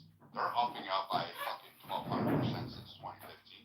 So, take your battle, but this isn't something as easy as we can just follow that model and it work. Australia's has a lot of fucking shit wrong with it. It's not great. And in fact, a lot of people avoid using their system or going to their own healthcare provider in Australia because it's shit. And we've done these. I've sat in the rooms with the directors and everybody talking about the models, and even listening to Amy Klobuchar, her people, Elizabeth Warren, her people, on the left screaming about how they could do it. And Klobuchar was the smartest one out of the group. She at least said, no, we can easily do it without catastrophic issues at hand. So you threw out a lot of things there, Brad. A couple things to respond. I can't remember all the things you just pointed to, but that's okay. So in terms of other countries, I would point out the health outcomes of other countries, right? And how the United States compares in terms of, life expectancy, in terms of rates of chronic diseases like diabetes, heart disease, cancer. These countries are performing better, right? So if you're pushing back, cultural thing. That's not to do with medical. Brad, I just let you speak interrupted at length, okay? So if you're going to point out and say, oh no, all these other systems are cracking and they're broken and they're bullshit. I'm not saying that they're perfect, but as of now, historically up until now, their populations are healthier. their healthcare systems are considered better. You can go online and you can look at comparisons of these healthcare systems across a number of metrics, and they perform better. So it just doesn't hold up this idea of it's not useful for the United States to look how other countries have approached this and implement that here. So that's one thing I would respond to. And the other thing I would respond to is, even within the United States, if you look at the if you look at the states right now that are on the most unhealthy, those tend to be the states that are allowing for more of the free market, allowing for more privatization of health insurance, compared to the states that are saying, listen, we're going to provide more of the residents Medicaid. We're going to, in some states, they're going to require everyone to have insurance. In those states, people are healthier. So again, this logic doesn't follow for me. This idea of, well, if we just leave it up to the states, well, we've left it up to the states in some ways. And those states that are choosing to say, listen, we're not going to have government intervention on the state level, their people are less healthy. So I just don't see the evidence to support that. Michael, this is hold on, let me respond to this. God, like, the inability for people to process information in any direction but the one that they want it to flow is frustrating for me. I live in one of these states. The reason that Medicare isn't expanded is because it would be unaffordable, not because Medicaid, Kelly, not Medicare. It doesn't really matter. Just shut the fuck up, because you don't want anyone to interrupt you. So you're talking about Medicaid, isn't it? Okay, so Medicaid, Medicare, it's all subsidized. It's all fucking subsidized. Number one, if you don't understand the fucking extent to which people in America's healthcare is subsidized, and even if it's not subsidized by the government, it's regulated by the government. If you don't understand that, then you're a fucking idiot and you shouldn't be having this conversation. I wasn't even going to be rude. I don't feel good. I'm sick as fuck. And so if you think that, like, correcting me on Medicaid versus Medicare makes a goddamn difference, then you already don't know what the fuck you're talking about. The states that don't want to expand subsidized healthcare, it's because they have the fattest, most fucking dysgenic populations in the country, and they wouldn't be able to fucking afford it. They wouldn't be able to fucking afford it. So if you think that because they don't already have it, that's why the populations are fat fucking pieces of shit, then you're wrong, and you're not capable of processing information in more than one direction. If you think that it would benefit these states to start paying out for the fucking grossest people in America to continue to be gross, then why the fuck wouldn't they do it? If it wouldn't benefit them economically, why wouldn't they fucking do it?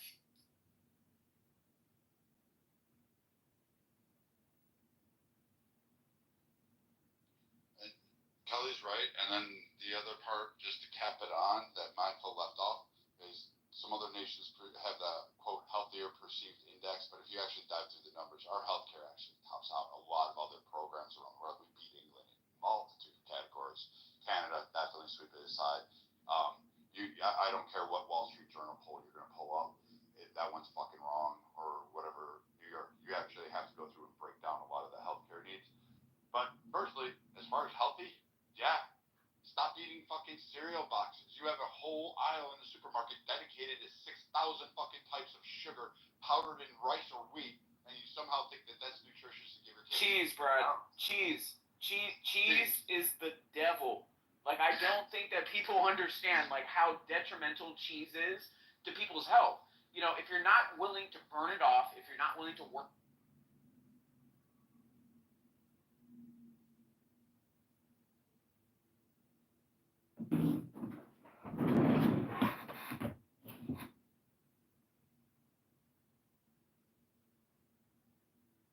You got two up.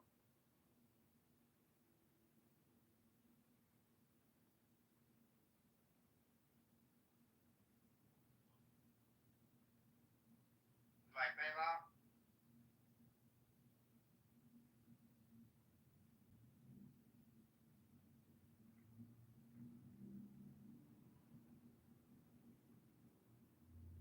and I'm not a clingy person, and so my wife is.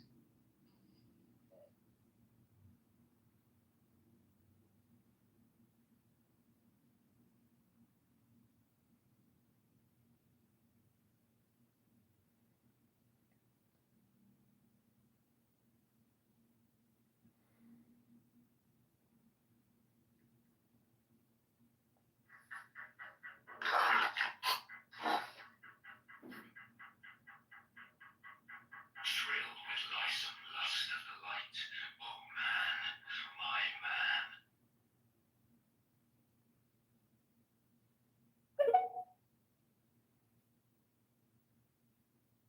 Jay and Thorny.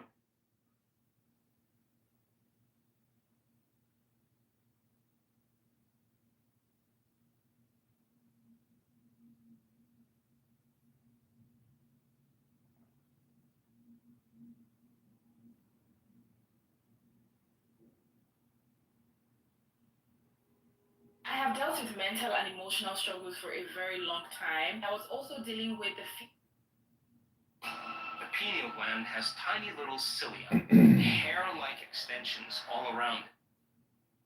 The Kabbalistic cross. Imagine yourself beginning to grow taller and taller.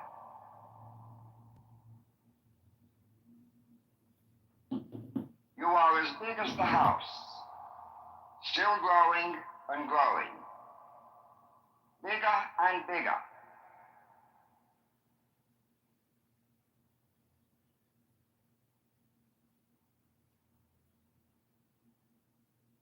The earth is getting smaller.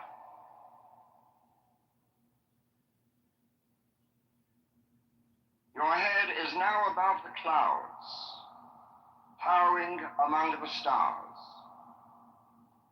The earth, a small, roving ball beneath your feet. Far out in the universe, you see a brilliant, scintillating white light.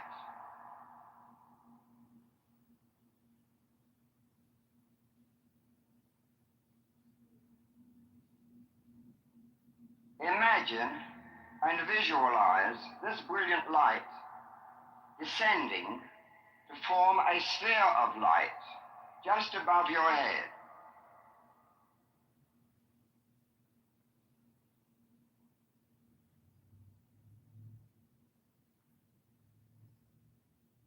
Raise your right hand slightly above your forehead. With it, bring the ball of light down and touch your forehead, vibrating the word Otto. Otto, which means thou art. The hand is now brought straight down to the region of the solar plexus, and with it descends a great shaft of pure white light, encompassing your now enormous astral body.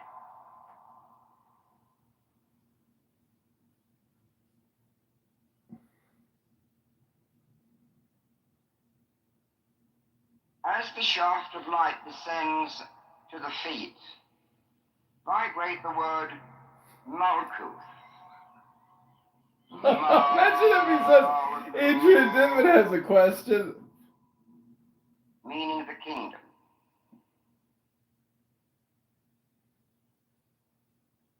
Visualize and feel this brilliant ray or shaft of pure light which has descended from above and encompasses your tremendous astral body.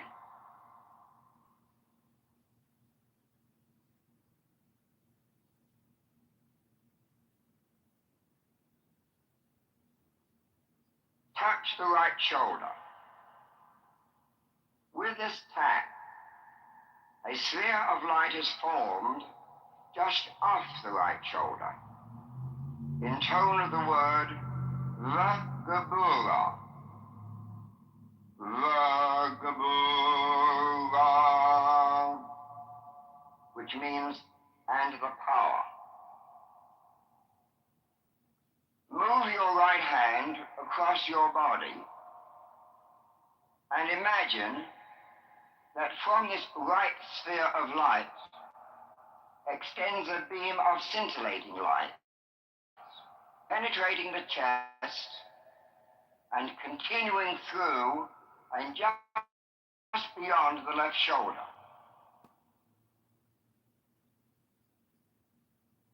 At this time, the left shoulder is tapped, and another sphere of light is formed while you vibrate the word Vagadula. Vagadula, which means and the glory. In this manner is formed the cross of light.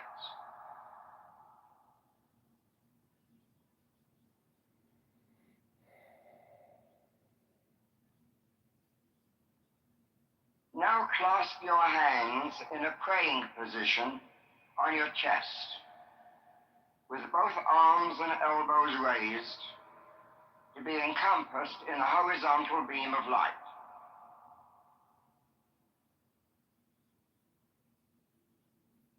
Vibrate the final word, La'olam. La'olam.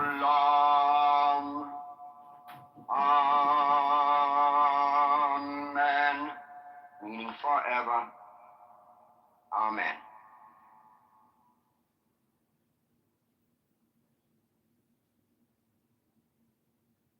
Face the east.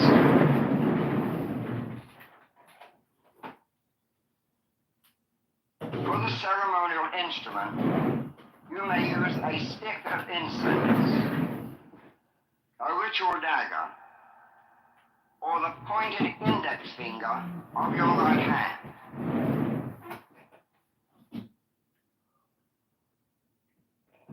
Inscribed in the air before you, a large vanishing pentagram.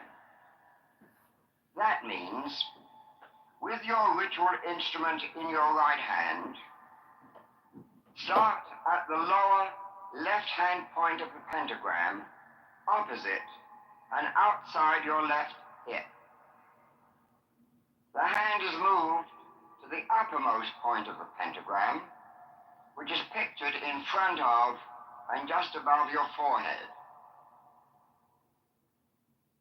Continue tracing downwards to outside and opposite the right hip. Now move upwards diagonally to outside and opposite the left shoulder.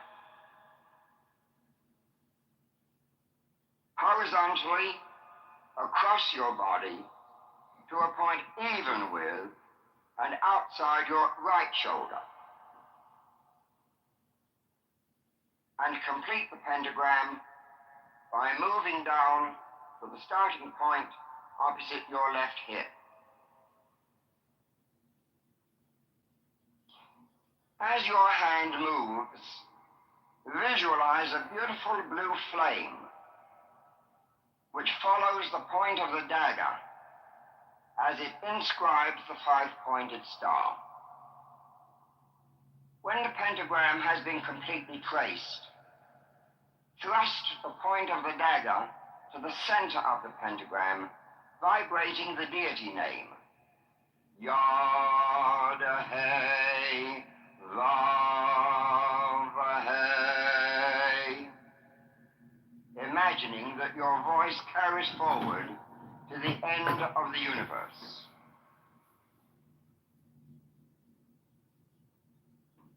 With dagger still extended, turn in place or circumambulate to your right, to the south, and make a vanishing pentagram. That is, starting from the lower left and moving to the upper center.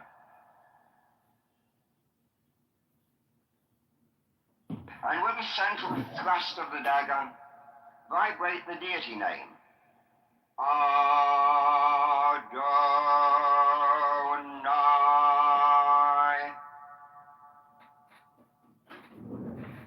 pentagram remains aflame and is connected with the continuous circle being traced by the extended dagger. Turn or move to the west.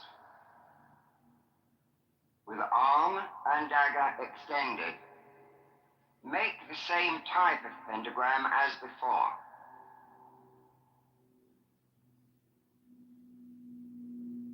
Premium quality fabric. Perfect everyday wear for multiple occasions. Available in 5 colors with sizes ranging from XS to 3XL. Download Tammy and get it now. Only for new app users with qualifying orders. Terms and conditions apply.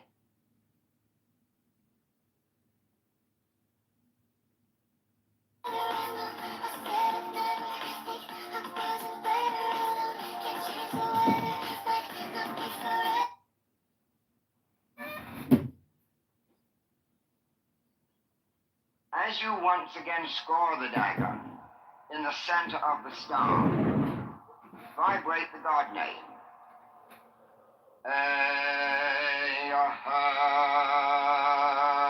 Yay.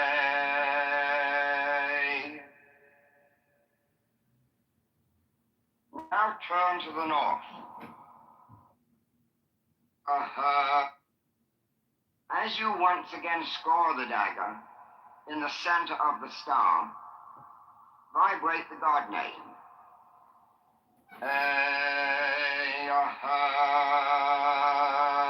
Yay.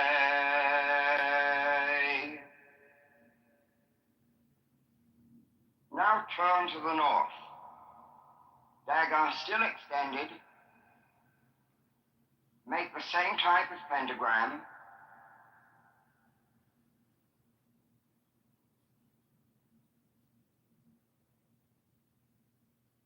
And upon completion, thrust the dagger in the center of the star and vibrate the deity name.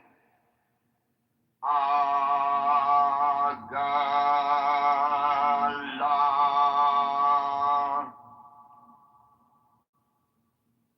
With arm and dagger still pointed, return to the east. Complete your circle of flame by bringing the point of your dagger to the center of the first pentagram. Pause a moment.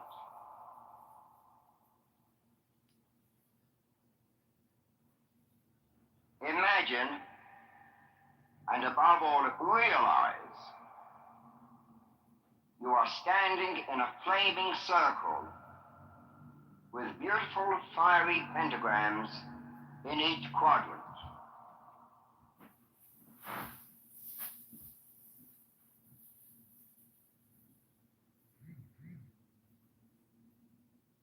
Facing the east, with arms outstretched in the form of a cross, say and vibrate before me, Raphael.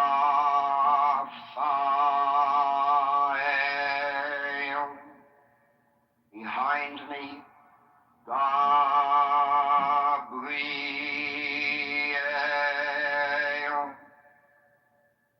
At my right hand, Michael.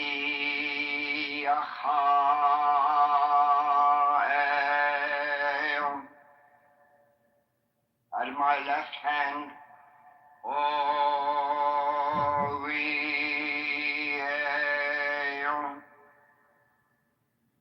Before me flames the pentagram, and in the column stands the six-rayed star.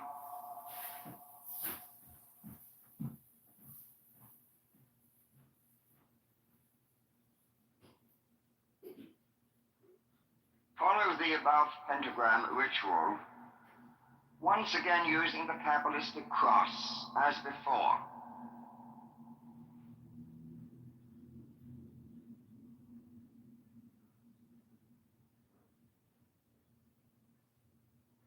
Imagine yourself beginning to grow taller.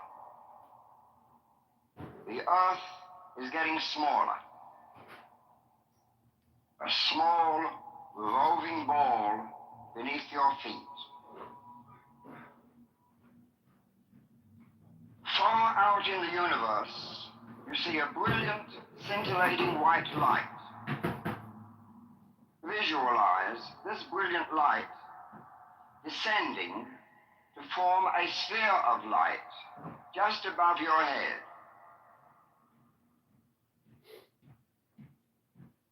Raise your right hand slightly above your forehead. Bring the ball of light down and touch your forehead, vibrating the word Otto. Otto, which means thou art. The hand is now brought straight down to the region of the solar plexus. As the shaft of light descends to the feet, vibrate the word Malkuth. Malkuth,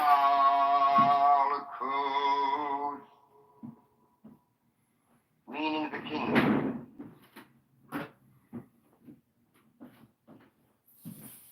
Visualize this brilliant shaft of pure light from above and touch the right shoulder. A sphere of light is formed just off the right shoulder, in tone of the word Vagabura.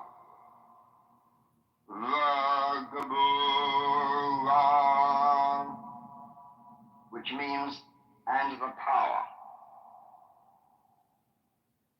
Move your right hand across your body. At this time, the left shoulder is tapped, and another sphere of light is formed while you vibrate the word Vagadula.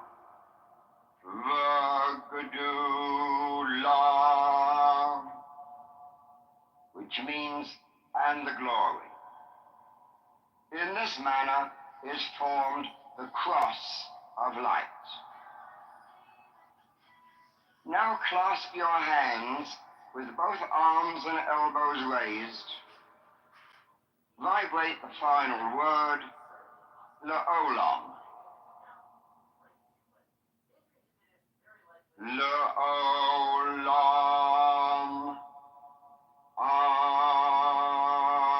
Amen. Meaning forever. Amen.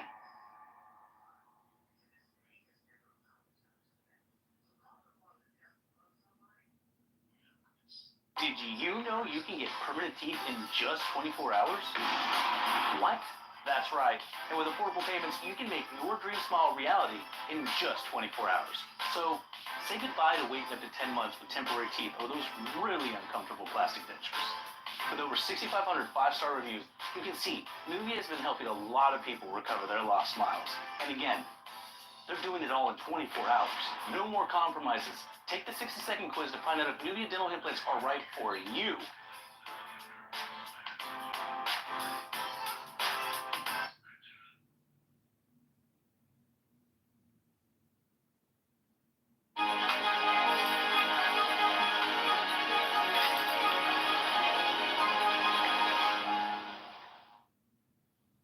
The lesser banishing ritual of the pentagram.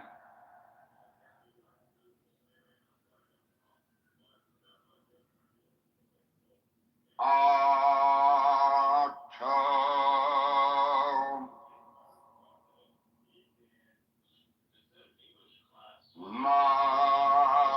Malkuth.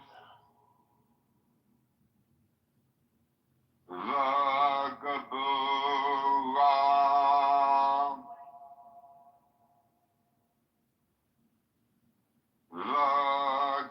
Vagadula.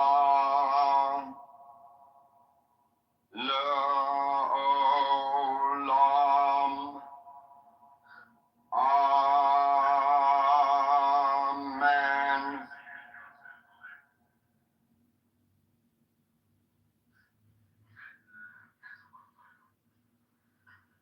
Yod Hey Vav Hey.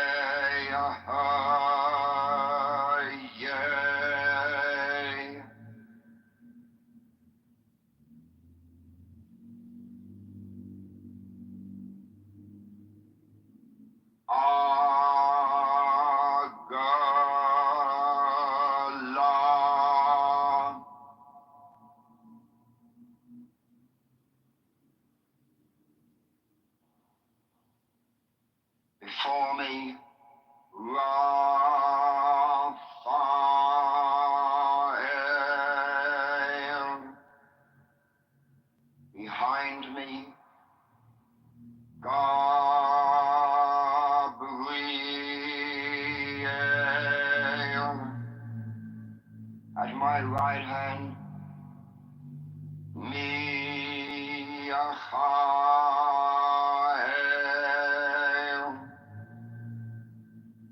At my left hand, Oriel.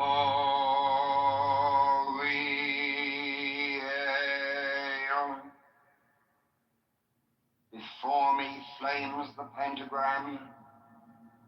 In the column stands the six-rayed star. Octo.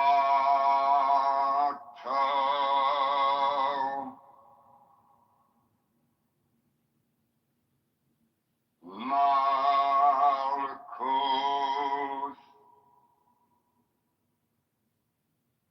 Vagabura.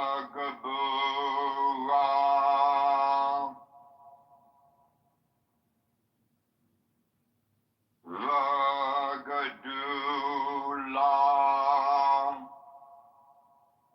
Leolam.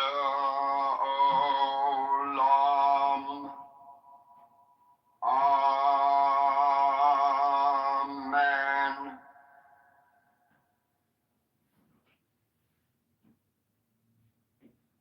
The Bornless Ritual.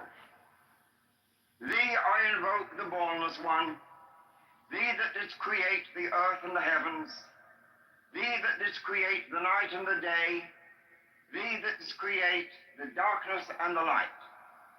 Thou art Asa Arnepha, whom no man hath seen at any time. Thou art Iarbes. Thou art Ea, Apophras Ra. Thou hast distinguished between the just and the unjust. Thou didst make the female and the male. Thou didst produce the seeds and the fruit. Thou didst form men to love one another and to hate one another. I am Anchaf the Consu, thy prophet, unto whom thou didst commit thy mysteries, the ceremonies of Hem. Thou didst produce the moist and the dry, and that which nourisheth all created life. Hear thou me, for I am the angel of Ptah, Apophras Ra. This is thy true name, handed down to the prophets of Hem. Hear me. Arain, Theof, Rai, Bet, Atheli, Berset, Belathan, Arbeu, Ebeu, Phi Theta So A, Ebe, Theaof.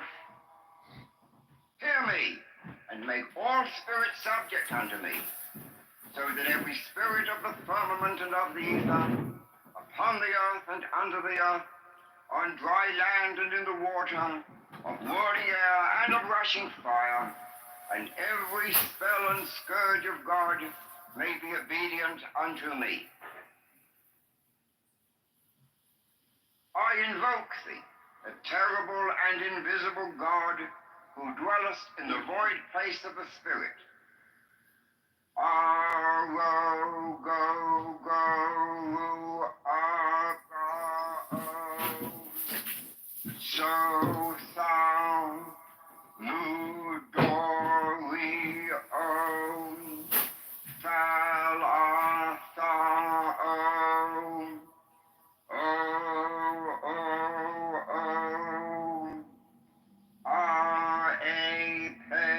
the Bornless One.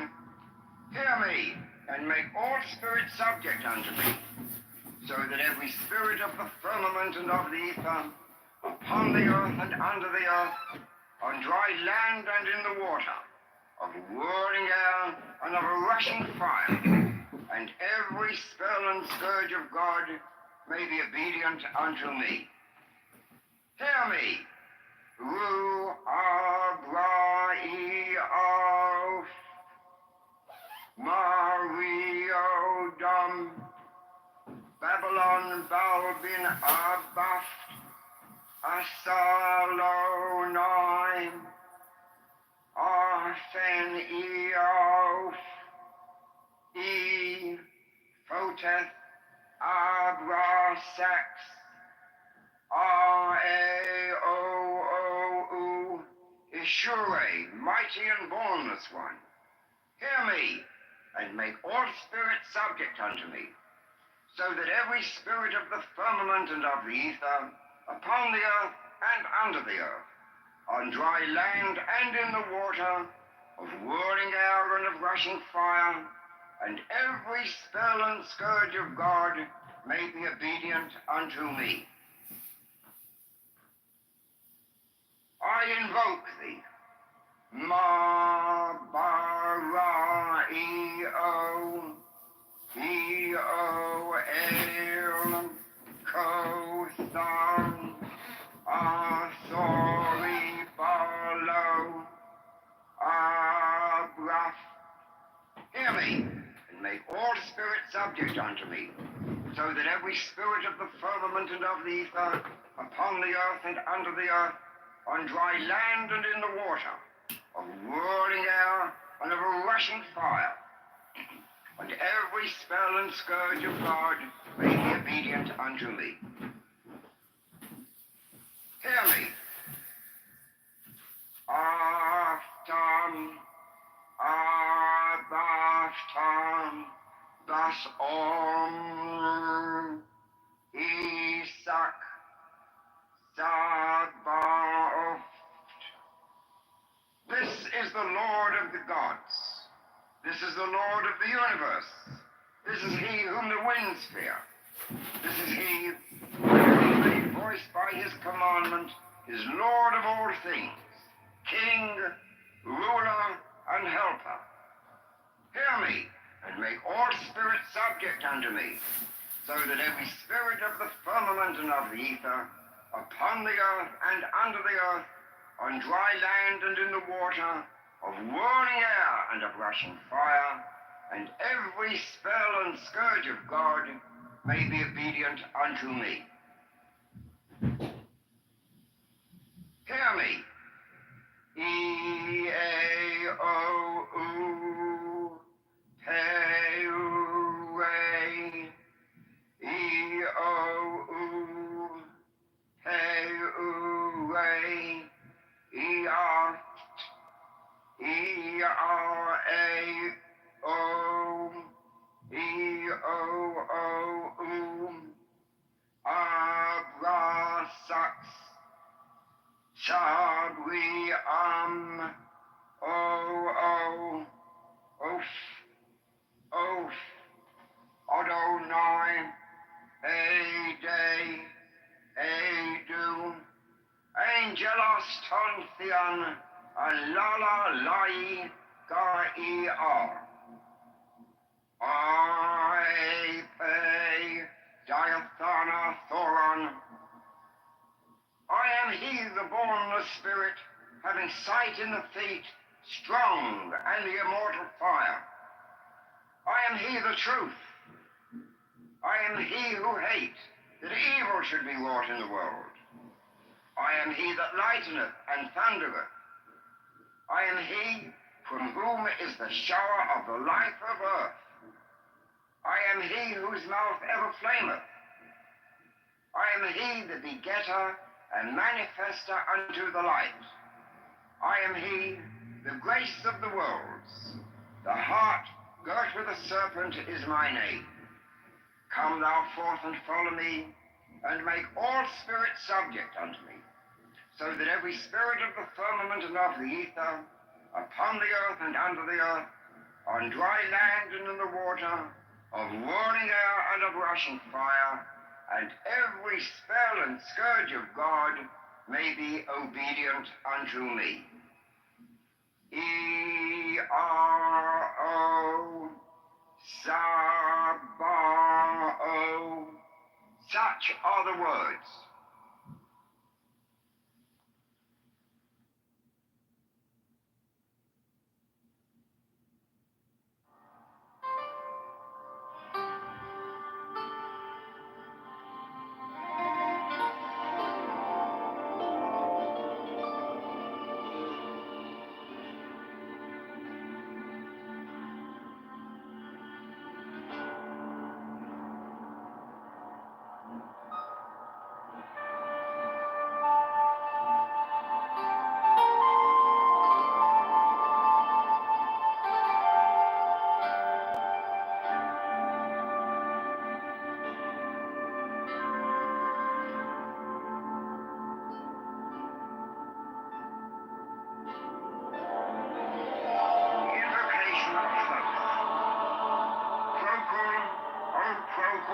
lasti profani, on lasti, on peda. In the name of the mighty and terrible one, I proclaim that I have banished the shells unto their habitations.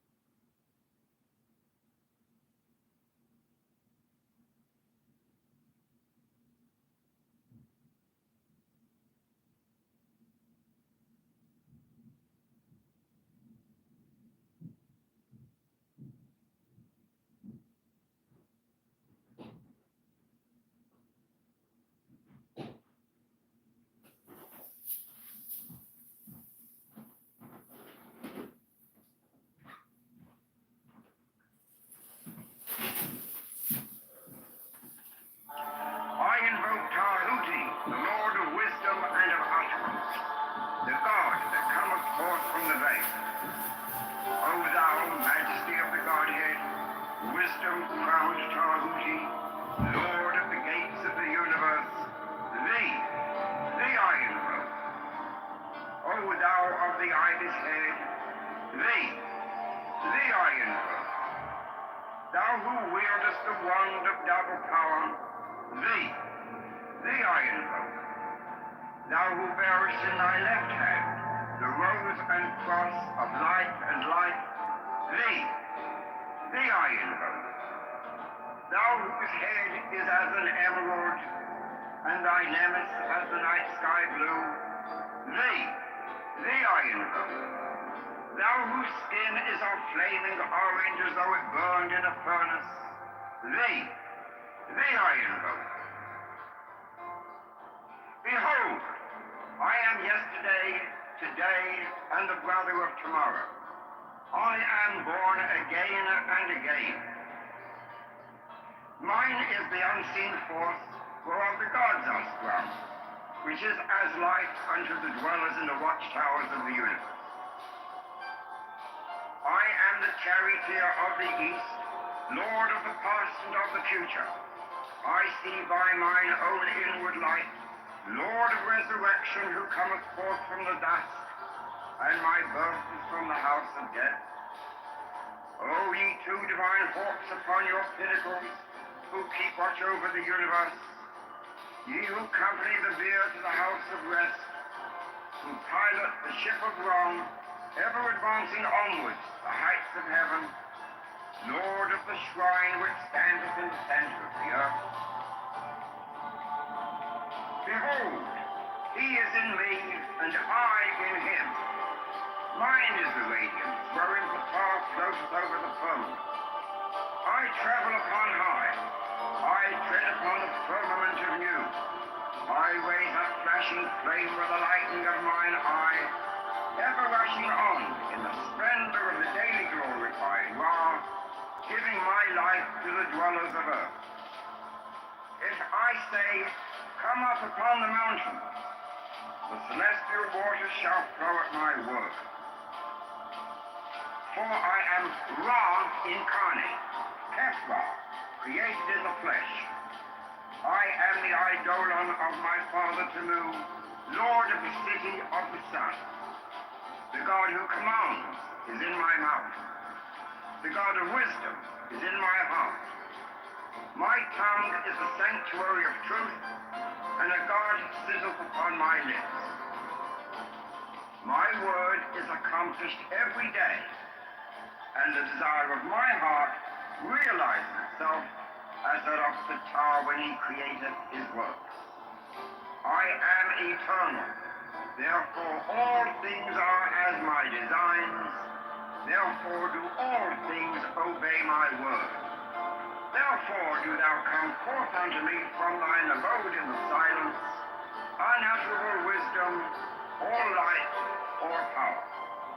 Souls, Hermes, Mercury, Odin, by whatever name I call thee, thou art still nameless to eternity. Come thou forth, I say, and aid and guard me in this work of art.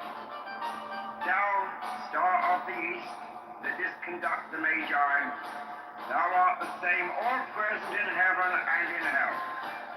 Thou that vibratest between the light and the darkness, rising, descending, changing ever, yet ever the same. The sun is thy father, thy mother the moon. The wind hath borne thee in its bosom, and earth hath ever nourished the changeless guardian of thy youth. Come thou forth, I say, come thou forth, and make all spirits subject unto me, so that every spirit of the firmament and of the ether, upon the earth and under the earth, on dry land and in the water, of roaring air and of rushing fire, and every spell and scourge of God the vast one may be obedient unto me.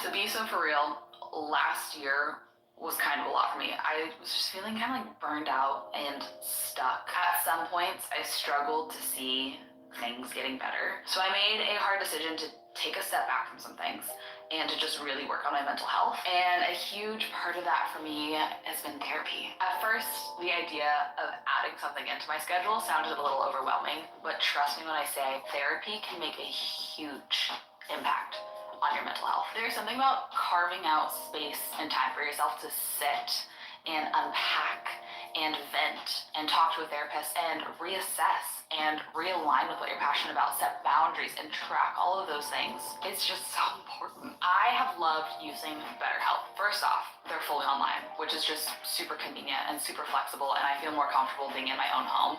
Finding a therapist is kind of like finding a relationship. You have to find somebody you feel comfortable talking with, that communicates similarly to you, that you can just like vibe with. And BetterHelp has a network of over 30,000 licensed therapists on their platform. All of them have different backgrounds, focuses, specialties. I also really appreciate that they let you change therapists without any sort of fee. I actually changed therapists like 3 or 4 times when I was trying to find somebody I liked. Your present does not define your possibilities. Anytime is an okay time to start making positive change. Consider trying therapy with BetterHelp.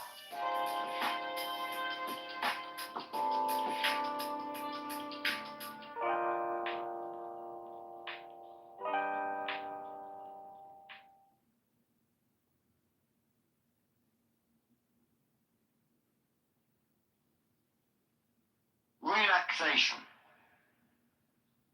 It is important that all the exercises on all of these tapes be performed regularly. Sooner or later, some salutary results may follow.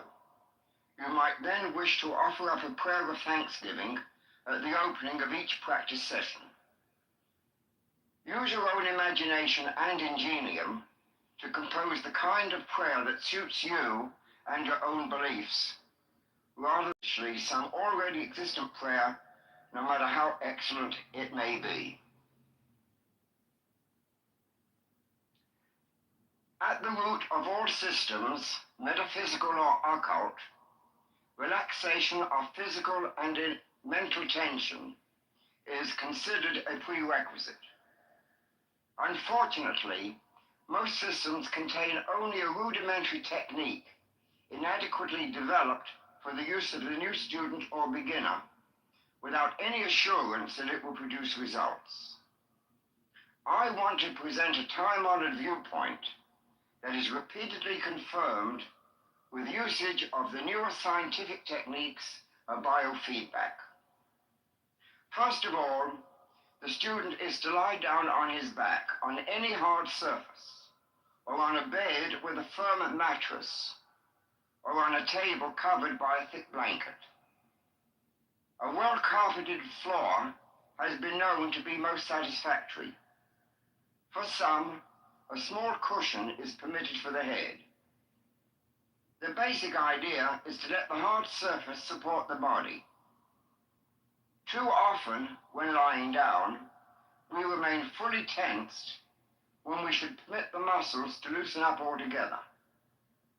Thus, we support our bodies with much too much tonicity instead of letting the hard surface do the supporting for us. He must give himself wholly up to it. A few deep sighs will prove of inestimable value. He should engineer some rudimentary relaxation of the diaphragm, the big muscle separating the chest from the abdomen. What is proposed then is for the student to consider in his imagination every part of the body from brain to the tips of the toes. No intricate knowledge of anatomy is really required.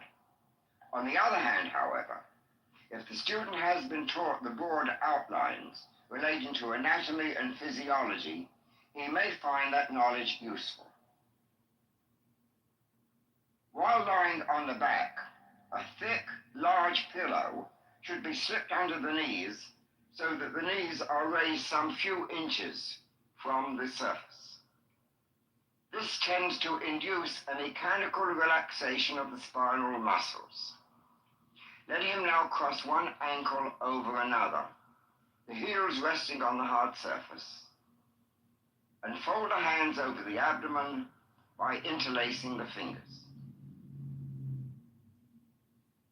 Consider the brain by visualizing it in the skull. Everyone has at some time or other seen diagrams of the cerebrum. Imagine now that the brain is a mass of white and grey nerve substance divided into a right and left hemisphere with a little bulb at the back. The entire surface of these structures is marked by numbers of lobes, convolutions, and depressions. Try to feel that this brain, normally white and grey in color, becomes pinkish in hue as you think of it. This visualization dilates the blood vessels in the head, automatically directing an increased blood supply there. This creates warmth over and above the normal amount, and this radiating outwards to surrounding structures produces a relaxation. Maintain this visualization long enough to become aware of some kind of sensation in the head, subjective sensations of warmth and tingling. Yet these are not wholly subjective. Biofeedback experiments indicate that the temperature of fingers or toes using this method may be increased by a degree or two. Relaxing the entire body thoroughly in this way will also be found a distinct stimulus to the maintenance and/or recovery of perfect health. Imagine next that the blood, which has been warming and so relaxing the brain, pours downwards from the frontal portions of the brain into the forehead, the eyes, and the temples, dilating the blood vessels there. Go through a similar procedure as previously described until you obtain that characteristic sense of warmth, tingling, and relaxation. These are quite unmistakable, being the hallmarks of the induction of a local release of tension. Passing contemplation downward to the ears, reflecting also on the inner ear mechanisms, the cheeks of the face and the nose. Imagine the blood flowing there, bringing about a relaxation of muscular and blood vessel tension by reason of the warmth induced by the surplus of blood in that area. Pause long enough until the appropriate reactions and sensations are clearly noted. Meantime, should your attention wander away to the events of the day, don't get angry or irritable. Wait quietly for a few seconds and gently bring the attention back to the consideration of the area in question. The mind is bound to wander at the beginning of these exercises. It only requires some training and re-education. Bring the blood in your imagination to the lips, the mouth and gums of the teeth, the chin and the angle of the jaw. This procedure having been applied to the whole head, including the back of the head, you should pause for a little while to become completely aware of the sensations involved. Also note that the entire body should have begun to lose its gross attentions.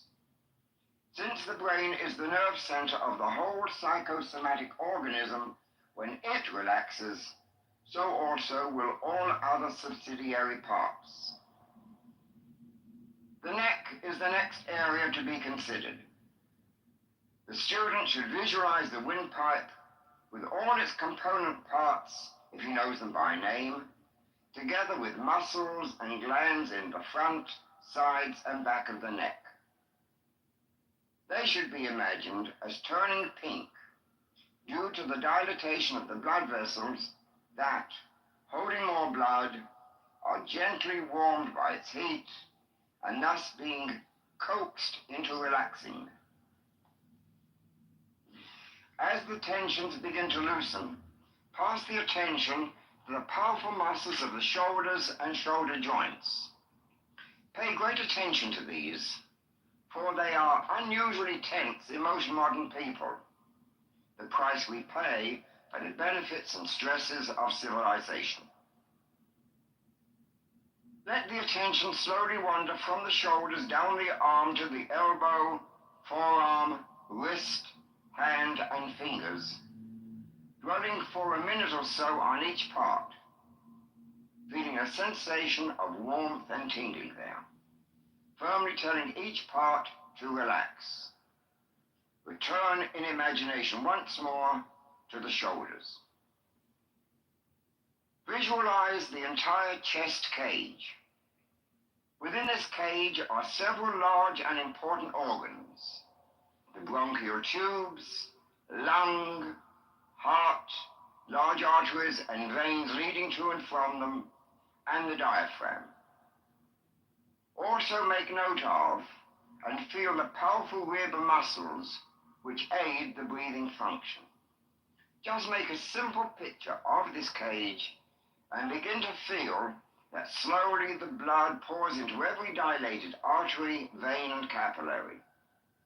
The muscular walls of these vessels relax, enabling them to convey larger quantities of blood than before. Because of this increased blood supply, a greater quantity is being generated in the chest, resulting in a generally diffused sense of relaxation. So far as the abdomen and pelvis are concerned, a similar technique is to be followed. Thinking of the large areas which include the individual organs that you know to be housed there. Feel the warm descent of the blood and experience fully the sensation of aliveness that the consideration of those parts produces.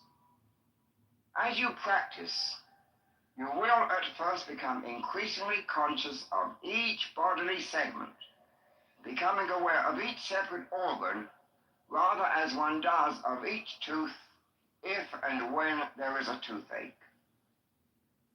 This awareness is succeeded by a complete cessation of sensory awareness. The relaxed portion, formerly standing out so vividly in consciousness, will fade utterly from view.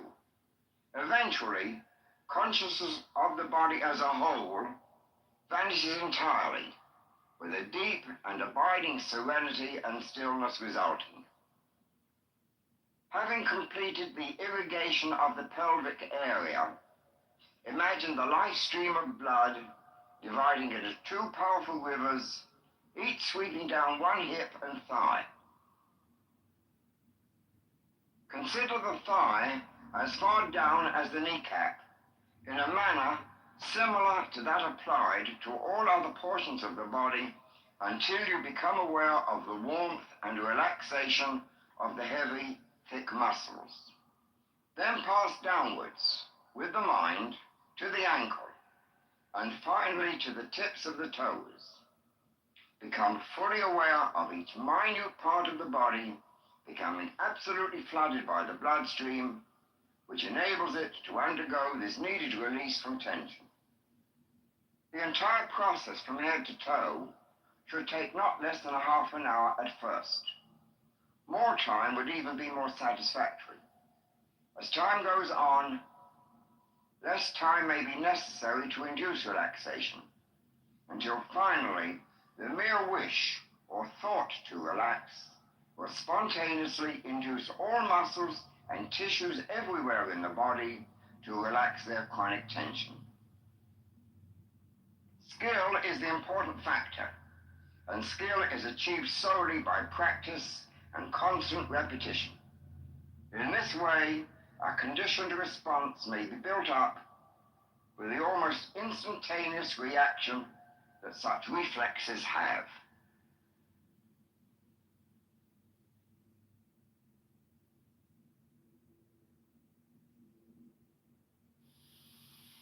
Stand erect. Spread your feet slightly apart. Take a deep breath.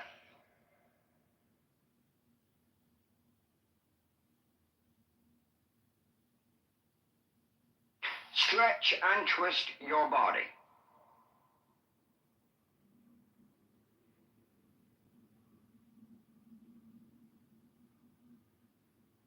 Relax the muscles. Twist and stretch again.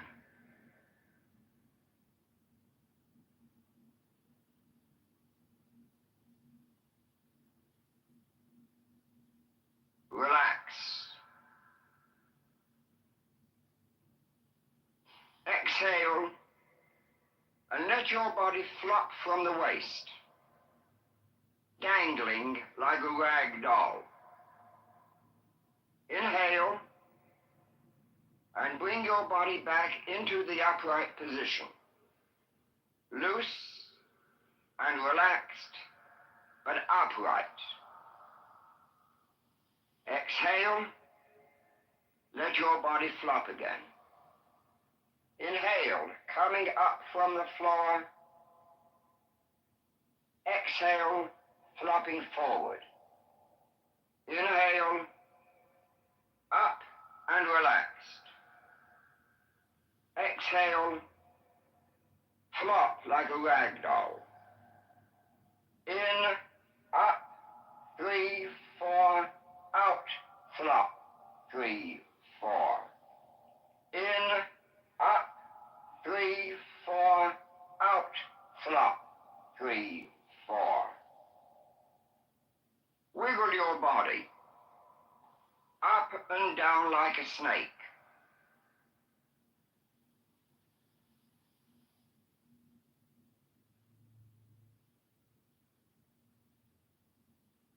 Turn it loose as if it were boneless.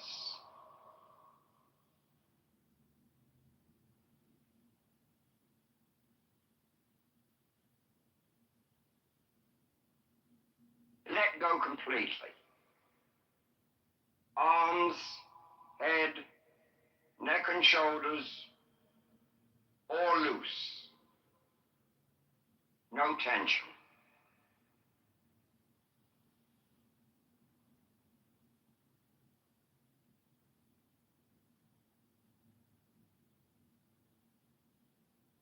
Let us dedicate this work to an awareness of the ever-living God by using an ancient prayer.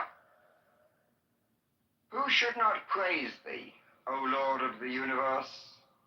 unto whom there is none like, whose dwelling is in heaven, and in every virtuous and God-fearing heart. O God, thou vast one, thou art in all things. O nature, thou self from nothing, for what else can I call thee? In myself I am nothing. In thee I am self, and exist in thy selfhood from eternity. Live thou in me, and bring me unto that self which is in thee.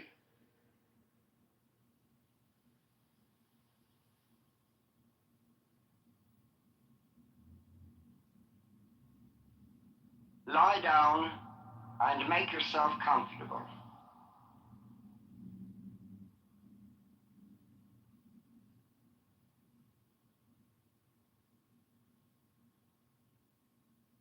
You are now ready to become more aware of your body.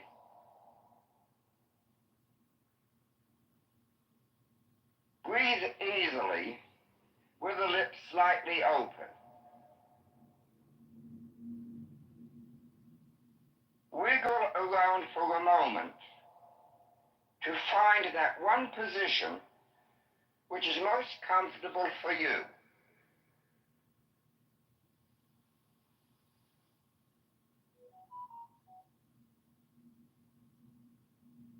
Now stay in it. Do not move from it in any way. From this moment forward, remain absolutely motionless.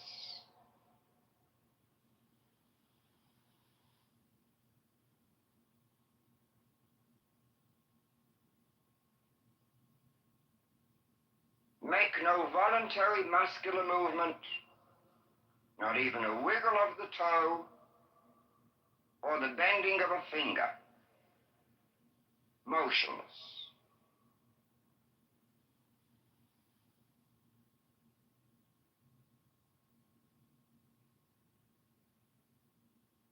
Now try to feel what is going on inside your body.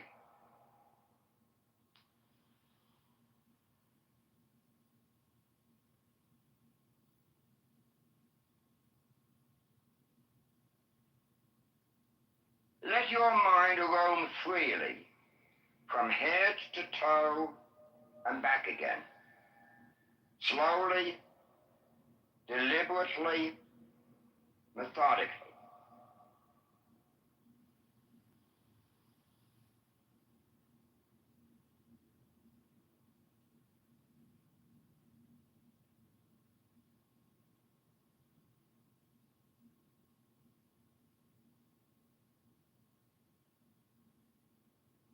Verbalize what you do feel. Speak out loud as though reporting your different sensations.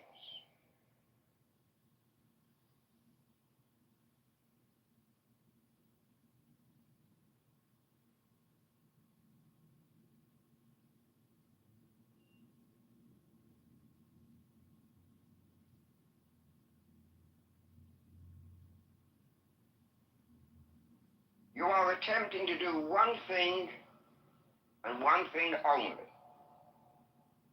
To heighten your awareness of sensations inside your own body.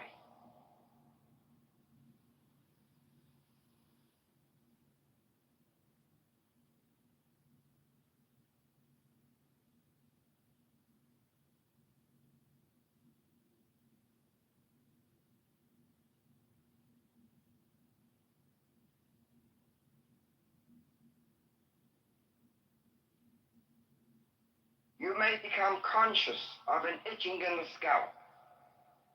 Leave it alone. In a moment or two, it should die down and then totally disappear.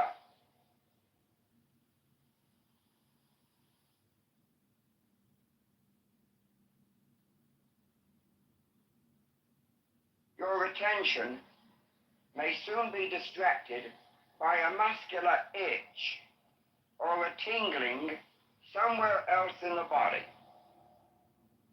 Whatever it is, again, do nothing about it. Merely observe.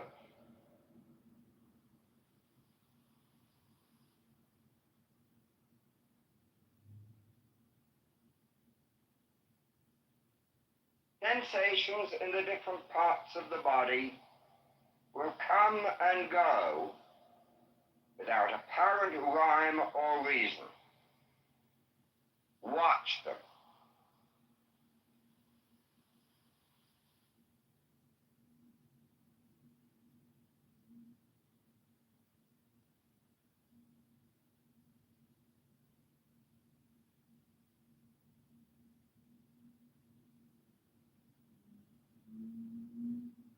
Become aware of your body as something you have lived with. And perhaps now, for the first time, you watch it let go and become soft and relaxed.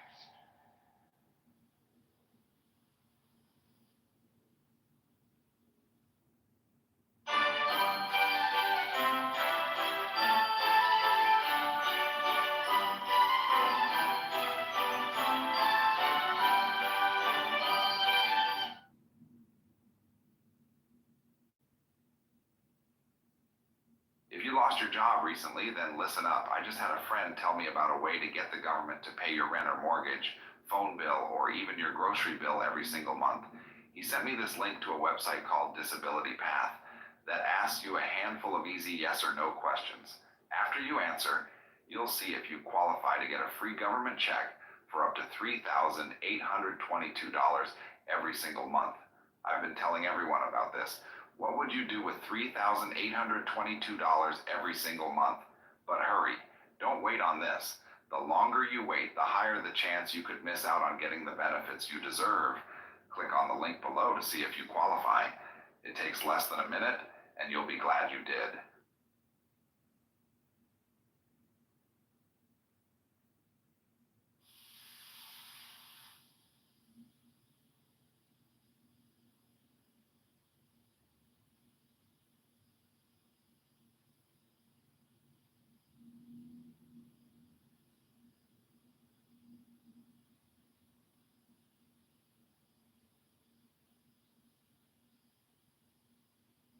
Above all, make no judgments about what you observe. Merely notice.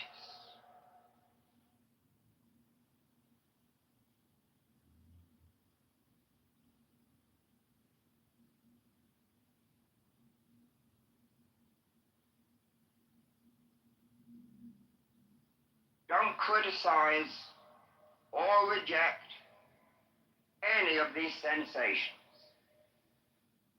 They may be comfortable or uncomfortable, pleasurable or otherwise, but they are your own.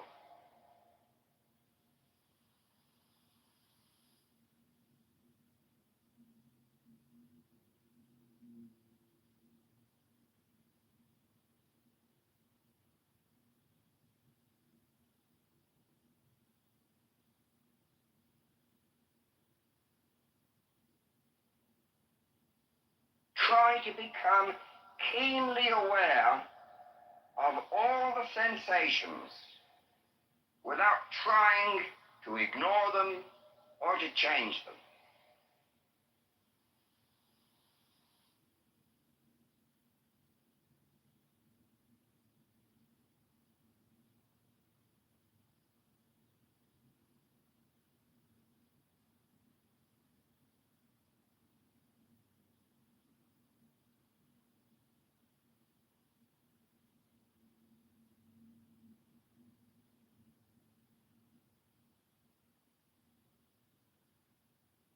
Be aware of everything that is going on inside.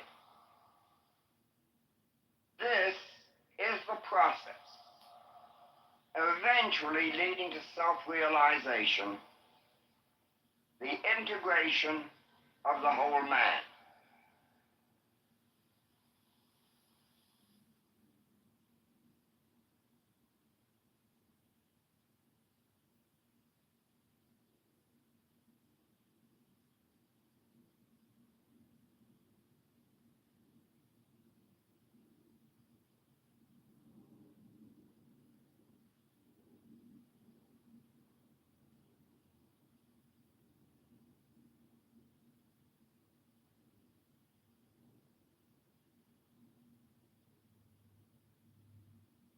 Sensations in different parts of the body will come and go.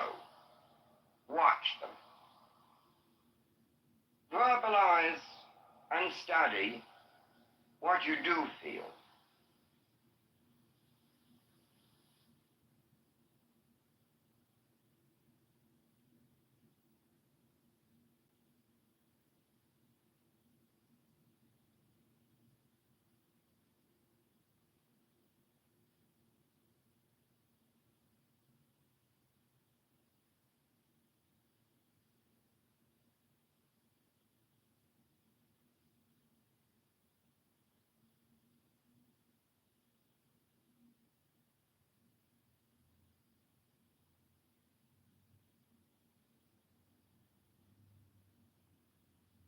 Let your mind roam freely without becoming fixated on any one part of your body.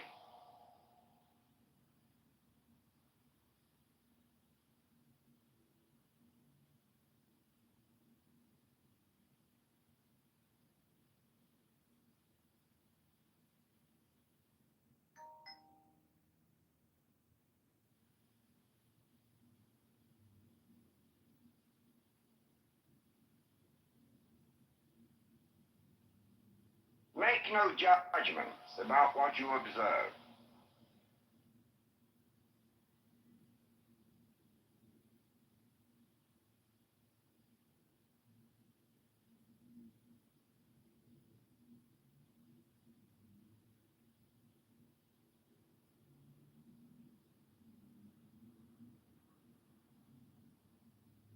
Make no effort to separate your mind, your awareness, from these bodily sensations.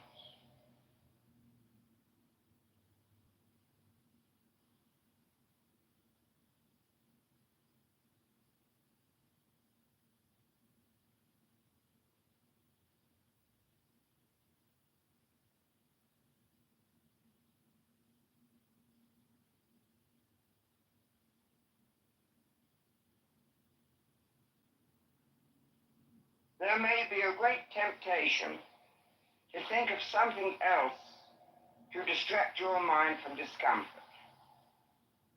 Don't succumb to this. Just watch and observe.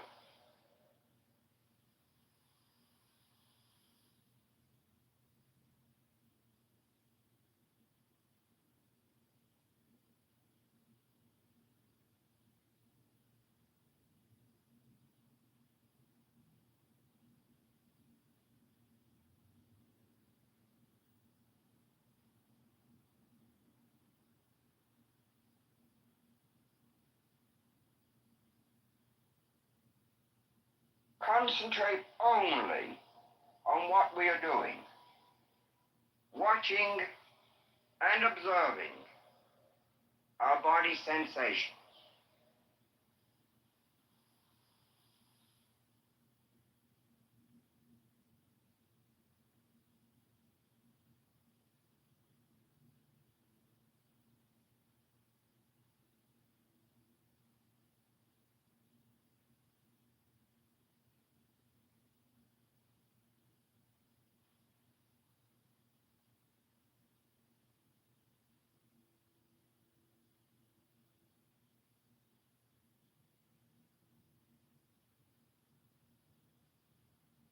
Don't criticize or reject any of the different sensations, comfortable or uncomfortable, pleasurable or otherwise.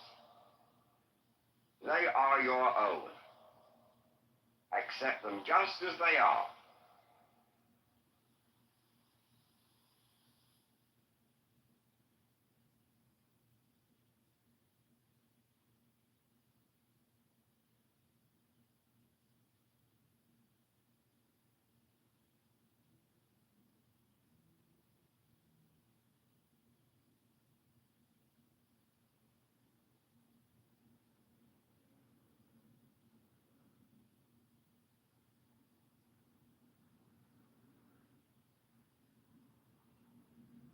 You do nothing else but merely observe the rise and fall of sensation without attempting to modify whatever may occur.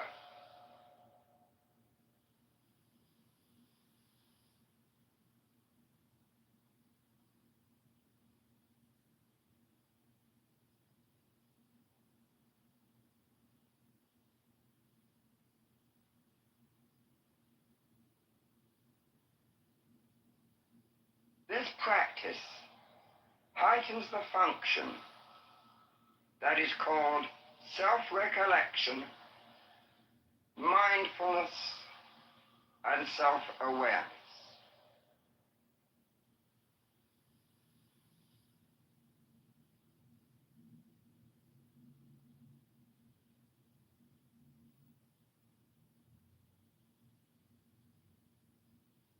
Experience what is going on inside your body.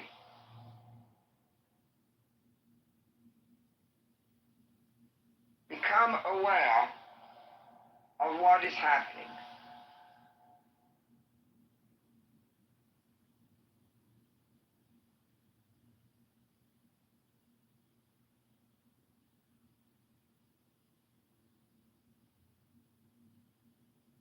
Observe the rise and fall of bodily and muscular sensations. Don't attempt to modify whatever sensory phenomena may occur.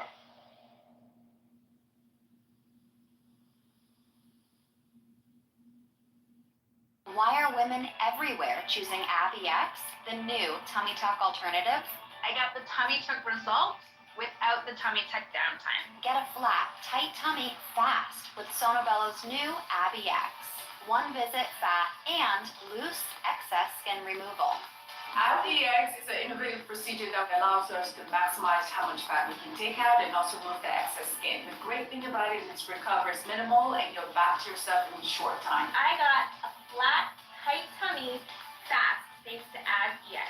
I went to Sonobello and I did the AbbieX, and oh my gosh, I was able to get back in my size 8 jeans. I feel sexy, I feel confident, and most of all, I feel like the old me before I had my babies. I had Sonobello AbbieX over 3 months ago. I just can't believe it. Like, it's so bomb. I went to Sonobello almost 5 months ago. Before my procedure, I wore a size 11, and now I am a size 7. It feels good to feel good and look good. I wish I would have done it way sooner. The mommy belly is gone.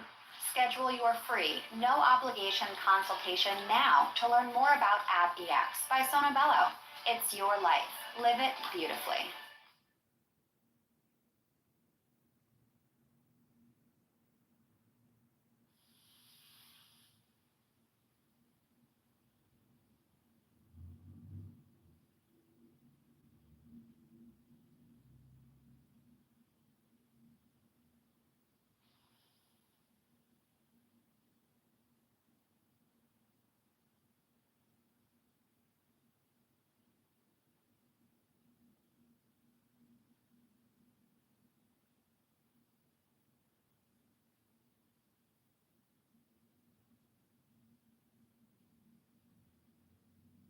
Verbalize. Express clearly what comes before your attention, your awareness, what you feel.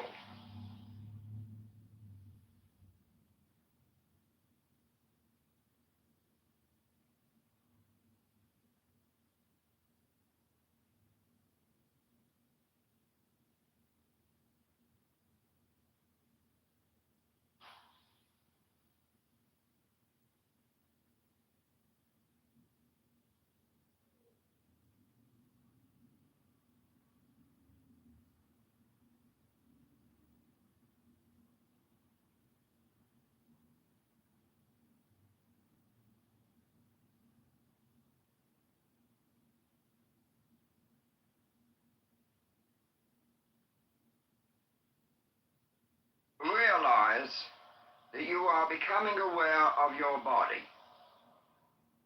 you are really trying to become aware of what it feels like.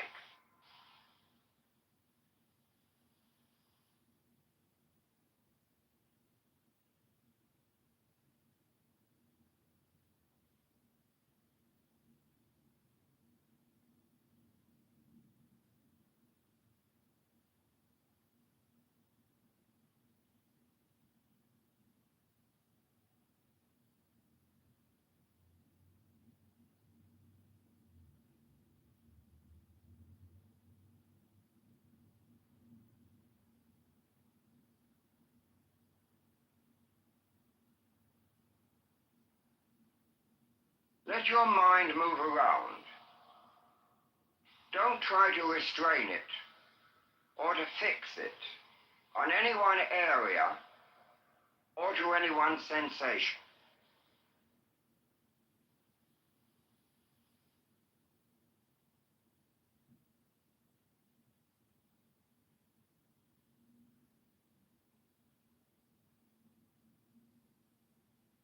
Let your mind float around inside, from head to toes.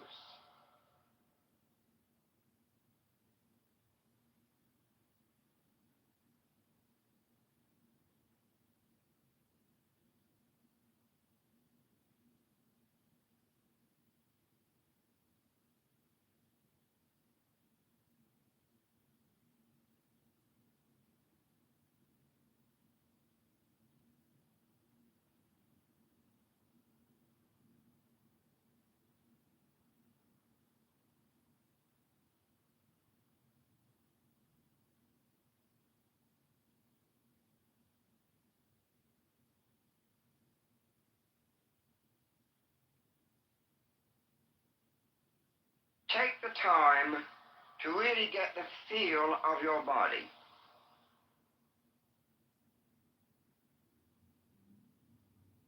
Become aware all the time, not just when it hurts or when there is a pain or an ache.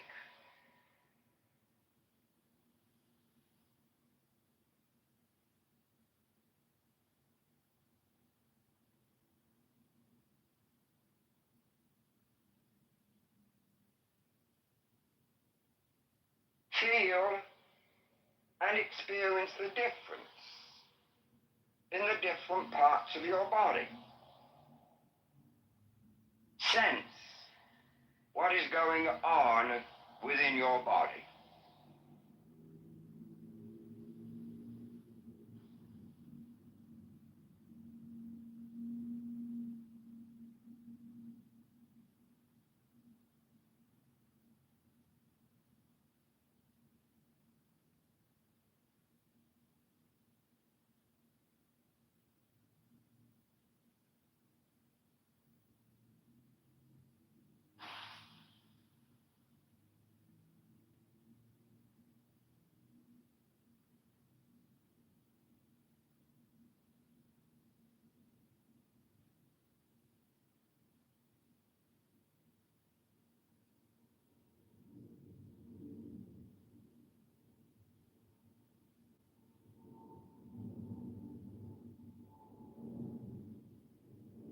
With one broad mental sweep, become aware of the body as a whole. From the crown of the head to the tips of the toes.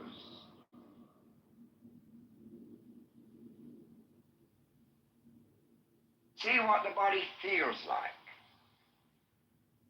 Whether it is beginning to tingle or whether it has just faded out, leaving you as a kind of free-floating entity, a free floating self.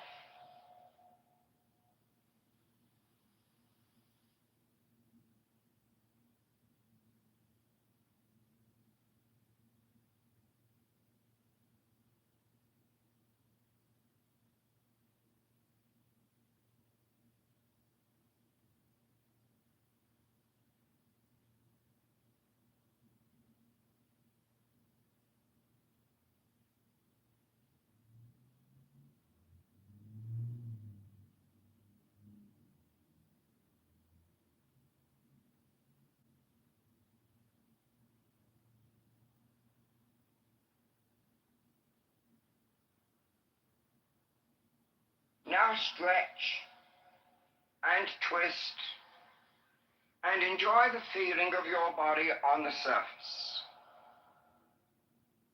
Try and feel what it's like. Wiggle your body around.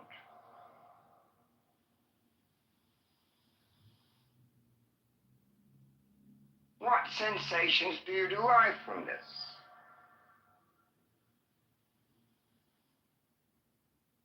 They can be extraordinarily pleasant and pleasurable, and should be.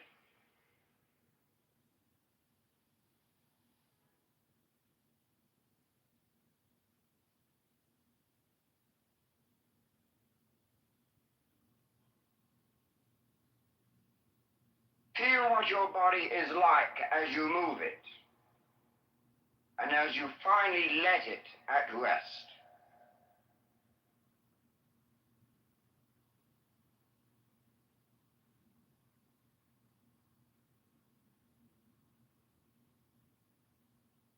Give thanks for whatever guidance you have received or progress made. Blessed be thou, Lord of the universe, for thy glory flows out to the ends of the universe, rejoicing.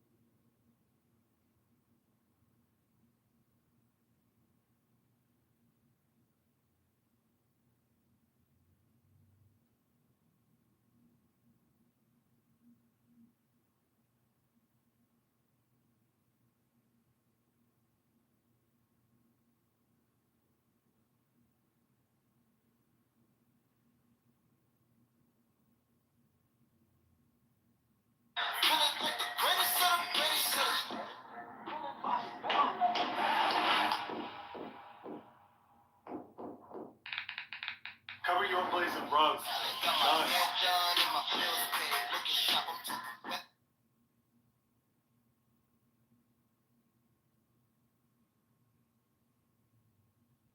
The first key is, I reign over you, says the God of justice, in power exalted above the firmament of wrath, in whose hands the sun is as a sword, and the moon as a two-thrusting fire, who measureth your garments in the midst of my vestures, and trussed you together as the palms of my hands, whose seats I garnished with the fire of gathering, who beautified your garments with admiration, to whom I made a law to govern the holy ones, who delivered you a rod with the ark of knowledge.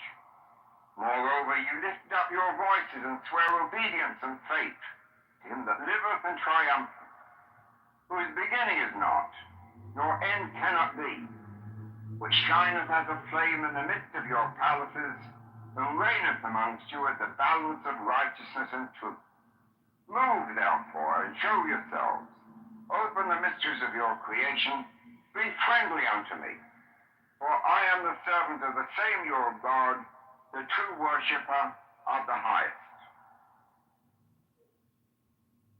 Ekar Zoda Kara Iod Goho, Tor Zodu Odo Kite Kar, Zoda Kare Oda Zoda Moranu, Zodorji Lape Zodorido, Olnoko Mada, Dacia Dacio, Ilas, Oatahi, Ia Ida.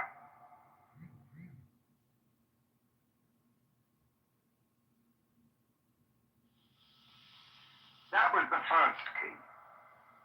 The second key or call is rather shorter and reads thus. Let me interpose this comment about the calls. They're couched in biblical language. So after all, Dee was a Christian in the Elizabethan era and was a student of the Bible. So when these calls were received, they had this very biblical flavor. They may not mean very much, but they sound very impressive and therefore have some emotional value as a stimulus to awakening the magical power in invocation. This is the second key.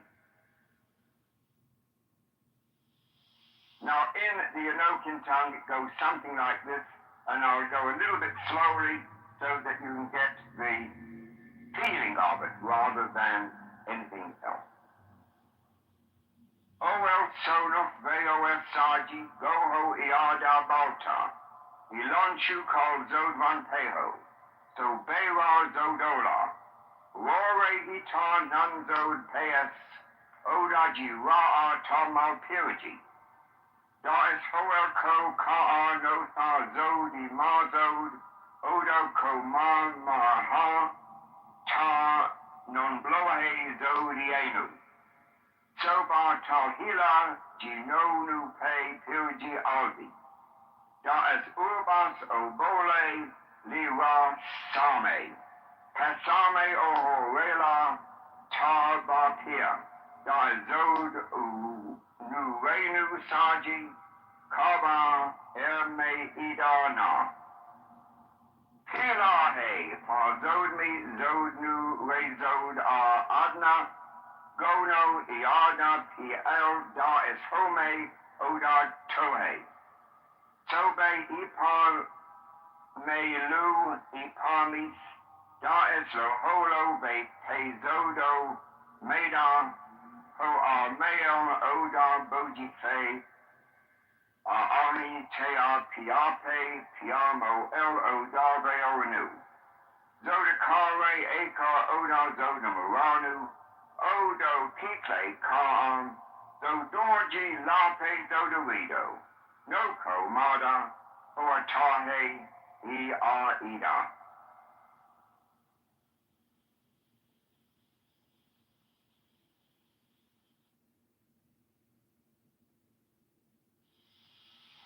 This same key in the Enochian runs thus. Ardite Upahe Zodomiji Oma Fa Ite Sauda V Air Sobame Ialpirji Izoda Zoda Zod Piad Pehe Kasama Abranji Taho Paracleta Koto Lor Es Elko Torbeus OOEJ Baltoha Jivi Kahisa Lusta Ore Oda Mikalpa Kahisa Bia Ozodo Nu Gonu Lape No Anu Koef Korse Taji Oko Mani No Ian Binu Torzodu Gohe El Zodakare Eka Zoda Moranu No Krok Da'a Zoda Moranu Mika El Zodo Oda Ozod Azod May Orelpe Lape Zodi Ray Io Ida. Can the wings of the winds understand your voices of wonder, O ye the second of the first, whom the burning flames have framed within the depths of my jaws, whom I have prepared as cuts for a wedding, or as the flowers in their beauty for the chamber of the right? Stronger are your feet than the barren stone, and mightier are your voices than the manifold winds. For ye are become a building, such as is not, save in the mind of the all-powerful. Arise, said the first, move therefore unto thy servants. Show yourselves in power, and make me a strong seer of things. For I am of him that liveth forever.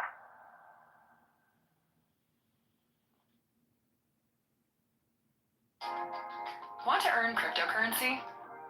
Try Coinbase.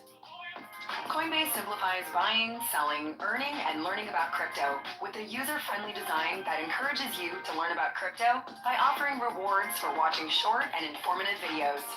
Over $100 million have already been earned by customers to date. Want to get started?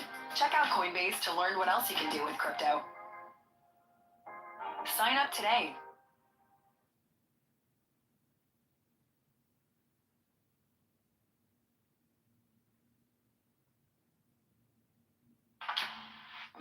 certainly has affected my confidence. My wife, Sherry, says it doesn't matter, but it matters to me. I found Hims. The app is easy. It's on my phone. I can order anytime I want. Hims has been the difference in my confidence. It was better for both of us. Get treatment for ED with doctor-trusted medication. Get started today at hims.com.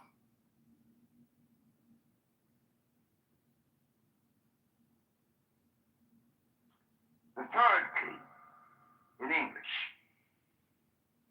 Behold, saith your God, I am a circle on whose hands stand 12 kingdoms. 6 are the seats of living breath, the rest are as sharp sickles of the horns of death, wherein the creatures of earth are and are not, except mine own hands, which also sleep and shall rise.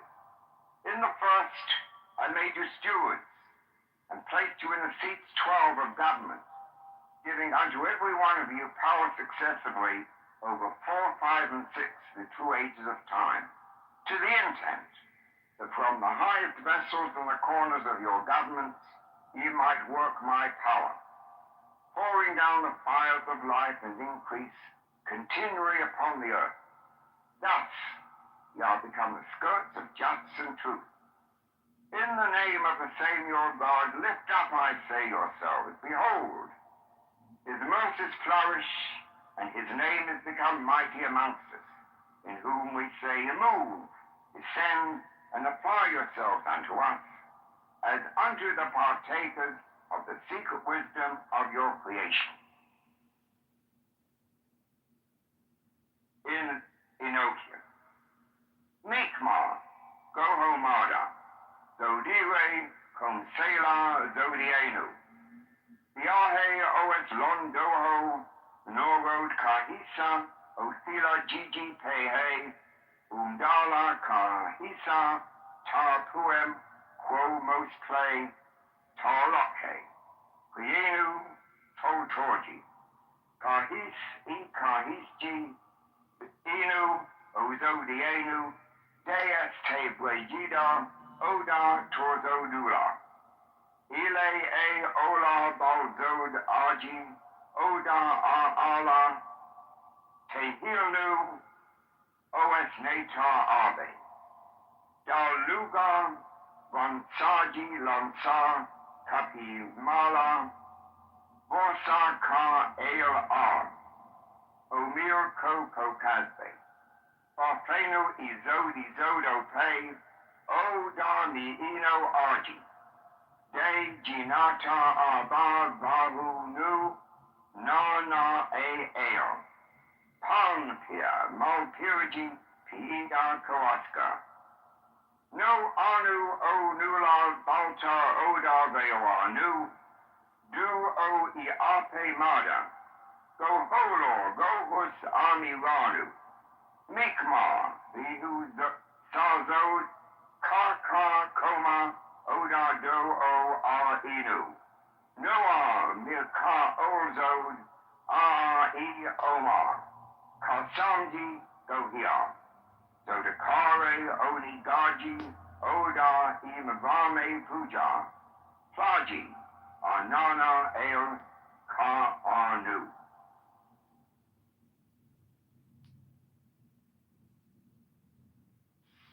In Enochian, this invocation goes thus. I'll do that slowly again so you can get the feel of it in its Enochian original. O Thilan, Lusti Babaji, Oda Dorpeha, Gohola.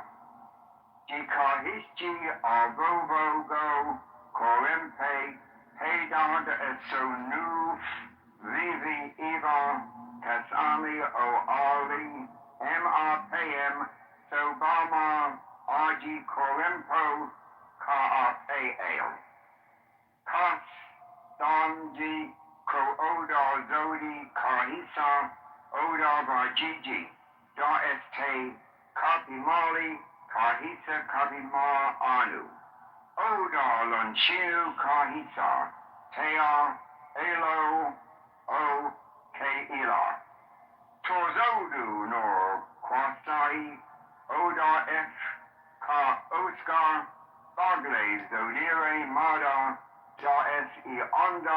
hila. Dua ipe ka ala. Zoda kara oda zoda moranu. Obeli sonji, Restella RRF, Normo Lape. The fourth key, or the fourth call, this is in English.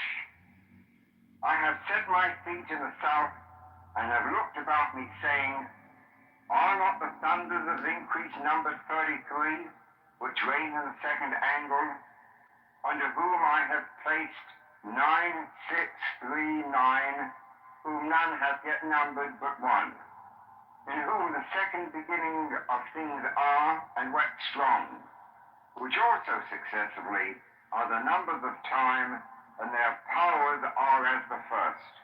Arise, ye sons of pleasure, and visit the earth. For I am the Lord your God, which is and liveth forever. In the name of the Creator, move and show yourselves as pleasant deliverers, that you may praise him amongst the sons of men.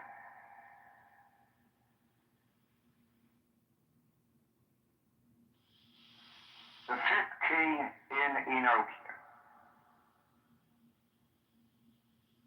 Da pahe zodi mi'i du ive, odar no as, te arcanis, ardroke, dor pehar ka oscar, odar ion, te es tiritso.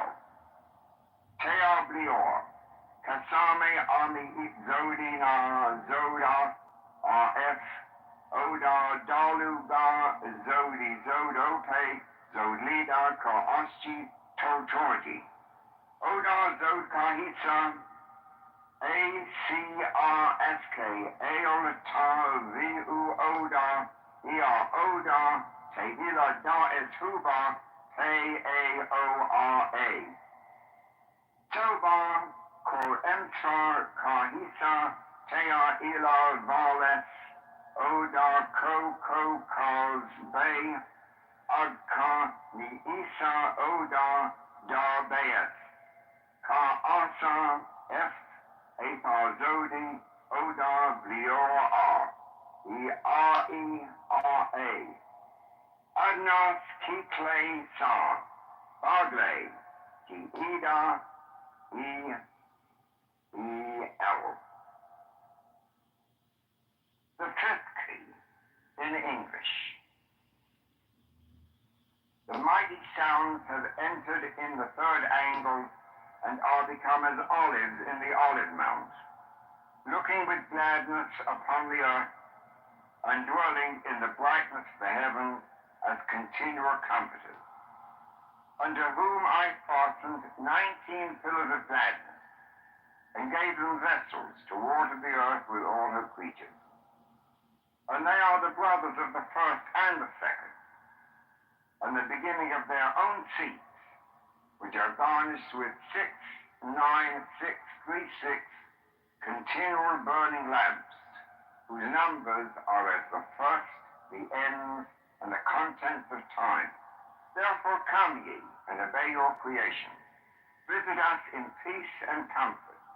Conclude us receivers of your mysteries. For why? Our Lord and Master is the All-One.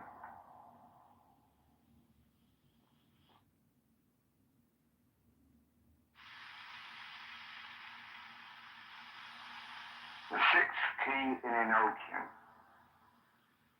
Gahe es diu kahisa am. Mikar zodo, pir zodinu. Tobame el haji mir baba lonu, oda oblokar samave lanji. Daluga mala pirji are ka osji. Oda arka rm karnal, tobola zodare f liada ka osji. Oda kahise neta ebe oda mia metea viva oda da. Dasa solpet he the enu Rita Oda Zoda Kame, Jimika El Zoda, Sobala Arte, Trianu Lu, Eer, Oda, Equinu Mada Ka Olu. The sixth key in English. The spirits of the fourth angle are nine, mighty in the firmament of waters, whom the first hath planted a torment to the wicked, and a garland to the righteous, giving unto them fiery darts to van the earth, and 7, 6, 9, 9 continual workmen, whose courses visit with comfort the earth, and are in government and continuance as the second and the third. Wherefore hearken unto my voice. I have talked of you, and I move you in power and presence, whose works shall be a song of honor and praise of your God in your creation.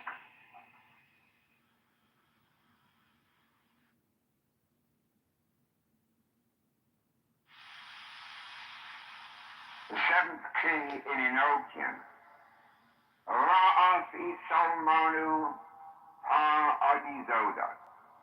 O Karimi R-O-O Altirga. Qui Inu Ai Budmona. Oda Inoasa Nita Dia Ulam Kasiemji Vejia Kahilanu. Oda Zodan Narkan Lu Kifti Anu Korse Tear Va Ula Zodirenu Tolhami. So Bola Lon Du Ha Oda Miame Kahisa Teada Oda I.S. Umdea Uda Tibliare Osila Rita Oda Miame Kanokala Rita Zodakare Nika Ozad Oha Eom Bagle Hapnor Idalu Gam Lunchi Oda Umplifa Ugeji Bigle Ada.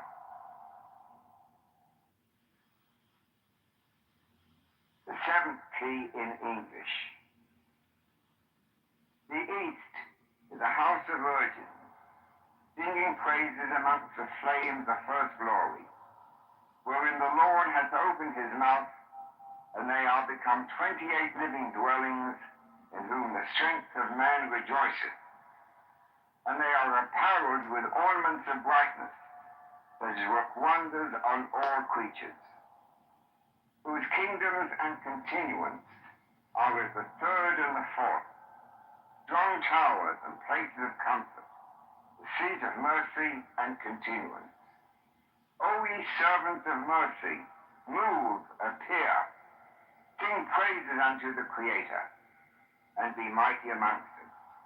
For to this remembrance is given power, and our strength waxes strong in our Comforter.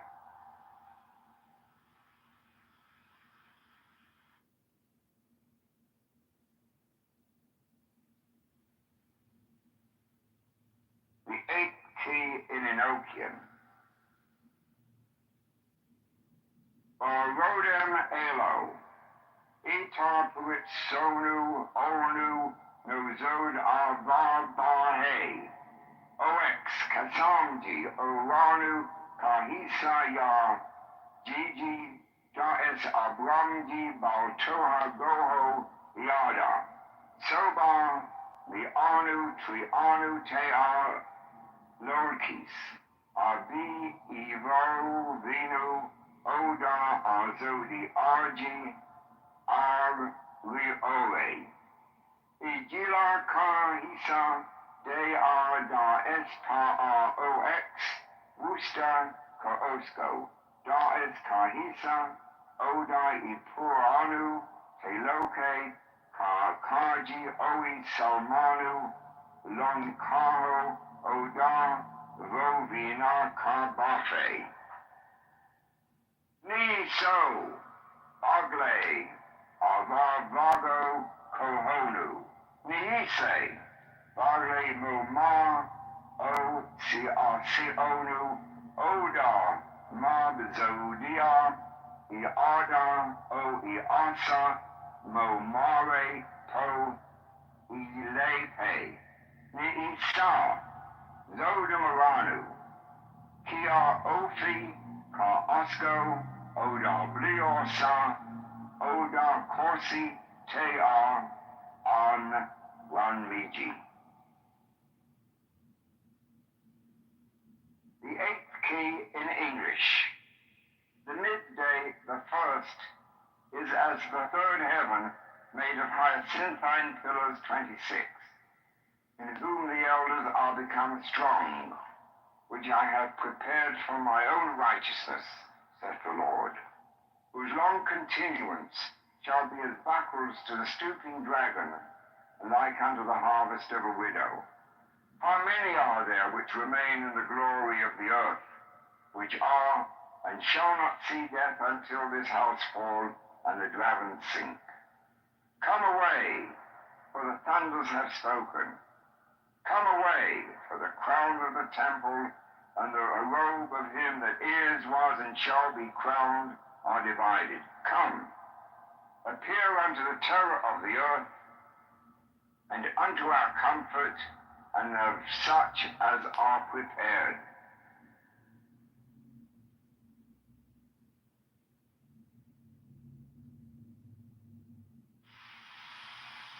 The ninth key in Enochian. Mika ozod ransadi pigila na peta, e alpere da es rinupe, a fafafe von peho, olani oda obzoda, sobola upaa kahisa, tartanu oda tra nanu, balie, alare lusta sobonu, oda kahisa, oku ka no kodi kahi ala. Una, aldonu moma ko ostjo, te alasa ore gineo li melala.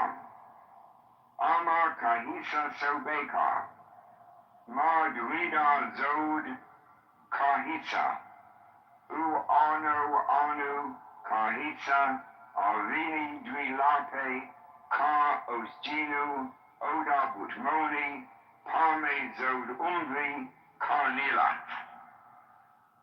Da zod isa, edhem zoda, kahil da'o, oda mirka ozod ola, kahisa, tudi ai kolala. Valki ninu, so bame okime, bagle, I ada bortaha kahilanu, pare, the iso, oda irpe, e fafafe bagle, arco caspe, I corse, tea, unige, li ora.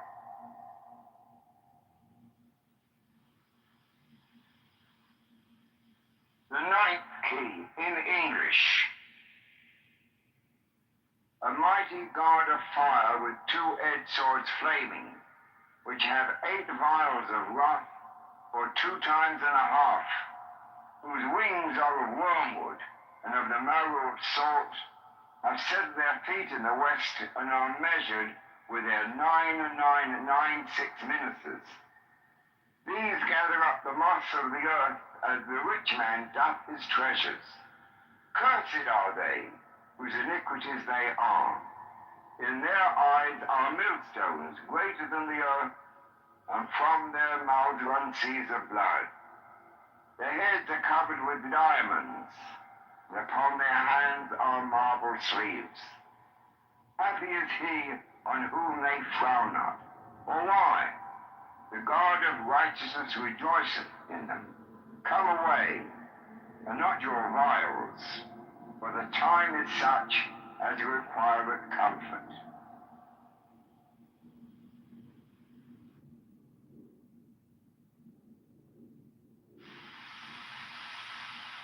The 10th key in Enochian. Goraksa, Pahisa Korempe, Oda Blanus Lucala, Azodi Azod Ora, Pa Eba Sobola, Ilo Nonu, Kahisa Ope Vilquo, E Ofanu, Oda Rakira, Maasi Bagle Ka Asji, Da Es Iala Polu, Dosiji Oda Basjini. Oda OXX Da Zodi Sa, the Artrisa Oda Solbrax, the Inu Sira Barbo Anu. Unala La Kahisa Konusa, Da Es Da Ox Ko Kazji, OLOR Neo Yorbe Vohima, the Zodiacs. Ode A Orsa Kohasji, Pelosi Molvi, Da Es Peje La Raji OM Da Ronu, Martorbe Kokasji Emna. El Patra Laksa, Yorki Matbai. Nomiji Mononus, Olora, Jinai, Anjilada. Ohio, Ohio, Ohio, Ohio, Ohio, Ohio. No Ebo, Ohio. Ka Asgonu, Bagle Madrida, E. Zodira, Oda Kahiso, Daripa. Niiso, Ka Ape, Ipa, Nidali. The 10th key in English.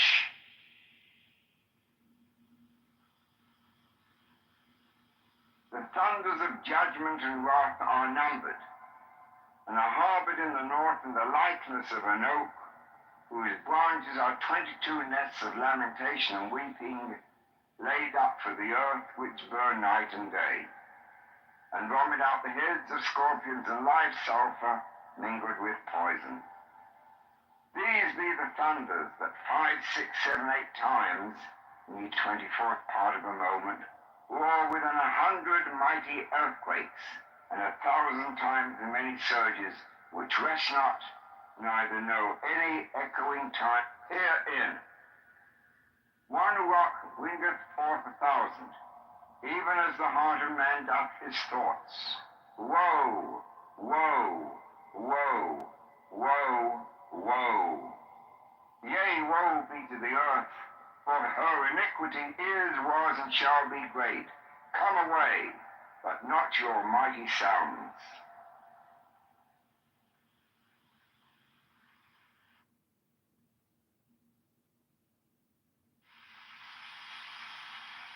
The 11th key in Enochian.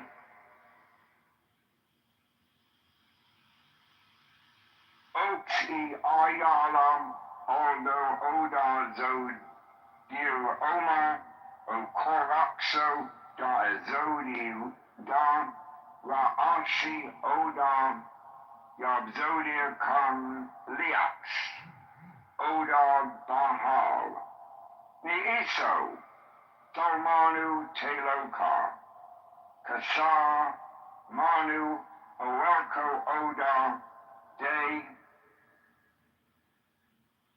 Ite, Zod, Sobar, Kolenta, Igia, Niiso, Bagle Abramji, Nonu Kafe, Zodakara, Agar Oda Zoda Maranu, Odo Kitle Kaa, Zodorji Lape Zodorido, Noko Mada, Oatahi, Ida.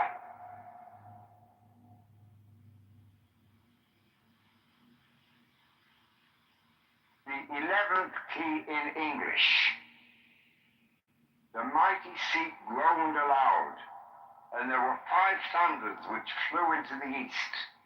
And the eagle spake and cried with a loud voice, Come away. And they gathered themselves together and became the house of death, of whom it is measured, and it is 31. Come away, for I have prepared for you a place. Move, therefore, and show yourselves. Open the mysteries of your creation. Be friendly unto me, for I am a servant of the same your God, the true worshipper of the highest.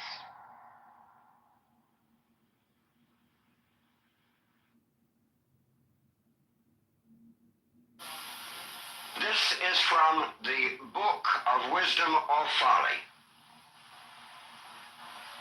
My son, there are afflictions many, and woes many, that come of the errors of men in respect of the will. But there is none greater than this, the interference of the busybody. For they make pretense to know a man's thought better than he doth himself, and to direct his will with more wisdom than he, and to make plans for his happiness. And of all these, the worst is he that sacrificeth himself for the weal of his fellows. He that is so foolish as not to follow his own will, how shall he be so wise as to pursue that of another? If mine horse balk at a fence, should some varlet come behind him and strike at his hoofs? Nay, son, pursue thy path in peace, that thy brother beholding thee may take courage from thy bearing, and comfort from his confidence, that thou wilt not hinder him by thy superfluity of compassion. Let me not begin to tell thee of the mischiefs that I have seen, whose root was in kindness, whose flower was in self-sacrifice, and whose fruit in catastrophe. Verily, I think there should be no end thereof. Strike, rob, slay thy neighbor, but comfort him not, unless he ask it of thee. And if he ask it, be wary.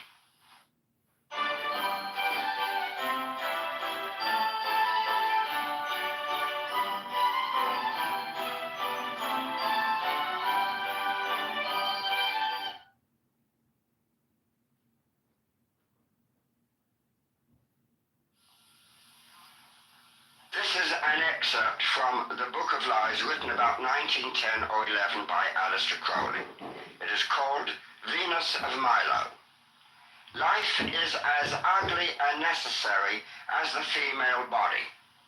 Death is as beautiful and necessary as the male body. The soul is beyond male and female, as it is beyond life and death. Even as the lingam and the yoni are but diverse developments of one organ, so also are life and death but two phases of one state. So also the absolute and the conditioned are but forms of that. What do I love? There is no form, no being, to which I do not give myself wholly up. Take me, who will.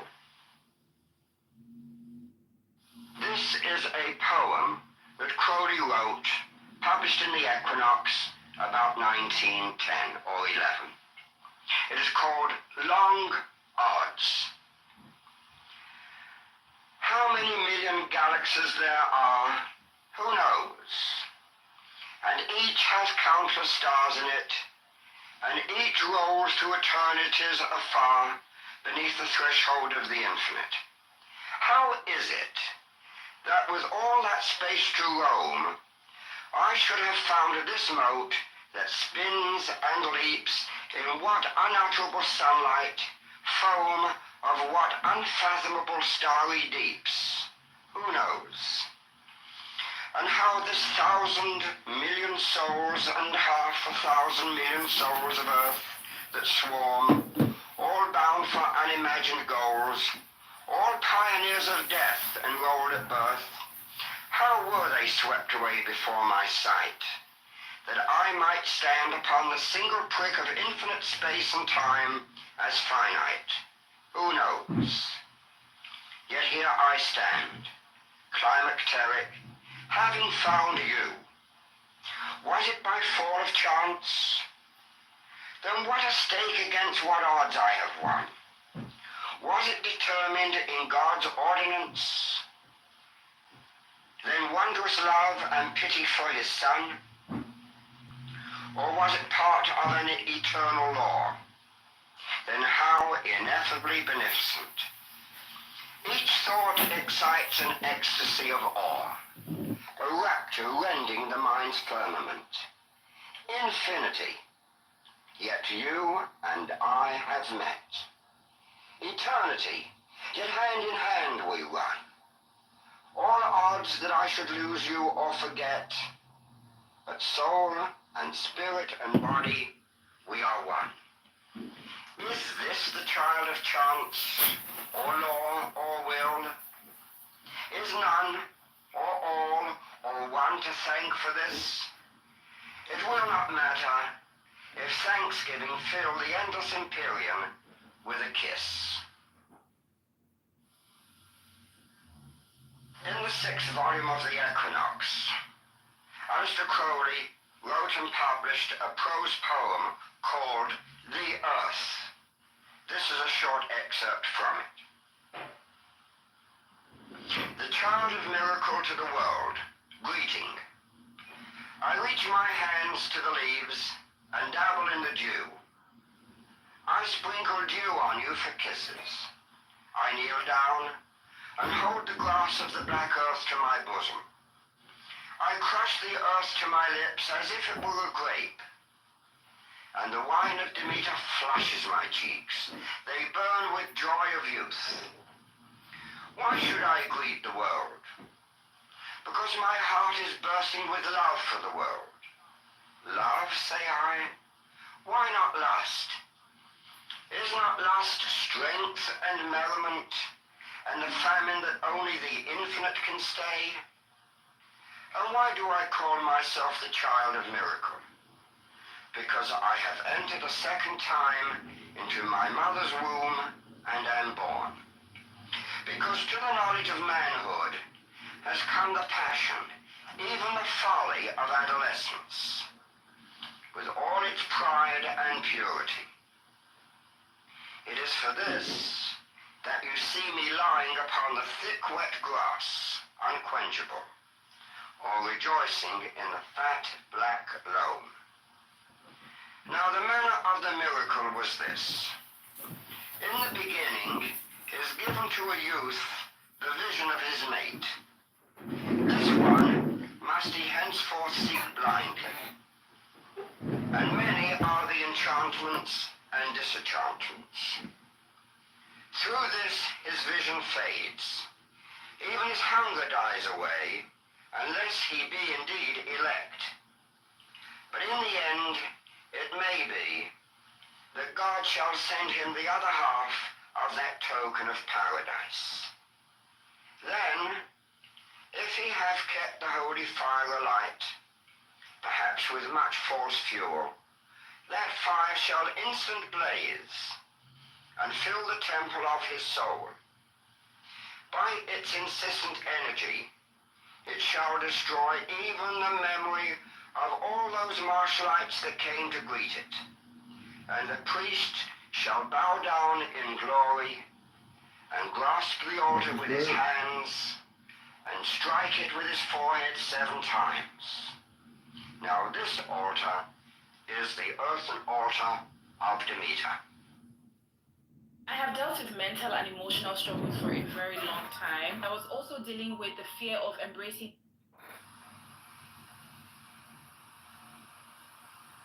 Jean, I laid mine ear against your heart, Jean. A masterpiece of nature turned a masterpiece of art. With your blanched Egyptian beauty foiled by the hungry eyes, and the red mouth soiled by the honey of mine, that your green has spoiled, Jean. The body a corpse, and the soul inurned. Against your heart I laid mine ear, Jean, and the clock went ticking, ticking. How could I choose but hear, Jean? Ah me, what thoughts came pricking like spurs in the flanks of a weary horse? Nor heart nor clock could feel remorse, but kept their definite deadly course, Jean. Alas for man, for his life's disaster. The clock beats fast, but a heart beats faster. Oh, your love was a marvelous thing, Jean. It was dawn, it was fire, it was birth, it was spring, Jean. But this is the curse, that it quickens its rate, lest man, by love, should escape from fate, and win from the dust to the uncreate, Jean. Nay, we are lovers, you and I, and we must die, and our love must die. We love, we shall die, sweetheart. Take cheer, Jean. We are bound to a fate that brings release. We move in a moil that must one day cease. We shall live to the everlasting peace, Jean. And how things are, and why, and whence, are puzzles for fools that lack the sense of cowards. Enough of the future tense, Jean. For the end of love and the end of art is just my ear against your heart.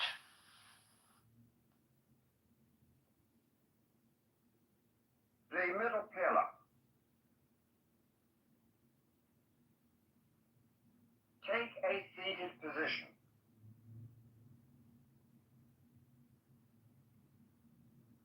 While you are in this relaxed position and breathing rhythmically, we will do the middle pillar exercise. Sit upright in your chair, both feet on the floor, alert, but fully relaxed. Join with me in this invocation. O Lord of the universe, the vast and the mighty one, ruler of the light and the darkness, we adore thee and we invoke thee. Look thou with favor upon me, who now standeth before thee, and grant thine aid unto the highest aspirations of my soul, that I may be enabled to accomplish the great work, to the glory of thine ineffable name. Amen.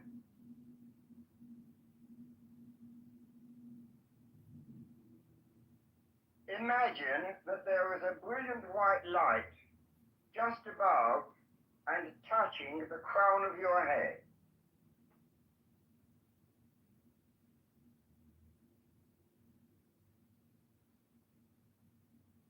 This bright sphere of light has the diameter of a small dinner plate or a salad plate.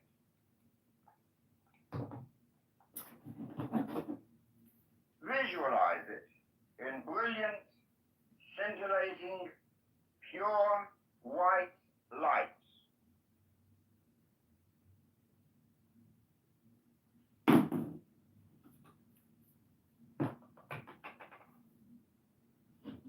See it. Imagine it. Picture this whirling sphere of light and vividly sense it as vibrating, revolving, radiating.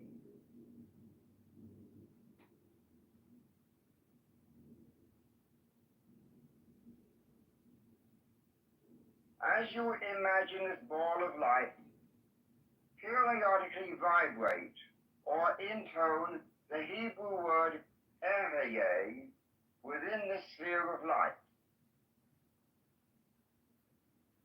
Ehyeh.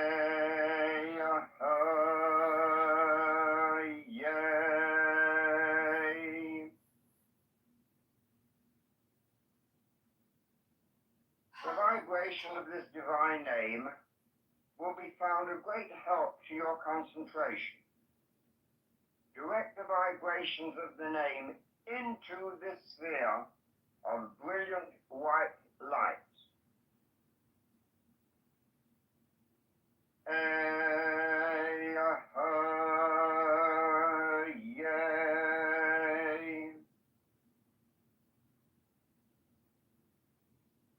Ehyeh.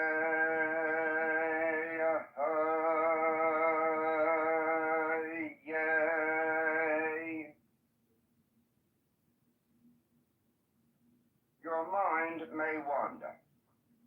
If it does, gently lead it back to the contemplation of this center.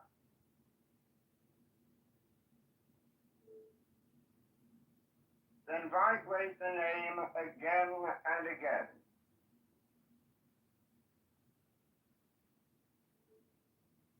Ehyeh. Ehyeh.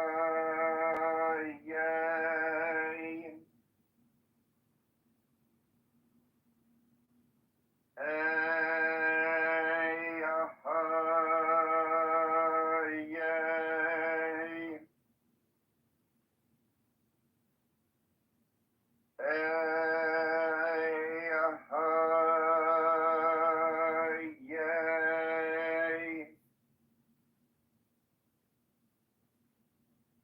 Now imagine that from this brilliant white sphere, a radiant shaft of light is emitted, which descends through the skull and brain, stopping at the throat.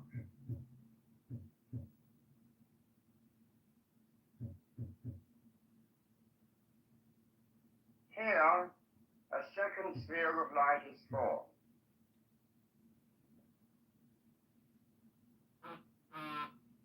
Again, this sphere is about the size of a small dinner plate or salad plate, and includes the throat and the lowest portion of the face.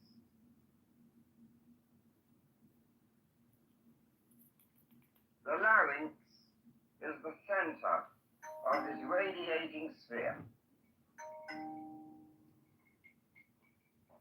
The divine name is Yehovah Elohim.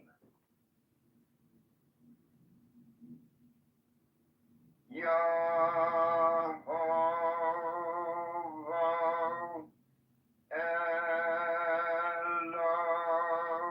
Elohim. If your mind wanders, bring it back gently to the visualization of the center and vibrate the divine name again. Yehovah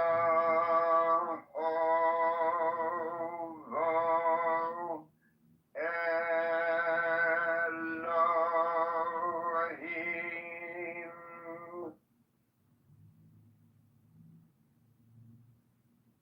Mentally direct the vibration of the name to the center itself, so that it feels as if the name vibrates within the sphere of scintillating white light. Yehovah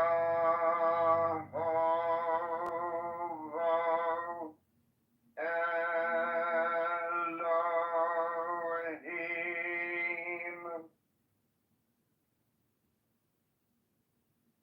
Yehovah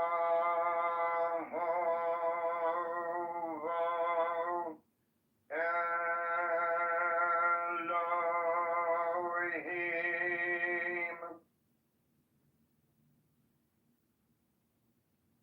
Focusing and vibrating the God name helps keep your mind concentrated. Yehovah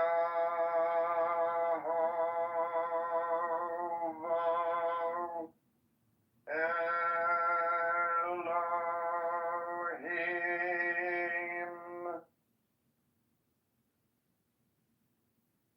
Yehovah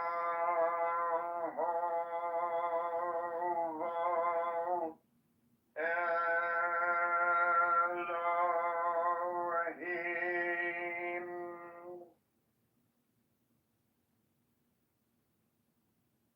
Now see and feel the brilliant white shaft of light extend from the throat and go downward through the chest to form another sphere of brilliant white light resting on your diaphragm.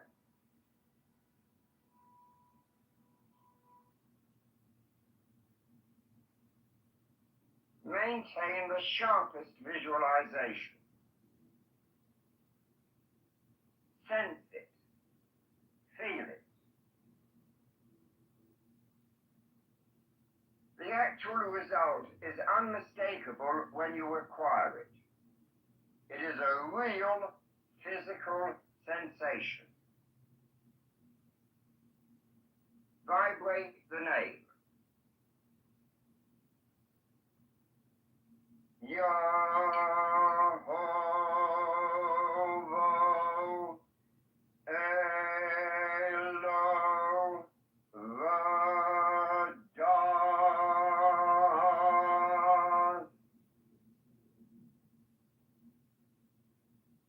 Yehovah Elohim.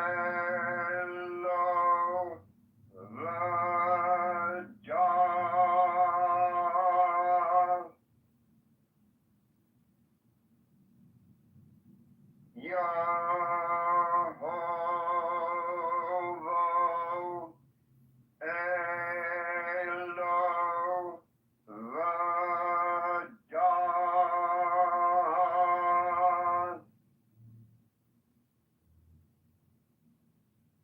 Again, visualize this sphere of light, encompassing the whole chest, resting on the solar plexus.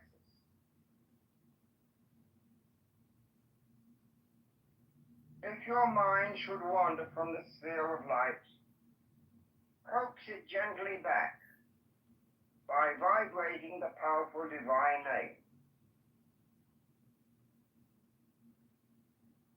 Yehovah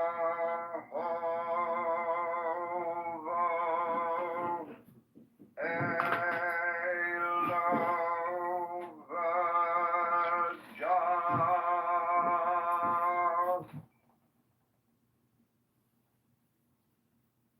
Yehovah Elohim. Yehovah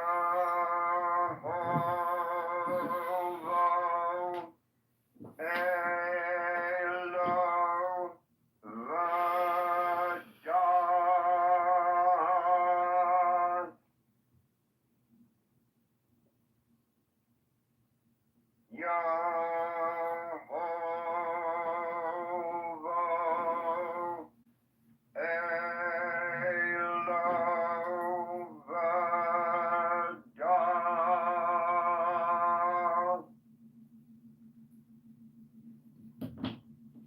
The radiant shaft descends through the abdomen to the pelvic area,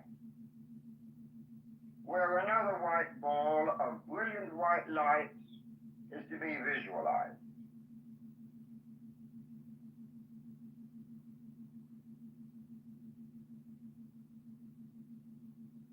The name to be vibrated in this center is Shaddai El Chai.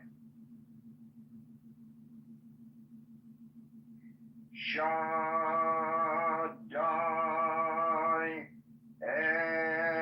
El Chai.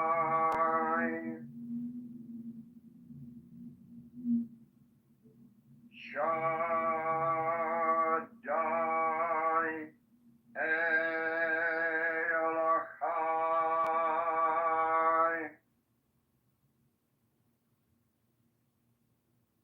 Shaddai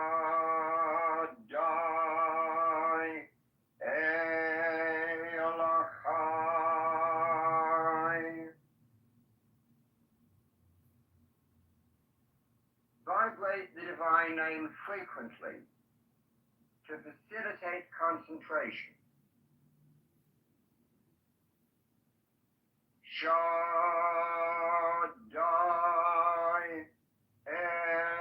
Elohim.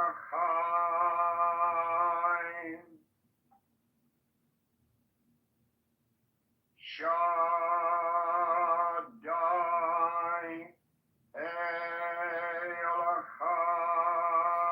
Elohim. Shaddai Elohim.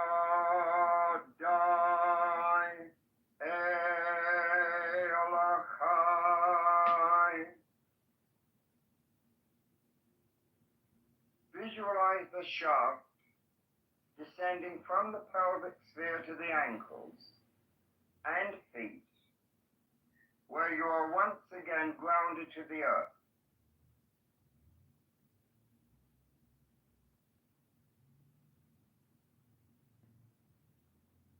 Here, it forms another sphere of pure, scintillating white light.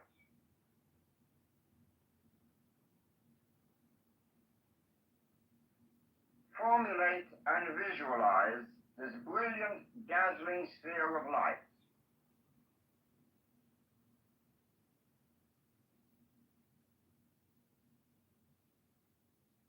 Vibrate the divine name Adonai Ha'aretz.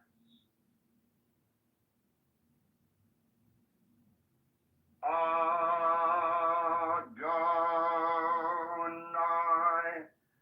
Ha'aretz.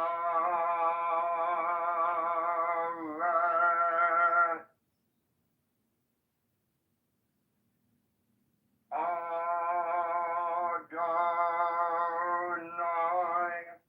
Ha'aretz.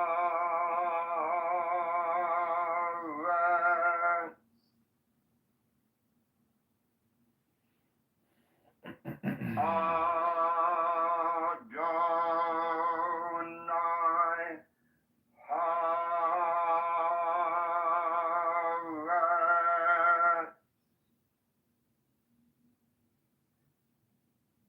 This center is gradually awakened by fixed and steady concentration and by repeated vibrations of the divine name.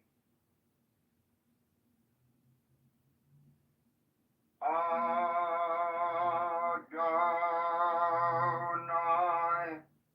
Ha'aretz. Adonai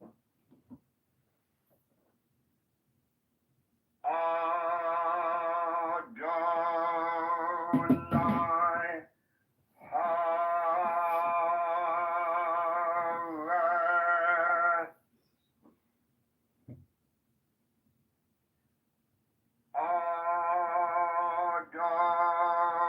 Adonai Ha'aretz.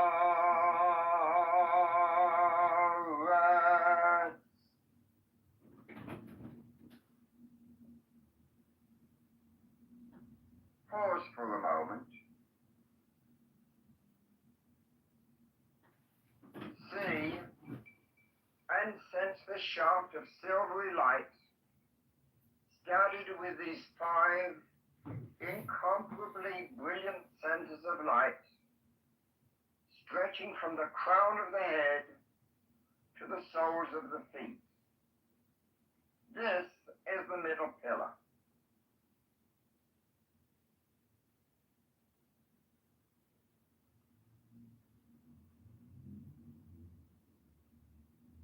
Move your imagination back to the crown of the head, to the white sphere of light corresponding to Kether on the tree of life.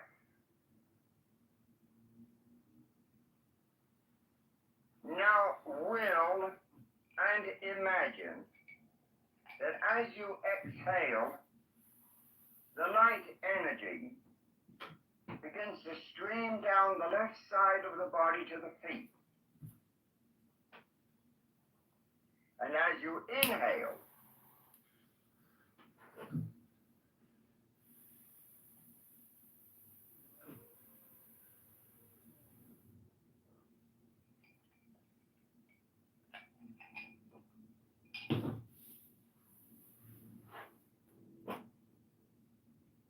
imagine this band of energy ascending the right side of the body, coming back to Kata. Visualize the psycho-spiritual energy as a band of light radiation extending out some distance from the body. It moves down the left side as you exhale. Up the right as you inhale. Let this psychic circulation flow evenly to the rhythm of the breath. This is the advantage of having learned rhythmic breathing before. Inhale, up the right side. Exhale, down the left, in a rhythm with the breathing. Inhale, up the right side. Exhale, the energy flows down the left side. Inhale, the energy flows up the right. Exhale, the energy flows down the left. Inhale, exhale. Inhale, exhale. Visualize the energy flow now changing direction. As you exhale now, the energy moves down the front of the body, turning under the soles of the feet and ascending up the back as you inhale. As you exhale, the energy flows down in the front. Inhale, the energy flows up the back. Exhale, it flows down. Inhale, it flows up. Exhale, down the front. Inhale, up the back. Exhale, inhale. Exhale, inhale. These circulations of light about the body develop an ovoid-shaped aura of swiftly circulating, radiant, psycho-spiritual energy which surrounds the whole body.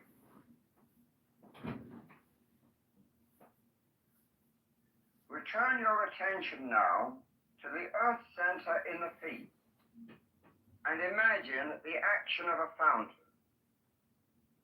Just as water is forcibly drawn up through a pipe until it jets out above, falling in a spray on all sides, so it is with this energy power. As you breathe in, the energy is sucked into your earth center from the ovoid aura, pulled upwards by the magnetic attraction of the spirit center above the head. Then vigorously it surges overhead with a marvelous fountain-like display with the exhalation.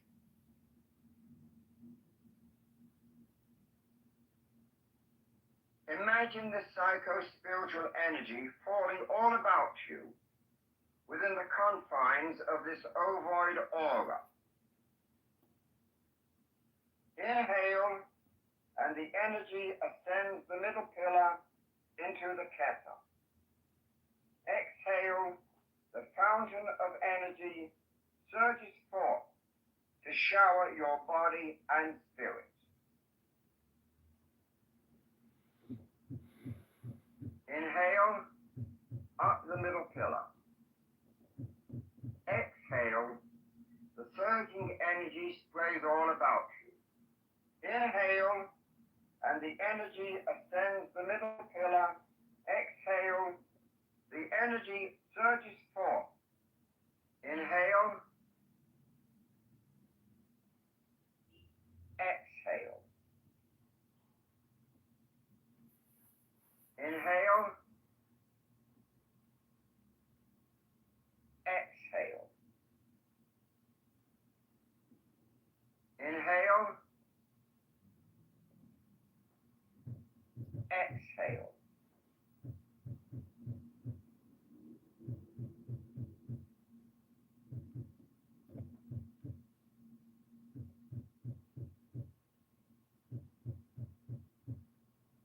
Meditate on and within the enclosing, vibrating light of the Spirit.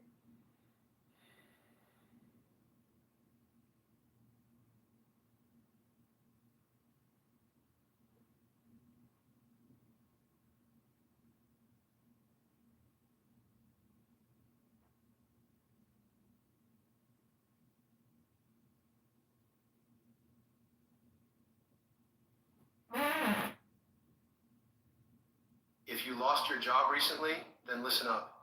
I just had a friend tell me about a way to get the... This is from the Book of Wisdom or Folly. My son, there are afflictions many, and woes many, that come of the errors of men in respect of the will. But there is none greater than this, the interference of the busybody.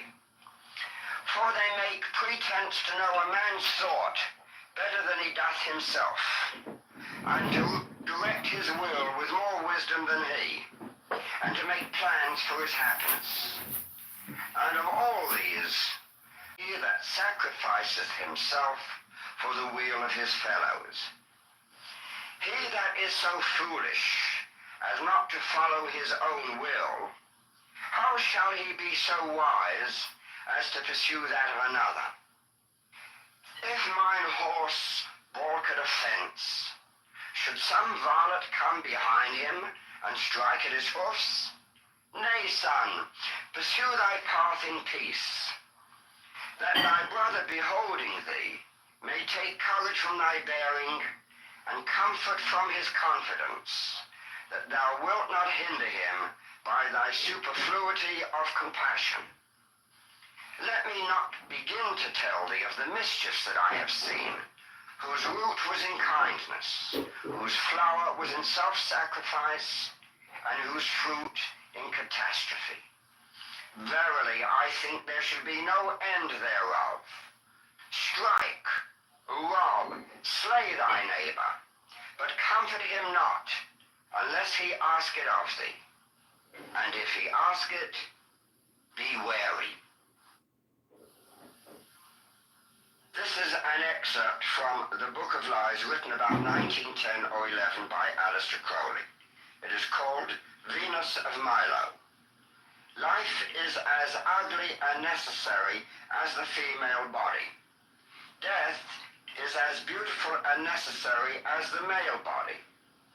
The soul is beyond male and female, as it is beyond life and death. Even as the lingam and the yoni are but diverse developments of one organ, so also are life and death but two phases of one state. So also the absolute and the conditioned are but forms of that. What do I love?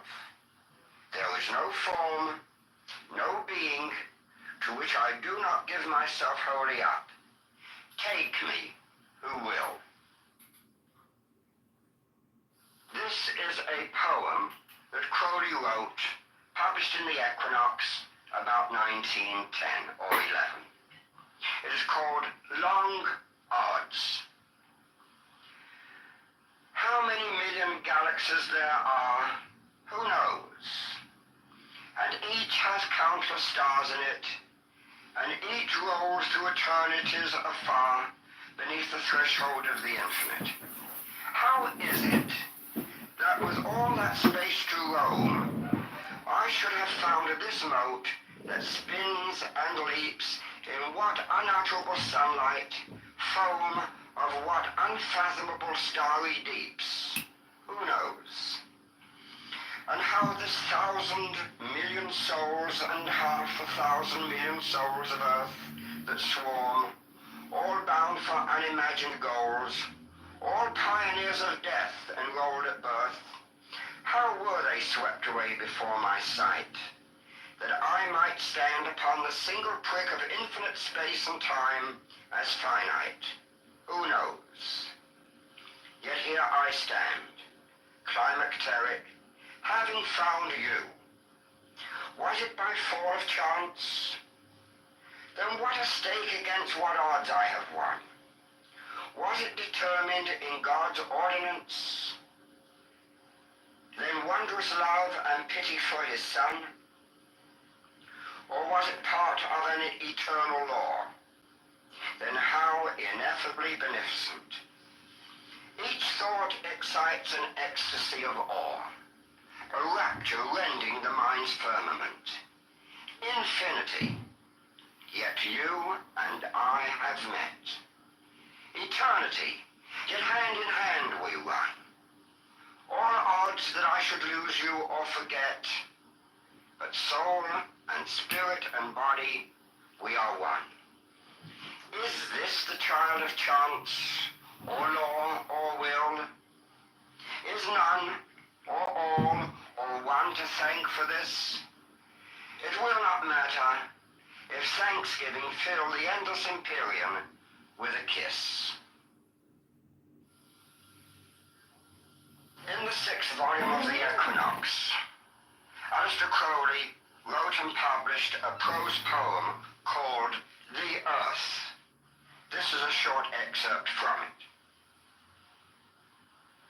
The child of miracle to the world, greeting. I reach my hands to the leaves and dabble in the dew. I sprinkle dew on you for kisses. I kneel down and hold the grass of the black earth to my bosom. I crush the earth to my lips as if it were a grape, and the wine of Demeter flushes my cheeks. They burn with joy of youth. Why should I greet the world? Because my heart is bursting with love for the world. Love, say I? Why not lust? Is not lust strength and merriment, and the famine that only the infinite can stay? And why do I call myself the child of miracle? Because I have entered a second time into my mother's womb and am born. Because to the knowledge of manhood has come the passion, even the folly of adolescence, with all its pride and purity. It is for this that you see me lying upon the thick wet grass, unquenchable, or rejoicing in the fat black loam. Now the manner of the miracle was this. In the beginning is given to a youth the vision of his mate. This one must he henceforth seek blindly. And many are the enchantments and disenchantments. Through this his vision fades. Even his hunger dies away, unless he be indeed elect.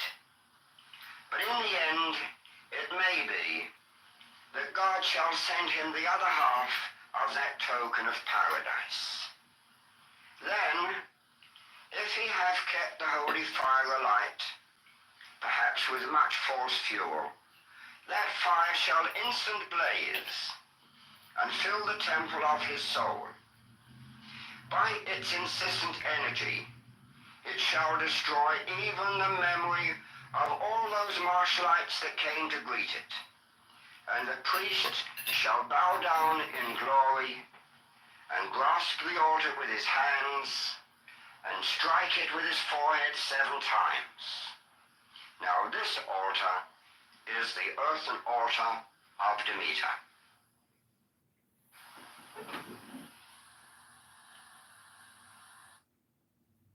There's something you should know. They are keeping this away from you. If you're an American and you're at least 40 years old, This is from the Book of Wisdom or Folly.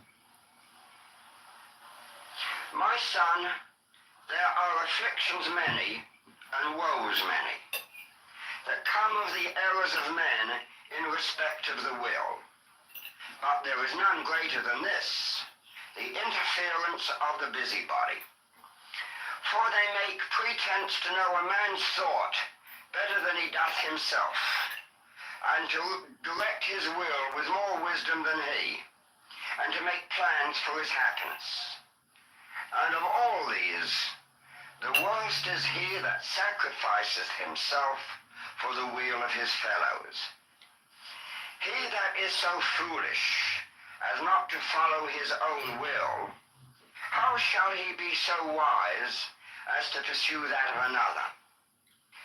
If mine horse balk at a fence, should some varlet come behind him and strike at his hoofs?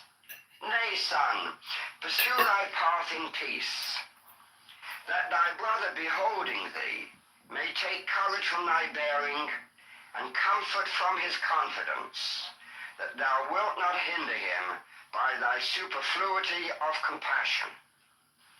Let me not begin to tell thee of the mischiefs that I have seen, whose root was in kindness, whose flower was in self-sacrifice, and whose fruit in catastrophe. Verily, I think there should be no end thereof.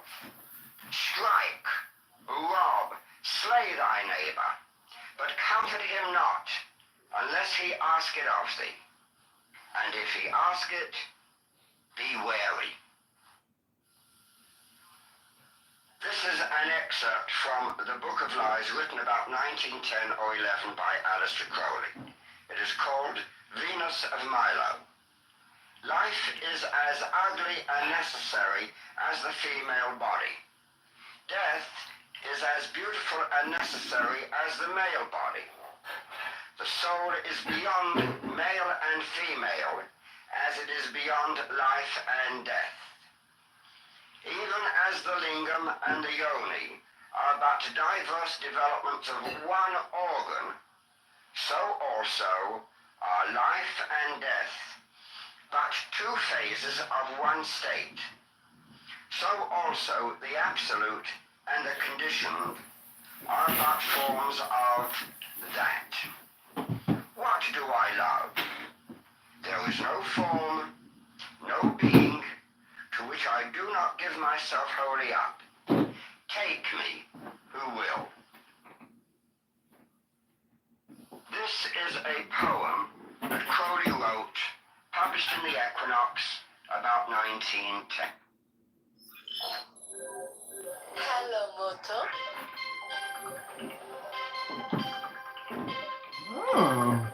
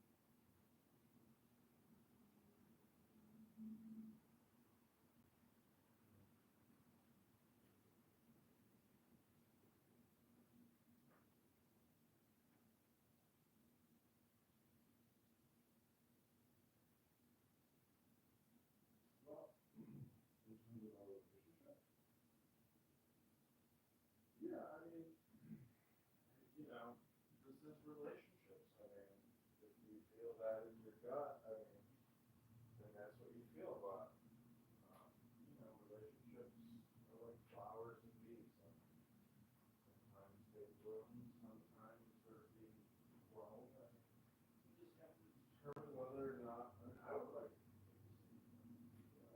so I'm not trying to like project so far into the future where it's like you can't enjoy the present moment. So yeah.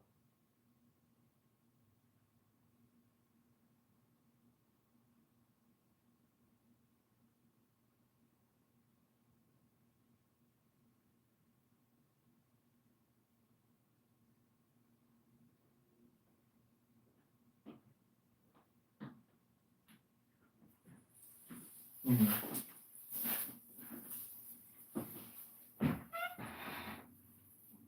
I don't think like we're feeding energy into this really, and I'm sure you're feeling drained too, right? Like I'm talking about both of us. Like I just don't want to feel like this. It just feels too much training. Yeah. And I have been in other relationships and all of that.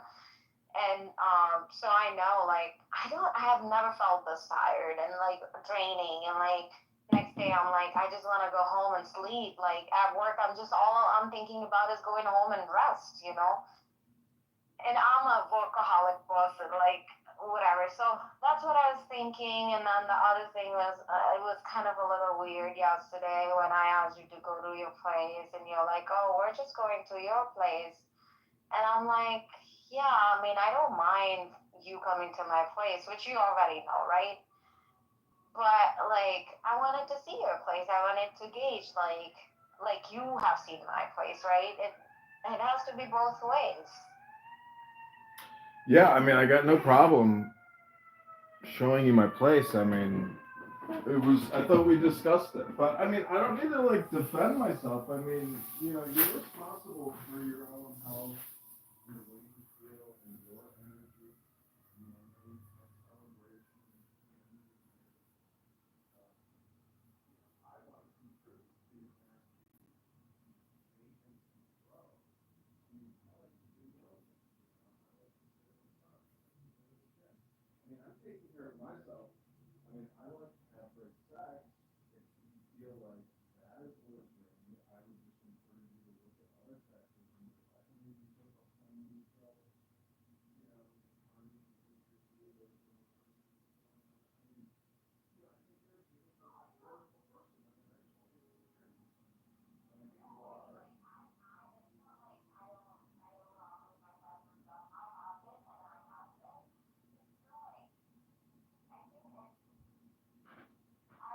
You could be right. Like, there's a lot going on at the same time, right? Like, taking Plan B and like doing all of that. 100%. Like, I get it. Like, it could be a lot of things contributing to how I'm feeling and tired and all of that. And since my muscle stretch, I have not been doing my yoga in the morning. Yeah. So, yeah, my whole routine is kind of out of the place and all of that. So I get it, 100%. But like, I don't know. Like, I just feel like, why am I not feeling my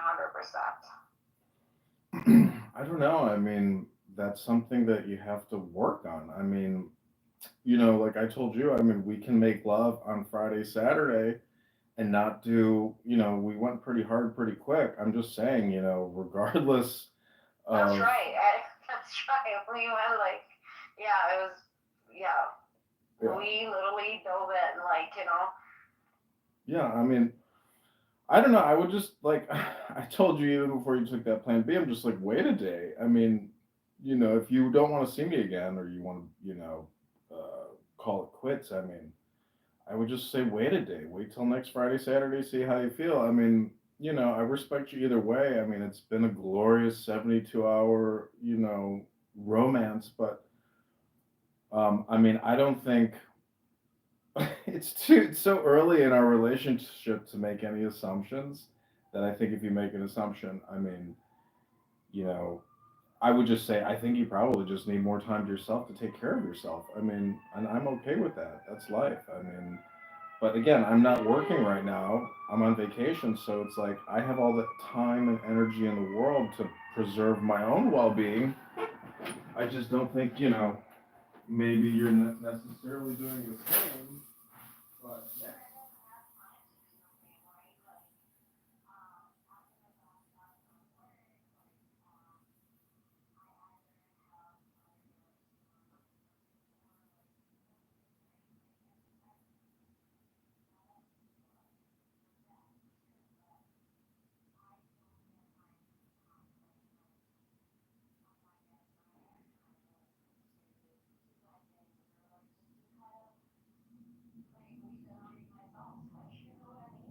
Yeah, I mean, I would say there's only the now.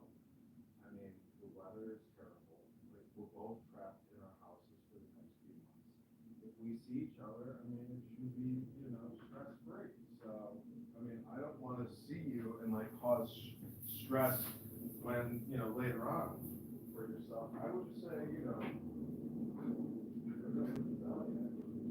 I don't have any red flags about you. I think you're just a beautiful, wonderful, intelligent, straight up person. So, I mean, I don't know what to tell you. If you want to continue dating, do you think you're gonna burn yourself out of all your dating? Like, it's always a you problem. Because I'm not the source of the one of. I mean, I guess I'm the source. Maybe one of the reasons why you feel terrible. I think it's probably because you took progesterone.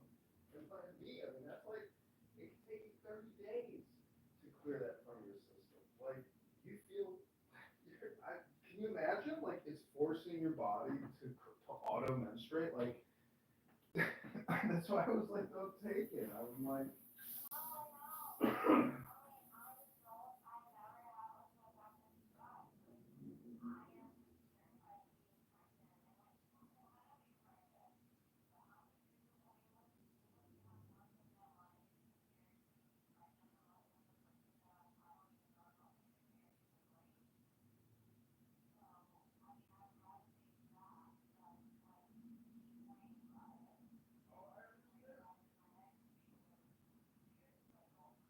Oh, I get it. I understand your logic. I'm just saying that, like, just try to explain maybe what you mean. If you don't want to see me again because you think I'm this source and you're not feeling good, I would just say go look in the mirror and just know that, personal responsibility, taking care of yourself. I mean, I've been with people where it's like they're not taking care of themselves. It's like, there's no way I can marry you. Because I don't want you to be capable of taking care of. I'm not saying that you.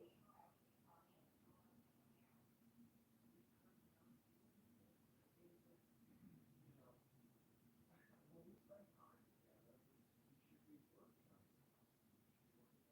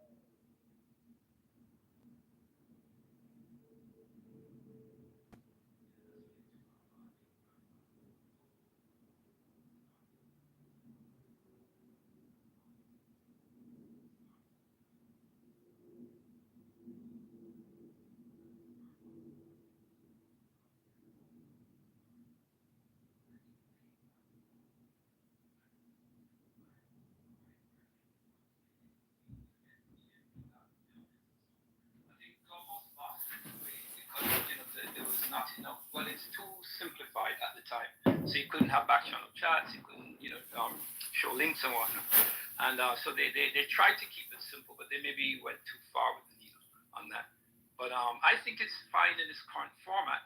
You can maintain discipline as once you set the rules straight, and adhere to them with religion, religiously. But yes, it's just that it's a bit too free for all. And I guess people take from it what they will. I can't question what people get from it. But for my own intent here, and because I'm working on specific projects, and again, that's how I said I started Periscope, doing the live streams. And it's when Periscope got bought by Twitter and X that I lost some of my following. But it was one of my followers who kept telling me about Clubhouse for an entire year. But then I was caught up with my mother's death, my father going into Alzheimer's, and I was away from the States, away from my son, all sorts of life disruption. So I really couldn't refocus to continue the momentum that I had gained. Because at one point I had, I think, 250,000 in a live stream singularly. And that was the height of it. And I got, all sorts of outreach, including marriage proposals and death threats and racist attacks, hacker attacks. You'd be surprised. When you rise to the level of prominence on any platform, there are agents and people out there waiting to come at you, to have influence to your followers through you. So one of the things I've actually needed to do is mask up, and I'm doing other things, and I'm realizing I have to take some steps to scrub my presence from the internet a little bit to protect myself, because some of the stuff I'm doing in Jamaica, I've been literally threatened by the Prime Minister of Jamaica with my life. Oh. Indirectly, yes, because of the Bob Marley beach thing. If you've heard about the beach fight in Jamaica, that's me. And again, that just fell into my hands by accident. But they are politicians who are getting money from these hotels, so that's why they're doing it. And anybody who gets in the way of that, it's nothing to be like. As a Jamaican in Jamaica, and I'm making that clear, tourists are safe, so don't get it wrong. But where do you live now? I'm between Jamaica and New York, but I've kind of obscured my address and my movements. Okay, that's okay. Just to be, but you're not in Jamaica now? Yeah, no, not in Jamaica, but I will be going back. Okay. I have to. My father's there, and such. But let's put it this way. It's beautiful for me because, you know what? I'm not afraid of death. Absolutely not. I've lived my life. There's nothing really much I'm looking forward to. Granted, my son, but he's grown now, and, it is what it is. But, I'm just that guy pulled to a higher calling. I'm not satisfied with the small stuff, right? I've had arguments with people. I've been in big organizations, and they're like, okay, we got to do something. And the best they can do is a raffle and raise money for things. And I'm like, come on, you guys are doctors, lawyers. Come on, right? But I hear that you're a writer, and you're... Multiple things. Again, my crazy life. Well, that's good. I've got connection to 9/11 attacks, to God knows what else. That boy is Mr. Snatch Your Girl. Ooh. Snatch Your Girl, I don't know what that is. But anyway, But yes, anyway, just to, what I've been... Don't be so humble. No snatching girls, but I'll say... Are you afraid to approach girls, Richard? No, it's not a girl thing. I tell you what. girls are not This the is not issue right now. Christian Mingle. This is rapid fire debates. Right. No, I'm focused on missions right now. That's just, and teach his own, right? That's just me. Periscope was a tool. I fell into it. I was able to do good with it. Hey, Mr. Governor, And, get your ghetto ass up here. I have something to say. Armando, let's debate.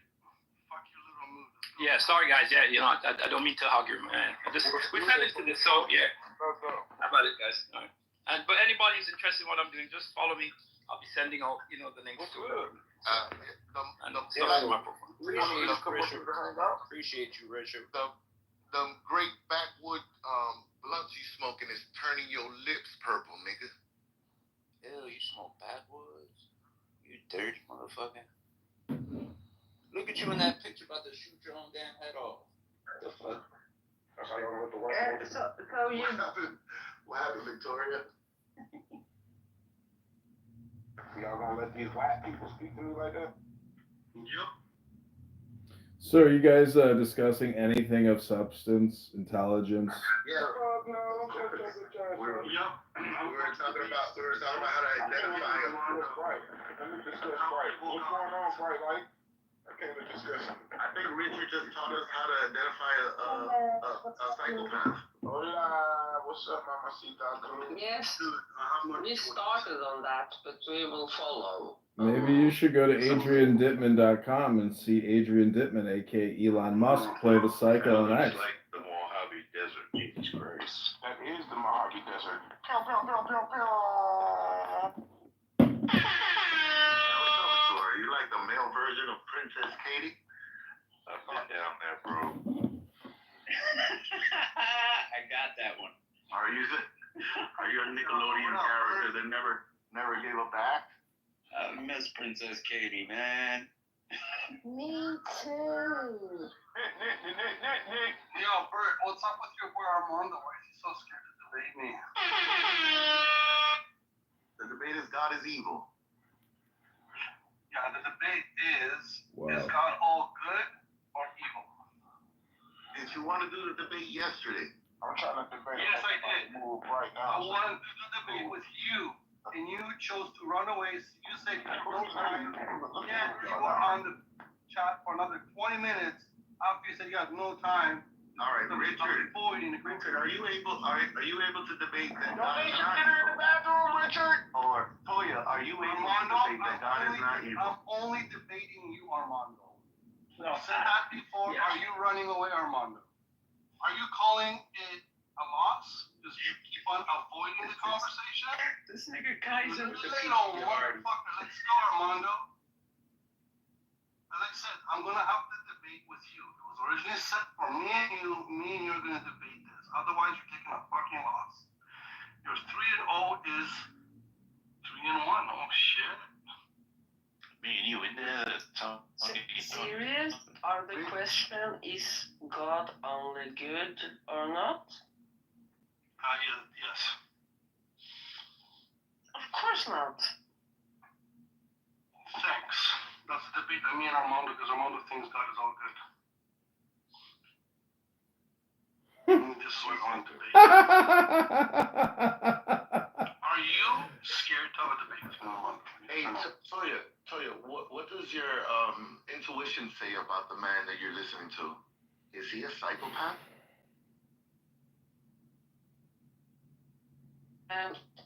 Do you mean what are the clues I'm looking for? Yeah, here, I'll give you more clues. Hey, Boris, do you believe in spanking your child? Yes. All right, you can judge him now. Yeah, well, there are different... I'm from Norway, so we have our kind of life. Shit, beat their kids there. They throw them against the walls over there. No. If they work this shit out. Kids in Norway, you go to jail. They work them. You go to jail, so...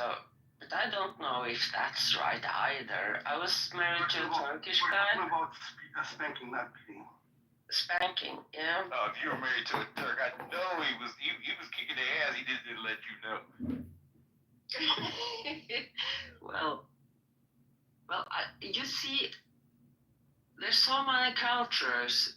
It's family culture. It's where you come from in the world. It's so many cultures, and there are good and evil and bad in all cultures.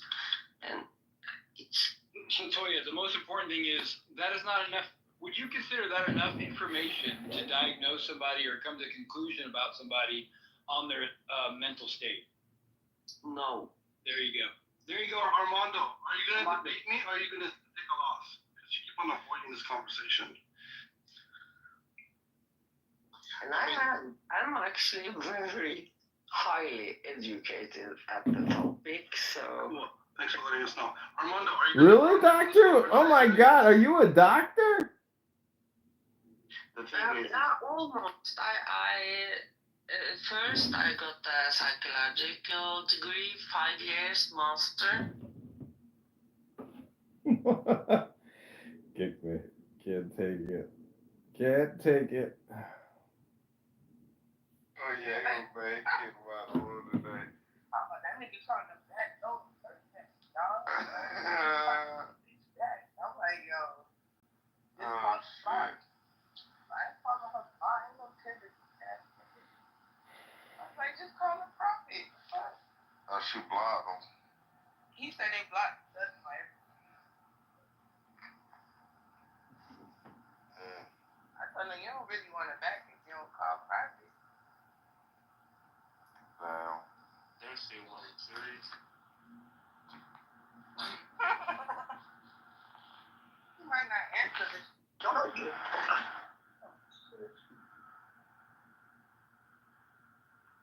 She might answer. You never know. Ain't gonna lie, nowadays, niggas, they don't even change to me no more. And I'm damn sure that shit from the You right, and when they say 50, they pray. Better run away. Oh, that's just 50 now. You see this bird flu? Somebody died off that shit. Where? Louisiana. See, in Coffee, it was in Cali, now it's in Louisiana. Uh-oh. Gotta be careful.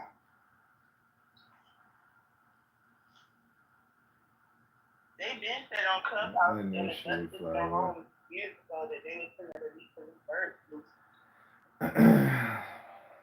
I hope they wasn't right. It was exposed to a flock of birds. Remember I had posts out there? Wild birds.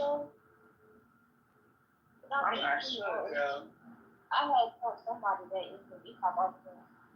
That news about. But I had seen it on Instagram. So they put it on the news.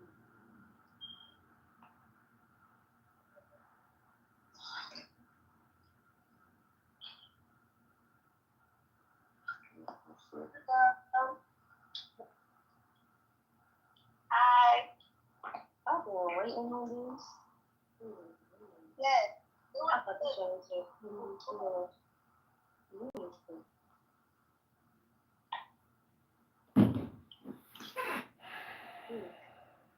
Oh, come on. Is that chicken?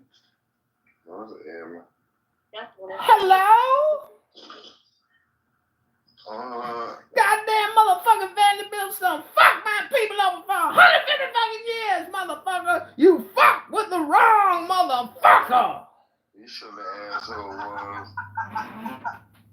Well, if you don't want to come on, then you can. What's wrong with them? What's up with you, Emma? How you been, bro? I see you still doing your trolling. You back. Somebody told me you and Doc work for the feds. Is that true?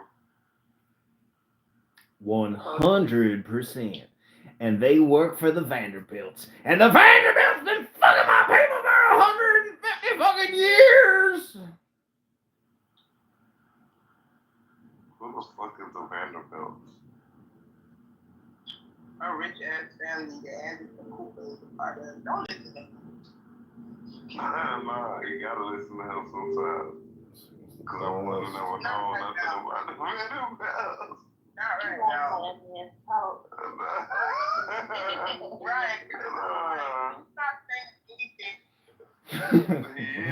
Goose gets it or something. It's the best.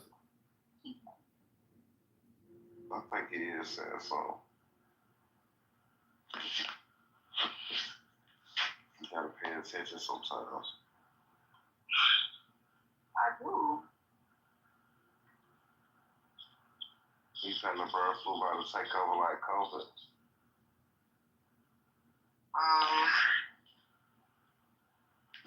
But I put my ring today on my watch. Let's go.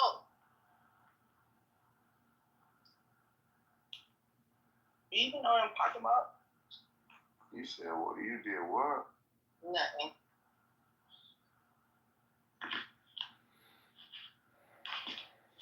You did what to the rings? I did. No, I was trying to type this in. Don't forget that. Bird flu is going crazy. Oh, you know some cases that? I just know somebody died in like Louisiana, right? Mm-hmm. I don't think that person had an existing. So sad. It was 65. Oh, it was over. And they got in contact with some birds or something was in this yard.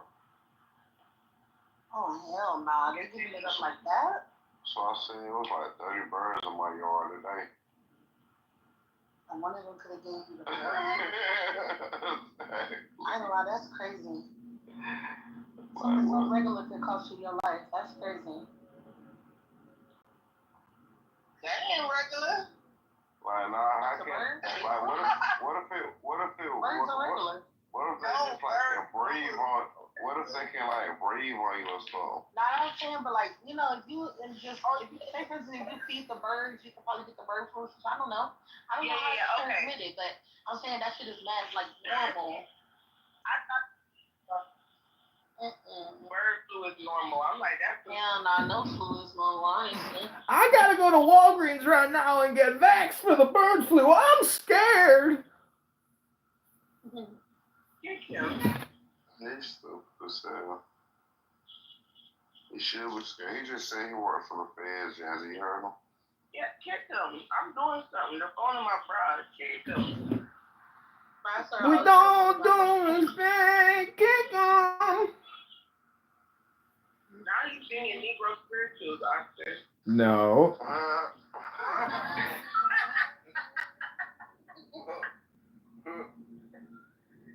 Kayabi, would you sing it with him? It sounds like he's done it. What the hell? I'm singing that song for that movie. So y'all what's the name? Y'all know what song that is, right? What song? I've been walking. Yeah, she was definitely singing the Negro spiritual. Yeah. They trying to.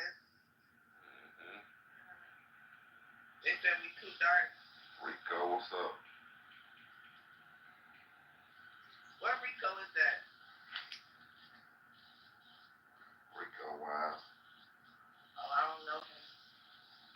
You know Rico, he used to be around. Oh, Victorious. Okay. Her old friend. Victorious. Because I do remember that Rico. I don't know two of them. Him and okay. Wait, does Zuka mean bitch? No, Azúcar is now. It does now. What does it mean? Vino con azúcar means wine with sugar. Azúcar. Azúcar. Ukrainian. Yeah, sugar in Ukrainian is cukor. Zucker, like in German. Zucker. Zucker. In Russian, it's sachar. Yeah, I was wondering why it was so fucking hot right now, and I just realized, like, I came in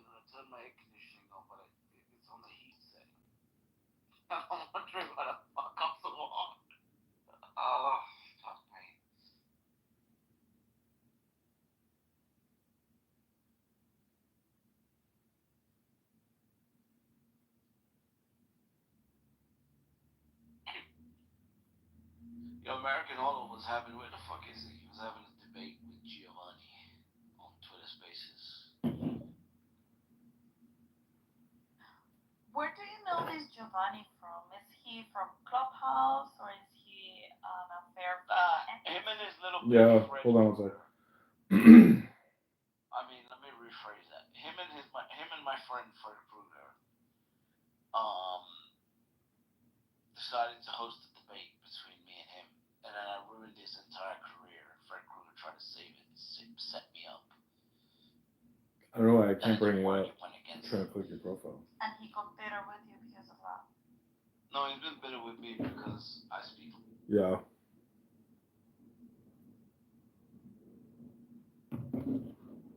Hello?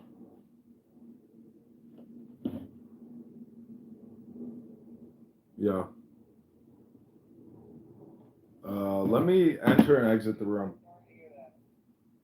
Oh, yeah, I mean, I always forget about what I'm even doing over here because I'm like in such a flow state that I always forget there's a back end to all this. And when people watch it, they're just like, what in the fuck? Because like the hypnosis from Instagram is so powerful that when you watch it and you see just like nonstop titty photos, and then you see me on the back end talking to people, you're just like, oh fuck. Like, no, not dating this guy. I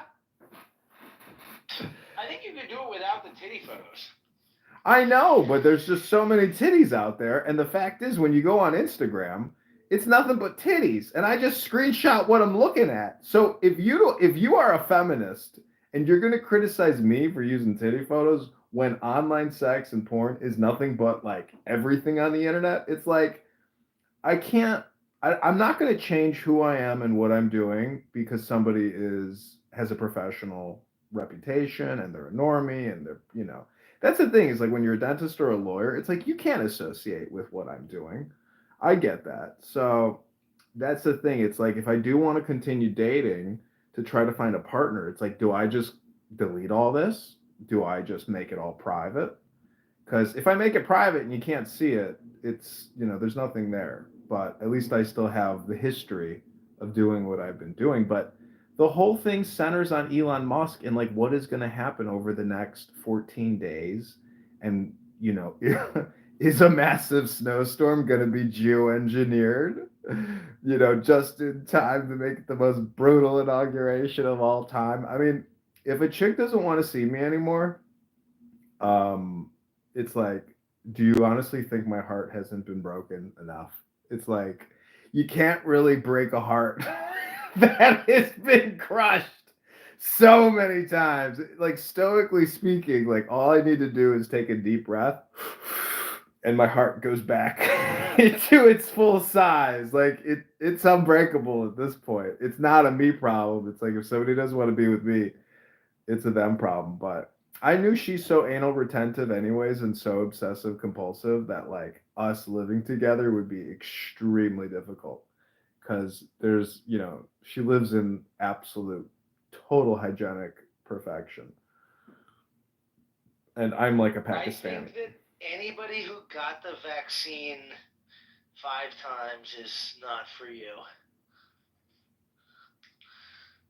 I know, but see, I'm so Kabbalistic. I practice Gevura so much. I have so much compassion and kindness that Right, you're like, I could love anybody. I can love anybody with a pretty face and a great ass. That's just me because I am the ass man. Right. It's true. I really am the ass man. I really am the ass man. I am the ass man. And this girl had an absolutely wonderful physique, and I'm very upset that I can no longer, make love to such a beautiful woman. But that's dating. You have your memories. I have my memories of a fat tuchus and a pretty smile. Yeah. But she's not the first. I mean, there's been so many before her. It's like, that's the thing is when I get involved with a woman, I'm like, why is this woman any different than the 160 other women before her? And then you got your top 10 out of the 160, and you're like, how does this one compare to those top 10? And you're like, baby, Like you're you're either breaking the ceiling or you're not. This one was a ceiling breaker. She's up there, but definitely not, the most beautiful thing in the world, especially the fact that, you polluted your womb. Why don't you do something with your life? Like become a nurse or something. You are so sick you can't even have a baby. Welcome, Angela. I'm gonna get Tanvi. You I got the vaccine 5 times because I was like concerned about the COVID vaccine, so I got it. I am a doctor, and therefore, as a woman and a scientist, I knew that the Zev was the best route for health for me. Anyways, Angela, I just got dumped by my wife because, according to Maimonides, if you have sex, she becomes your soul wife forever. But I just got dumped. I just got dumped. Everybody you have sex with is a soul wife. That's what Maimonides says.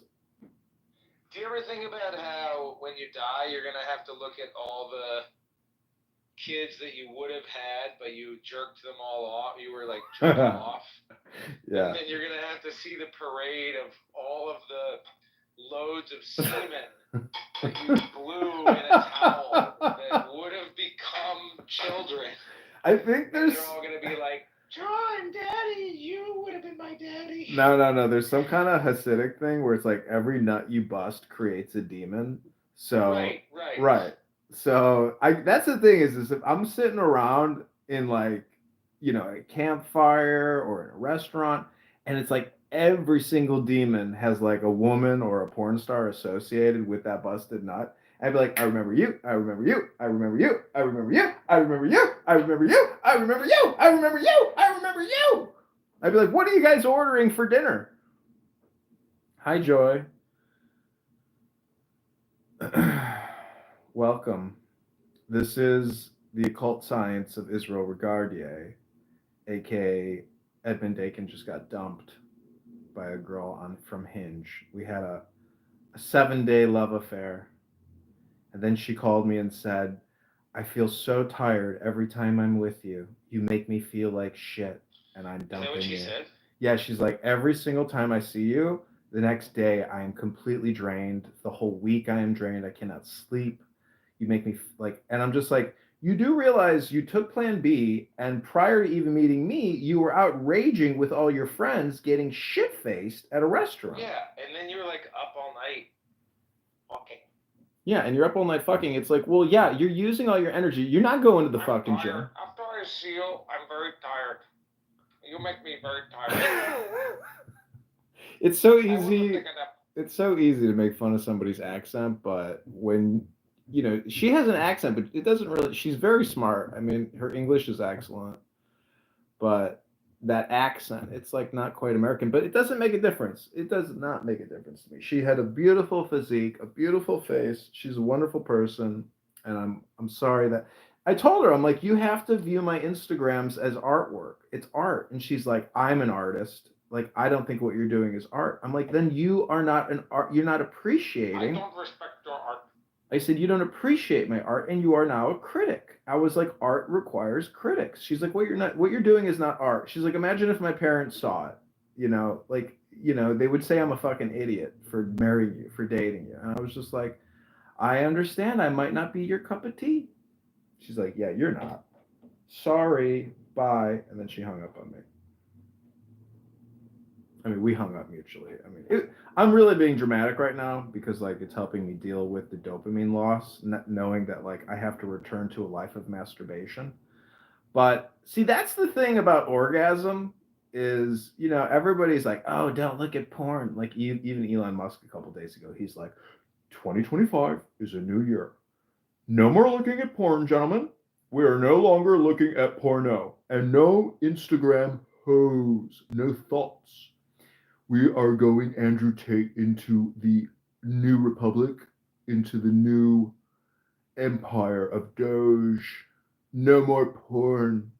But anyways, my point is, it's like sex is actually like automated orgasm in many ways. And even this girl that I recently had sex with, as she was writing me, she was like, I feel like I was in a trance state. I felt like I was in a trance. So basically, Yeah, that's what sex is like. That's always what it's like, isn't it? yeah, I don't think she was a gym goer, and Sorry. she pulled both of her calf muscles, and it was because I think I was like on top of her, and she was like straining her legs so much that like she pulled both of her calves. So it's like you can be very successful in the office, but like if you don't like actually do anything in the gym, you just are like, it's called atrophy, and you basically start shrinking like a little old granny in your 30s. So, and plus, if you don't eat protein and all you do is eat a vegan diet, like, yeah. But the thing is, that's the thing about a curvaceous woman is like, because she really has an incredible derriere. So, and she's very pretty. That's the thing is like, when you're 5'4", it's like you don't have to go be some gym buff. Like, you have to take care of yourself. I don't know. She's a very sexy, beautiful woman. It's too bad that we can't just like have a forever love affair. Because that's the thing. It's like if you can't have children because you're 5 times zavved, it's like get real. Your life is all about sex now because you're not going to be having children. So at least enjoy the sex. So that's the things. My uncle says romances are never really finished. Sometimes they go on for years. They drag on for years. So we'll see if she texts me. If she doesn't, I won't be surprised. This is the nature of the butterfly. And she has a butterfly tattoo on her. So yesterday, I spent hours studying butterflies. And I knew after watching butterflies for many hours that this little butterfly in my life she was going to fly away. And I had already prepared for this moment through deep meditation, prognostication, or what you might call vision. I knew that she would fly away like the butterfly tattoo that she is. She's going to fly, fly far, far, far, far away from here.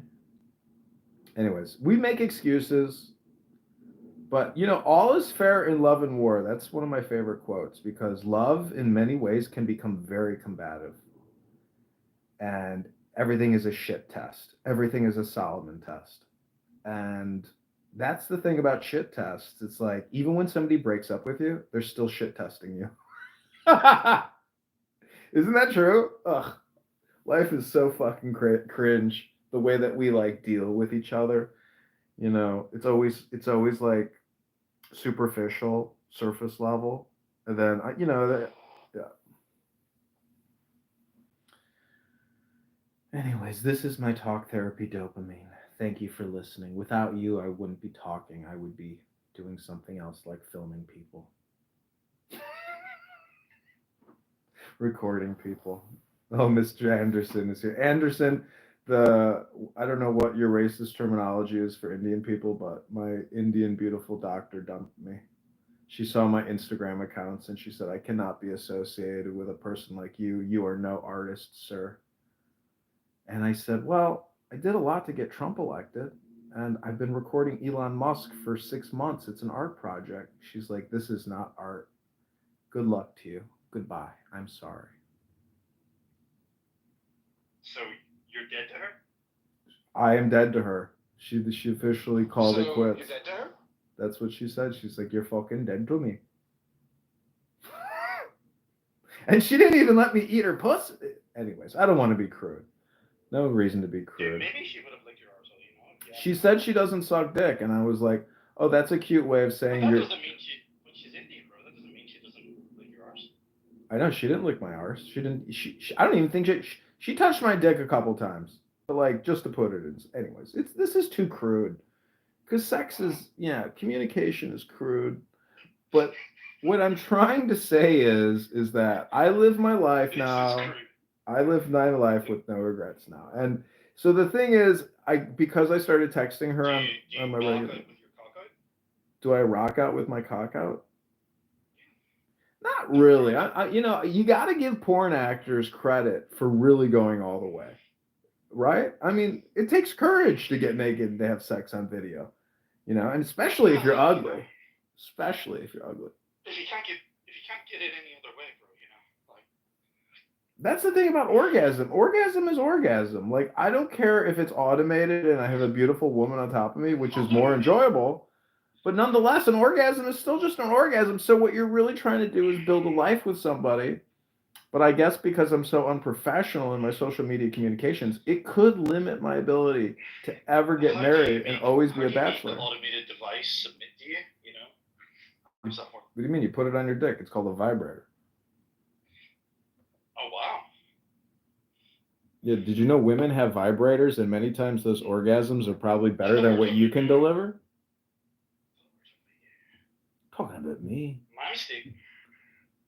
Listen, we've psychoanalyzed you enough. I mean, you're a pathetic fucking Irishman. Freud said the Irish are impervious to psychoanalysis. Hey, do you guys still have hair on the back of your legs? Yeah. Back of my legs? Fuck. Yeah. You know, I guess. Like, yeah, what? I lost the hair on the back of my legs due to cigarette smoking, apparently.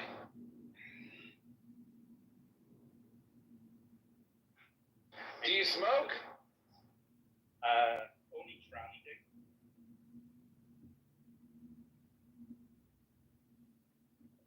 You gotta stop smoking. Oh, shit.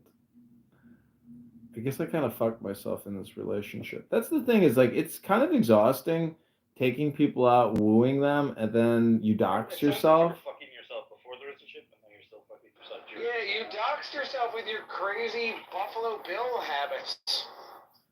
Yeah, I guess so. People can't appreciate an artist when they see it. Everybody's a critic. Appreciate a freak when they see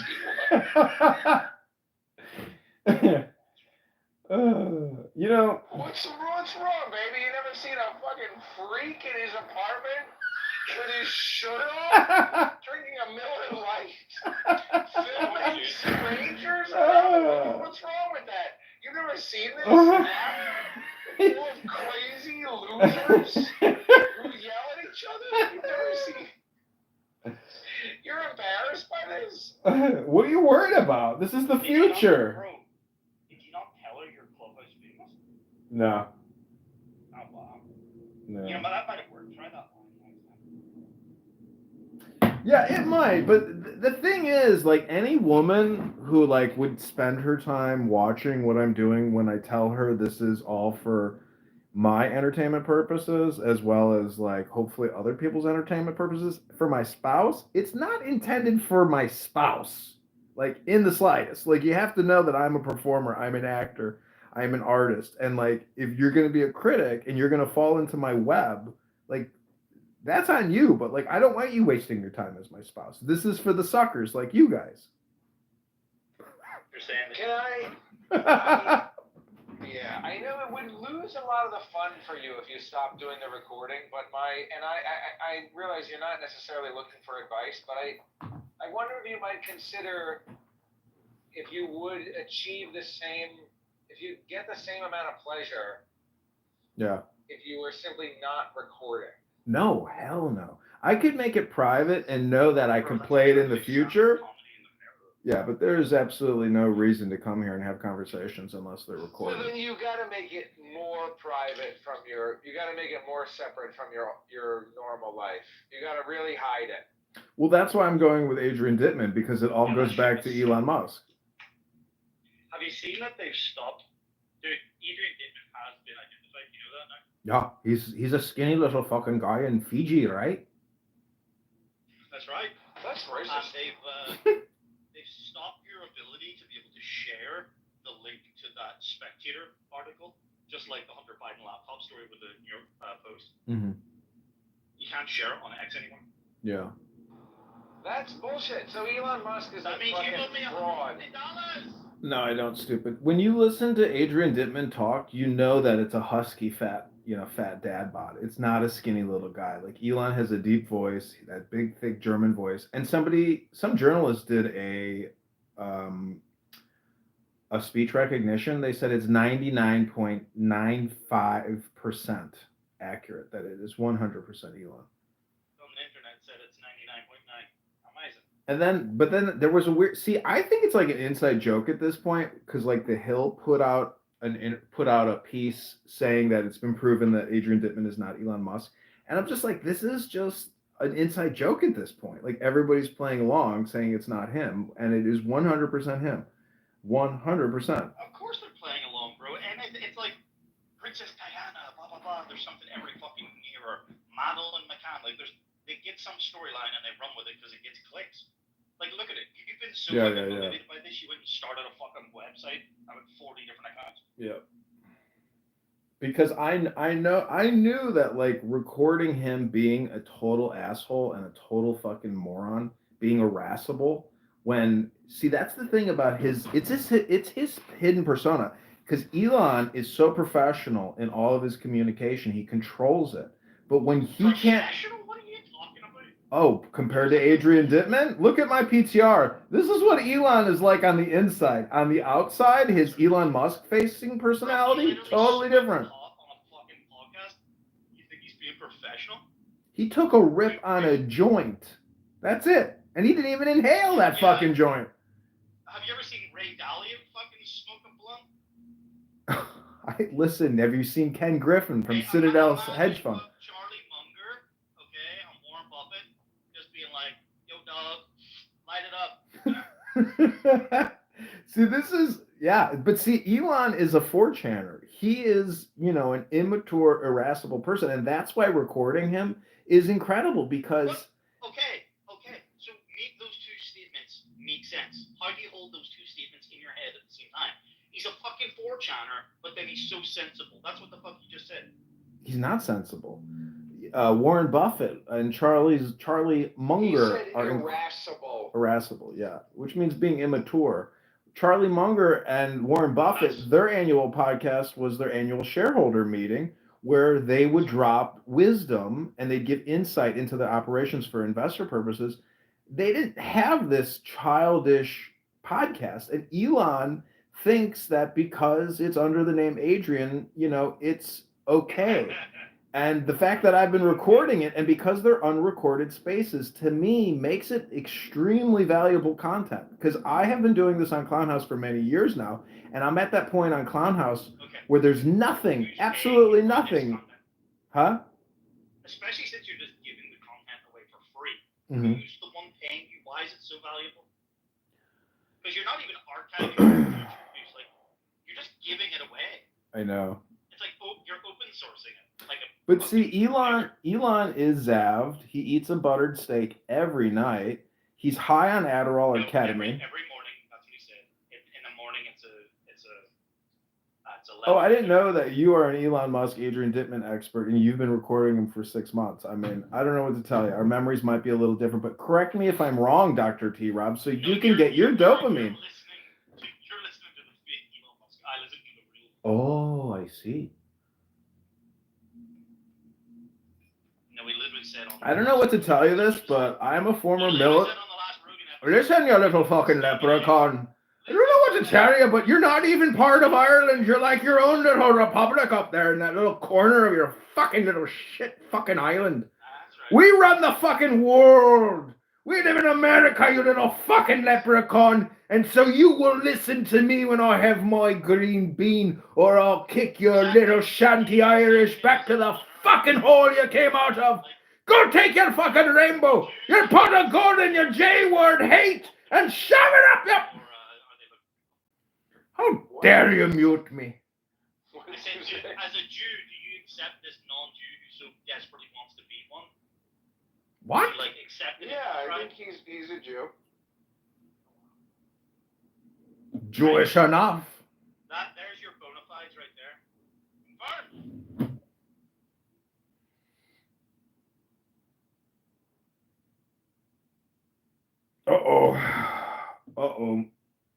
My father called me. Something might be wrong. My dad never calls me.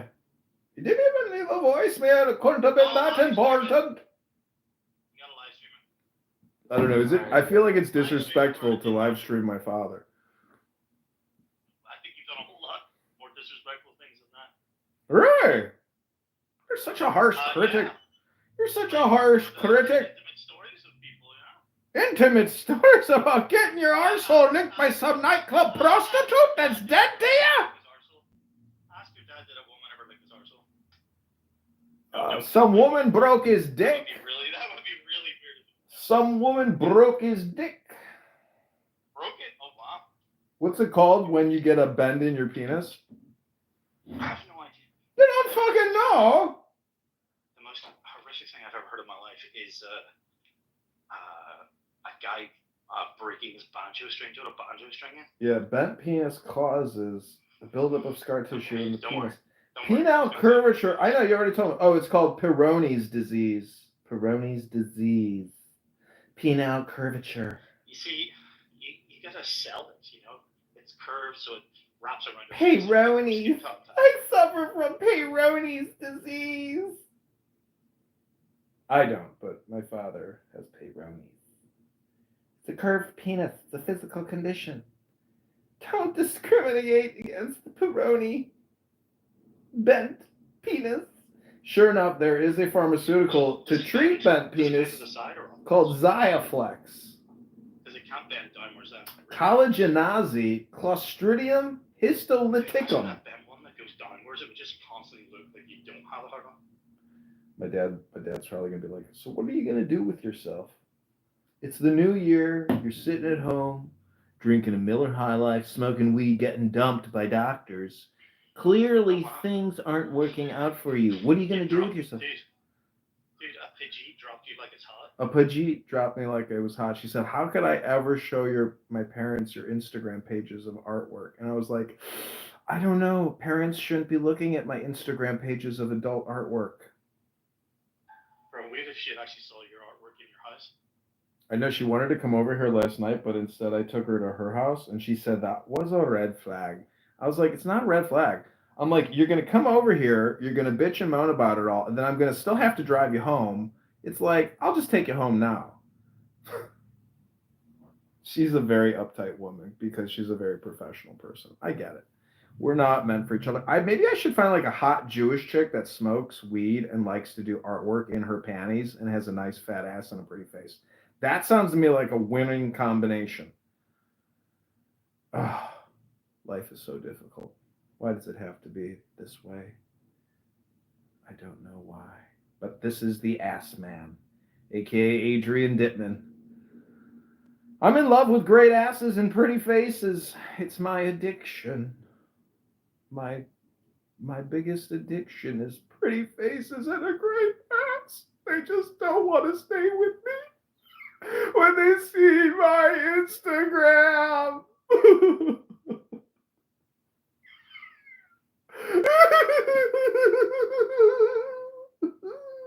Don't people know how to have fun anymore? I don't think people do. Everybody is so uptight. It's almost like we're going into World War III or something.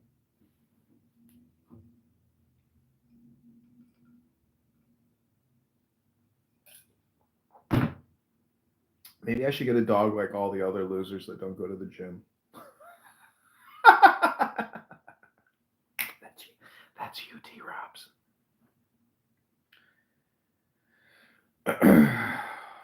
You're like, bro, I got a fucking gym in my house.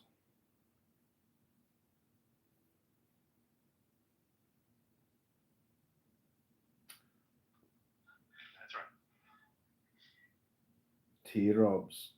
Always so disagreeable. So, Angela, I mean, I don't believe that you're engaged. I don't think that you got a civil union and you're going to do a wedding. She's married, bro. That's what she says.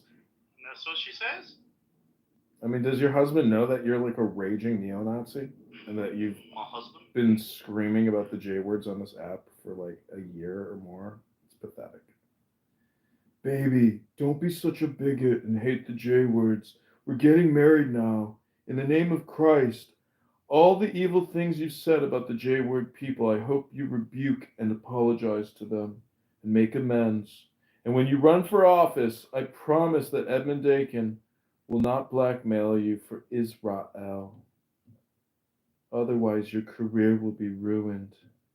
I'll have the Bank of Rothschild up that ass so quick, you won't even know how to respond to the legal summons.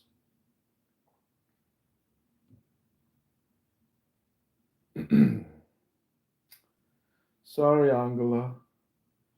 You've been blackmailed and psyoped. It's all part of my clubhouse strategy for domination and control.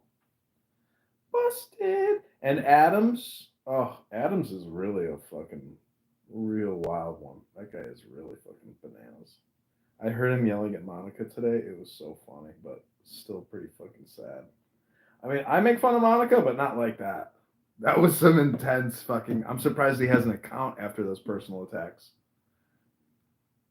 Now you got my attention. What did you say? He says the meanest things in the world. It's like, how does she just not report your account and get you taken down for like doing intense personal attacks? You know, just I don't even want to say it. I don't want to repeat what Adams says because that would make me even worse than Adams.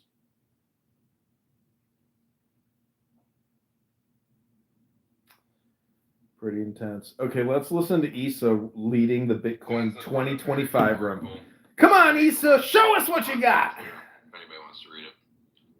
I love recording this Bitcoin room. As usual, Jensen sees that. Do you know who Hodel is? He's incredibly They're funny. very poor. $3, $4. Extremely toxic, but That's all you should. hilarious. Fuck you. And British is like this other fat piece of shit. No, I mean, the honest answer is like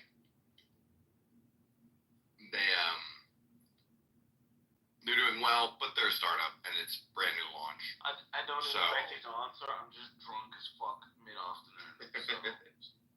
What are you drinking? What are you sipping on? Fucking, I went out for lunch with some friends because they know I'm leaving in a couple of days, and we had 2 bottles of wine, and we forgot the lunch. Am I pathetic, T-Robs, or are these people pathetic? And these people got a lot more money than me, apparently, supposedly, allegedly.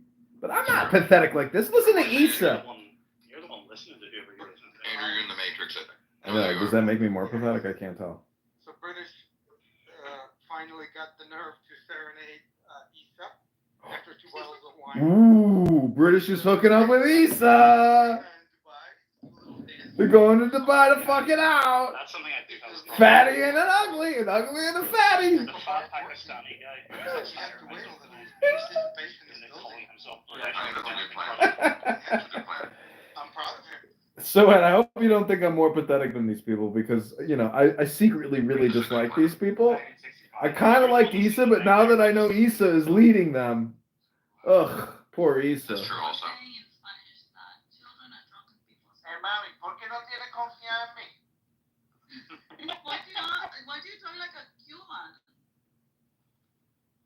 He spent too much time in Miami. Yeah, I'll get you a nice bottle of wine when you both go out dancing. Compliments of Clubhouse. You bring it over. Andrew is another really cool guy. Super cool Ukrainian dude. Like, just the most awesome Bitcoiner you've ever met.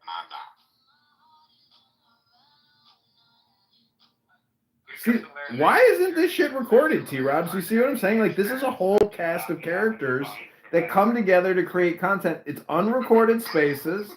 You throw it up on YouTube, and it's a business. You live stream the live streamers. A live stream, the unrecorded live streams. It's got long-term value because these people will eventually stop doing what they're doing. Like, this is every single time they come together to talk, it's a unique opportunity. How come you guys never told me to invest in this fucking thing? Bro, I did multiple times. It's the biggest waste of time in the world. You did. How to waste your time. That's really the real name of the show. You can still get in. Yeah, you can still get in before the A. They'll let you in. By the way, British. I'm just gonna take all of your money through the fucking sponsorships. Well, you know what you should do? You know what you should do? You should maybe cut like a deal that's like some cash, some equity for the sponsorship. Yeah, I was thinking about that. Yeah. You don't need any cash. Just take the equity. No, Yeah, that is. cash. Pedro doesn't fucking protect Dubai. What the fuck you talking about? hey, we're already providing you the wine in Dubai for you. You don't need any cash. I'd rather have the equity. Listen, I know startup success levels. I'm taking some fucking cash.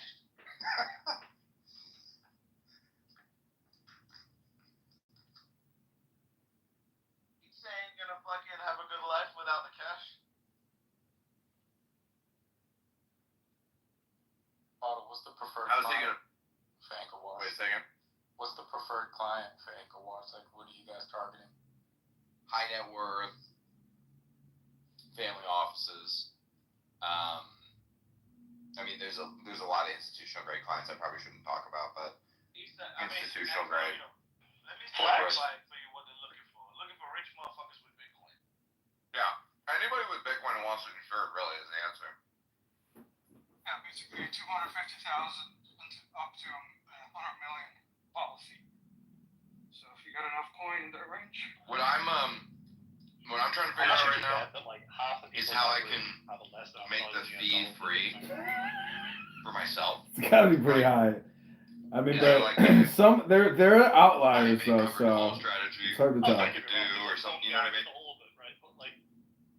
Because if I can figure out how to make the fee free, then it's Like they just literally talk about smooth sailing. and stuff at times, and like they charge you Bitcoiners. Like what is going on? It's like real people who really work in high finance. I mean, they would not be here. And if they were here, they would be using incredibly technical jargon. So everyone, like, I listen No, to. these guys LARP is Bitcoiners. That's my point. Well, I listened to Grant Cardone today on X Spaces. Oh yeah, he's definitely he's a subject matter expert. He is such a fucking piece of shit. He's saying that That guy will. Is he not jumping on the AI bandwagon yet? he's into everything. He'll talk about everything and anything, and that's what it is. That's the thing. Is it's all talk. Anybody who is here. His shtick is like it's just to keep talking. It's like if you never stop talking, right? Like you can drown out the haters. I know. Like he loves his haters. He does. Like he knows how to monetize. I know. Right? He does. Yeah, he's got. Listen to Grant. Listen, if there is. He's a fuck dude. He's literally a dumb fuck a used car salesman from Louisiana. I know. Like if you actually listen to it, like there's, that is literally what he used to do. Like listen to. Just listen to these strokers. No, the answer is no. That would have to be insured through whoever you're lending the coins to. He's got a publishing business. He sells the Grant Cardone University, and it's just videos of him talking every weekend in his fucking office, doing white tri-board erasers about how to get real estate with no cash. The answer is. It's the dumbest. If it was going to be insured, it would be insured by the ETF provider. That's who it is. That's what you buy income. You can't own assets. You have to buy income. And then he's like, I'm selling this house. It's like, bitch, I thought you didn't own property. You're going to buy income. It's just awesome hearing people. Anyways, I've heard it all. These many years of recording, like I know that I'm not. It's hard to say. Anyways, I'm just sad that I got dumped. Because it validates the model. So right now you have to do some kind of. By the way, if there wasn't any more collaborative custody in order for it to be like insured. Lisa has jumped from Yeah. big fucking specialist, Yeah. right, to a Jewish Israeli specialist, and now she's a fucking LARPing as a fucking Bitcoin subject matter expert. Yeah. She is actually the perfect. She's the perfect example. Starting rooms and being modded and shit. But you said she was a vax expert back in 2020. During COVID, oh yeah. Oh, poor girl. See, this is your problem, T-Rubs, is you don't have enough compassion for the barrenless child. You know, the woman that will never give birth. I mean, look at Angela. She beat the curve, and she's from fucking Afghanistan. This is why America's fucked. These women, right? Like, you know, it's just the way it is. Well, if I could only meet a woman like Angela. Oh, all my dreams would come true. Anywhere Bitcoin is, Anchor Watch is trying to insure it.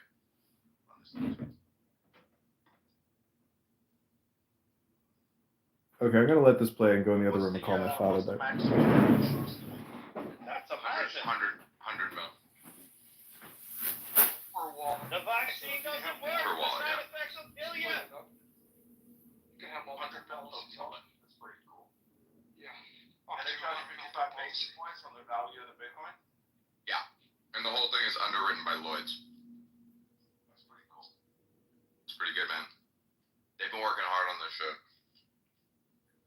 I mean, for Lloyd's to insure that at 55 basis points also increase their profit. So Lloyd's is probably insuring it for, like, I don't know, 25 basis points or something like that. That's pretty fucking cool.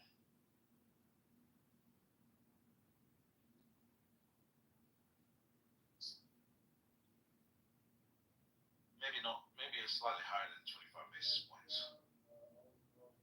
I don't know. Lloyd's is going to be, in years to come, very aggressively watching with their investigative team the assets that belong to them after they pay out some policies.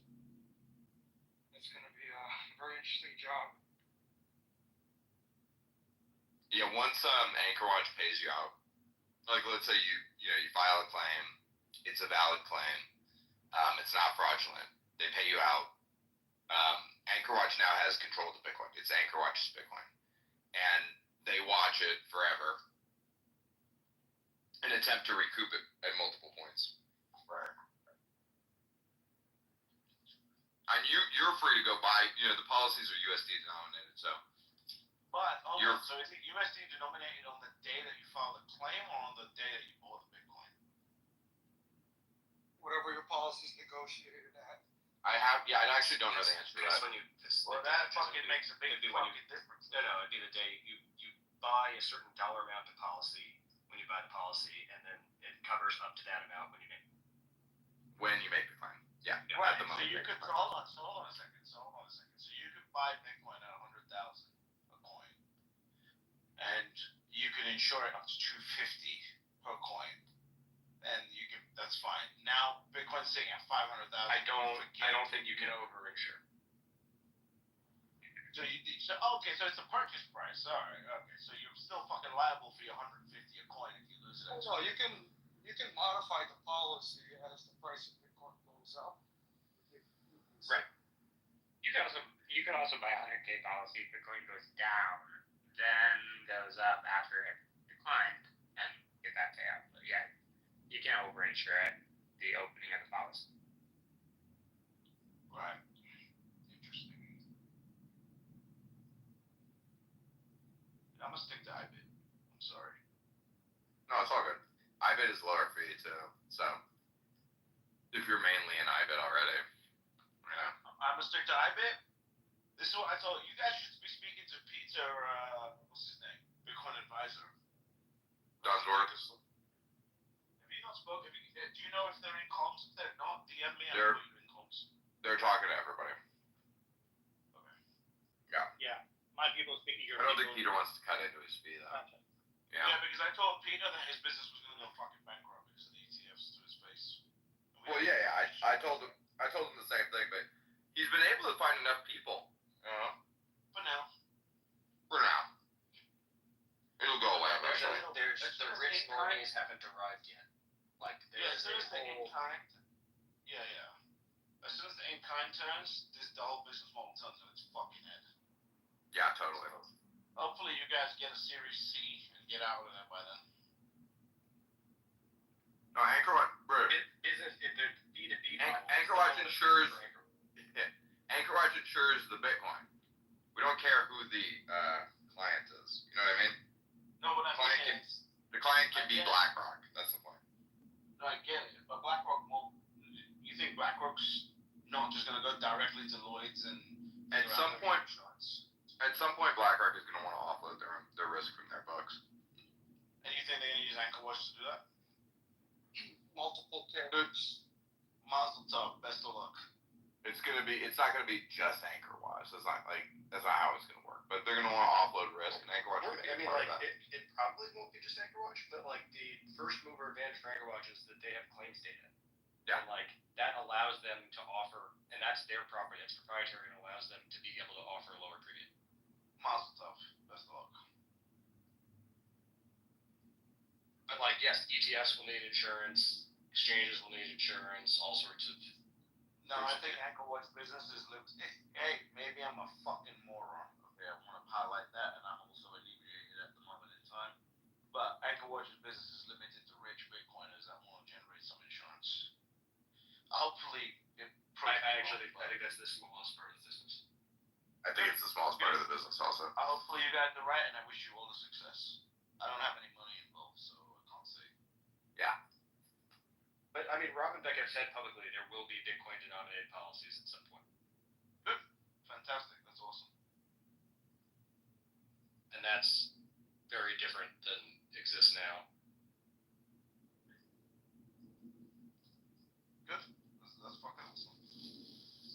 question is, would you, British Holiday, on the other side of the trade, would you buy a insurance-linked security and like take on risk like the rich Lloyd's family? Yeah, that's the point here, British, is like the ultimate vision is that this evolves into this sort of first Bitcoin bank, like real Bitcoin bank, not just some glorified custodian. That's crazy. But there will, I mean, it just felt like there will need to be the other side of the trade. If there's going to be Bitcoin denominated policies, there are going to have to be people who are willing to take risk with their Bitcoin. Yeah, of course. Yeah. That's what I'm thinking. I'm thinking about it as soon as you said it. Why wouldn't I just send my Bitcoin into IBIT and just buy puts insured? Because you might be able to earn a yield by I operating the earn a Bitcoin. yield by selling calls on it. But you're selling. Yeah, you can do that. Selling your upside if you're selling call. Sure, but then you're gonna sell your upside no matter what you're doing. No. No, you'd have the Bitcoin, and you would be earning a yield on top of the Bitcoin. And Bitcoin's not a yield. But what's the risk on that? The risk is that the It's the insurance. Trident's broken. Yeah. All right. The Cool. ri- Hey, I wish you the best of luck. Genuinely. I don't see it for myself, but I wish everyone is invested much success. I just think BlackRock's gonna come in and wipe the floor with that market. Well, what they would do? Well, that's just listen. If BlackRock's on an acquiring spree, or anybody is, That that's would good. be the best exit. Yes, Oh. that would be the best exit. I think people forgetting the Trident Vault too. I think they're a great feature. Yeah, I actually think the best exit is its own thing. I think the best exit is to stay independent also, but if there was a big acquisition on the table, I wouldn't be upset with it.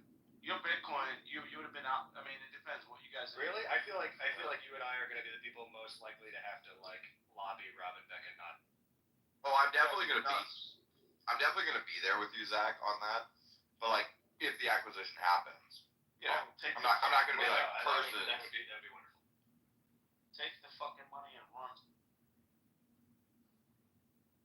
So you telling me that if you have a chance? I mean, come on. So, hold on. You gotta evaluate what comes in. Okay? No, right. Without evaluation, like this is. For sure. You guys gonna sit there because like you're so evangelical about the whole thing? If you got 30x on your money in like a very short period of time, Right. take that shit and run, put it into Bitcoin. Bitcoin will outperform this investment. There's no doubt about it. I don't know. So far, it's outperforming Bitcoin. So far, yeah, but how long has it been? 2 years. 3 years. Almost. Can we just insert And it's been 2 years in a fucking bear market. What are we talking about? Yeah. But you know, if a Bitcoin startup is doing very well, it's gonna outperform Bitcoin, just like MSCR is gonna outperform Bitcoin. Yeah. That's what I'm saying. In a short period of time, you take the money and run. You don't just sit in a trade. Well, it would be hard not to take 30x. Yeah. It's all hypothetical. You gotta see the offer. This is what the moment I realized. So, Hollywood, you were talking about investing in Bitcoin companies in the last cycle, and I was listening intently because I was thinking about it.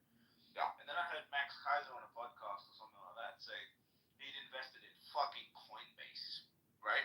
And he was a seed round That was a investor in wash. Coinbase, and his Bitcoin would have outperformed it if he had just sat in Bitcoin. And that was when Yeah. I decided I'm not doing this. Wait, you're taking No, it news was- from it was a fucking wash. Max Kaiser? You read?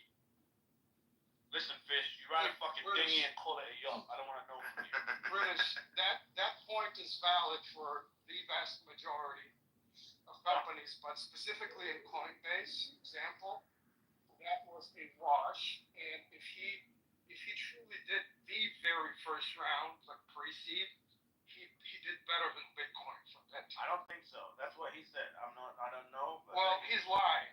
He's lying, or he's not telling you when Well, he got Gary it. Tan said Which that he round? matched, and he's the first money in. So There you Gary go. So Tan it's a wash. said he matched Bitcoin, but it was a wash. So it was a fucking no point. And that was an incredible performance, and still, yeah, exactly. Yep. By the way, those matches, it's down now. That was from last cycle. Yeah, of course, it had to exit, yeah. Which which they did. Oh, yeah, that's a good Shares point. available Yeah. for sale. No, but if you held the IPO, Yeah, IPO till now. you're down. You're down. So You're yeah, down 2x if you held the IPO. which he definitely. I'm sure he sold some, but he didn't sell all. I'm just speaking as an investor. Like my it's not about Robin Beck or any particular business. It's just as an investor, Bitcoin is my hurdle rate. Everything else. Yeah, of course. Well, it's very hard to beat Bitcoin, but for example, with the Bitcoin denominated policies, if you fund the pool, you got your yield on Bitcoin. And insurance yield is allowed to, if any of you read Stoneridge's letter, insurance yield can be leveraged. Really. the only two things I'm outperforming Bitcoin on are MSTR and Anchorwatch. That's it. And let's face it, right? Like one is a private equity investment, so it doesn't really matter. It depends on who's willing to pay for it when they're actually willing to put up the fucking money. That's Yeah, good. you don't even have any Hut 8 model with it's a Series C private investment. Yeah, and British, there are other motivations altruistically. Well, that's you different. gotta, you have to fund companies. 100%. That's completely different. That's why I prefaced it with And I'm you looking size at it strictly as an investor. Like you go a little bit, you get a bunch of people, and all of a sudden, business. Bro, if I matched Bitcoin's investment or Bitcoin's hurdle rate, but I helped make Rob and Becca 100 millionaires, I would feel really good about myself. Yep, you should. Yeah, and Now let's imagine you did 50% of Bitcoin. How would you feel? Less good. That's where Coinbase investors are today. No, I know. It's hard. No, it's hard. Listen, nobody's saying it's not hard to do this, to beat Bitcoin. I think you should be incredibly discerning about Bitcoin startups. I've invested in almost none of them. Okay? Exactly. But this one is a good one. So, it's working. Exactly. You gotta throw out a lot of them. Like Coinbase was not a particularly. I mean, look at look at the competition. Right. Now, Anchorwatch with insurance. Okay, go start a company. Go get a Lloyd's of London signed up and all that. I mean, it's doable, but it's going to become more difficult, more expensive with the next entrant. Lloyd's of London may not. The fact do it that as fast. Lloyd's of London involved at a 55 and they can charge a 55 basis point fee is huge. It's very big deal. And also the fact that, also the fact that Lloyd's is in bed with a startup like this and they're a full cover holder. Yes, 100%. It's a big deal. It's a big deal. Took a lot of work to get that done. A lot. That says a lot. So now if they fail, they're even more fucking stupid than normal because they got Lloyd's of London behind them. It's a Series C startup. They haven't done a Series A yet. Oh, okay, yeah, cool. So yeah, what I'm saying is like if you guys get out by Series C and let someone else take the ride, that'd be great. No, I'll be in until the final conclusion. Well, that's different. You're in it for altruistic reasons. That's completely different. No, I have inside info on the investment. You know what I mean? Like, I know the investment better than anybody. I'm first money in. Well, fucking message me and tell me about it so I know whether to put money into it. All right, I will. I will. British, this is not normal. Like, there's a ton of crap that comes across that's dismissed. Okay. So, yeah. I think British was not on Clubhouse during the formation of Anchorwatch. Yeah, I don't remember you were around. Yeah, you weren't on Clubhouse at that time. Yeah, he was busy with pussy ass bitch. Yeah, that's exactly what I was doing fishing. He was busy generating people, future customers for Anchorwatch. Yep. Right. I might message them and say, hey, I'll do the sponsorship. I want some fucking equity. Yeah, that's a good idea. That's what you should do. Yeah, negotiate it from there.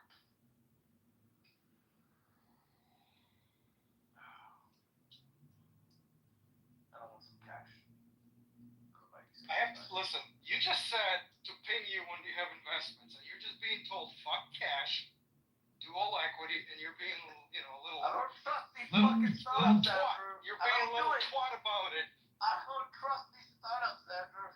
Well, by the way, the person, listen, me and Andrew are just on the cap table. We can't tell you. The person you got to negotiate with is Becca. So good luck with that.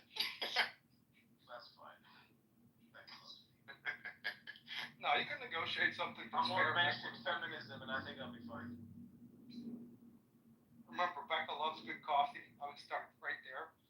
She's working I can't hard help right her now. with that because she fucking tells me the good coffee. I can't really help her with that. Well, you gotta get out there and find feedback, better, something better. Impress them. It's out there somewhere. She said it's over You the top. can do it. You can find the coffee. I found some coffee. I'm gonna try to get to Becca. And Yo, Michael, why do you it's even better try? than Like, Even Michael is gonna negotiate an Michael, no equity matter how much you sponsorship. sweet talk people, Michael, they'll just be pissed off with you the moment that you fucking try and be personable. oh no, I'm not even trying to get anything out of it. It was just an argument on Twitter. I just figured out like, hey, I found some Colombian coffee that's better than this. She's like, okay, prove it. Send me a bag. I was like, okay. It's more about just the pride of being right.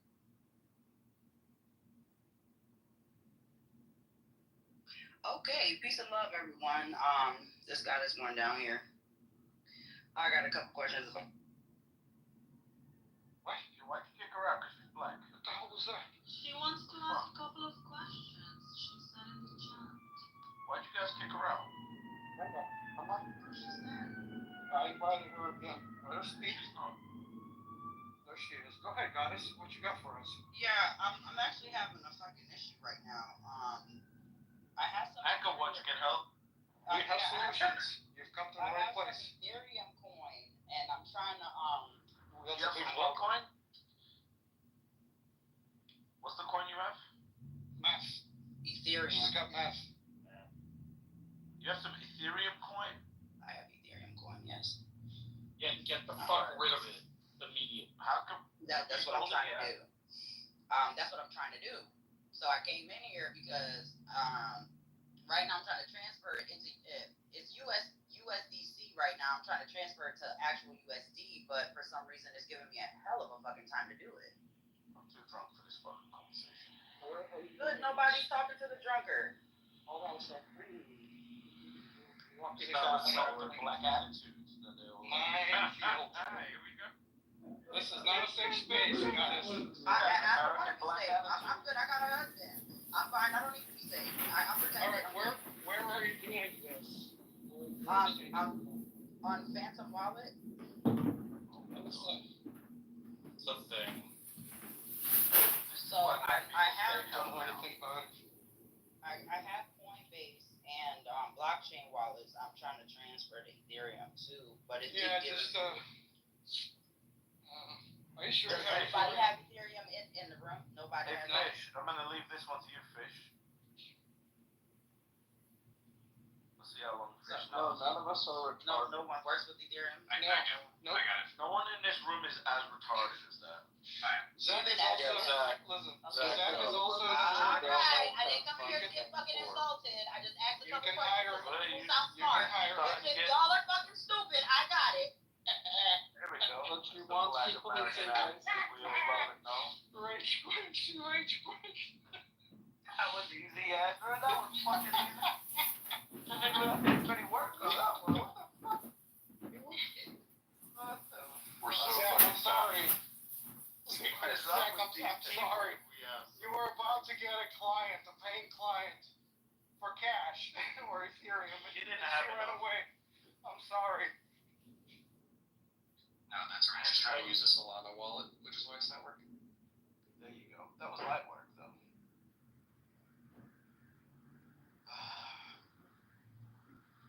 You know how I know that was light work? Because even Laurel didn't unmic to tell me I was being racist. That's how you know that was light work. Doesn't mean you're not racist. Who's fucking disagreeing with you?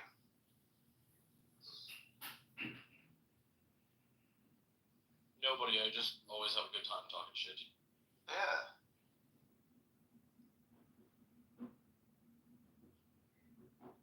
I love American black people. They're great. Great entertainment.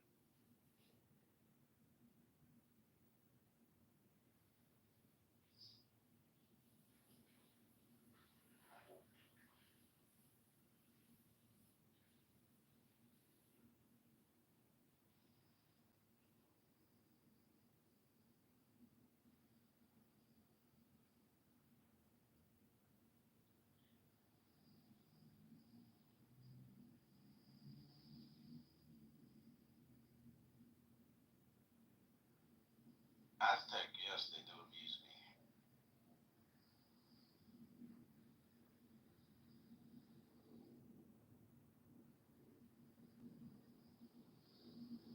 So, hi everyone. So basically, I want to go into Bitcoin investment, and I mean, I want to like learn so much about it. I don't know if like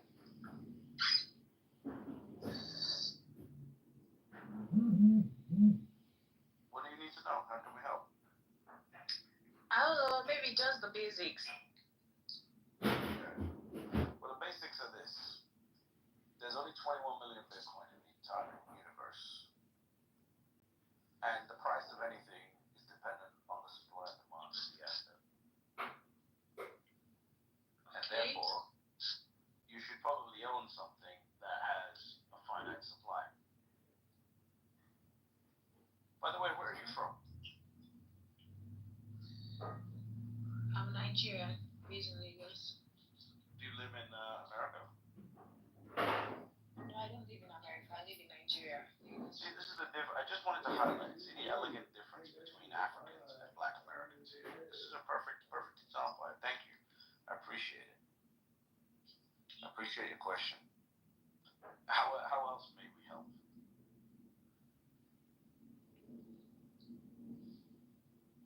So, like, how much can someone invest in Bitcoin, like, as a startup? As much as you want. $20 to $20 million to $20 billion. It doesn't matter.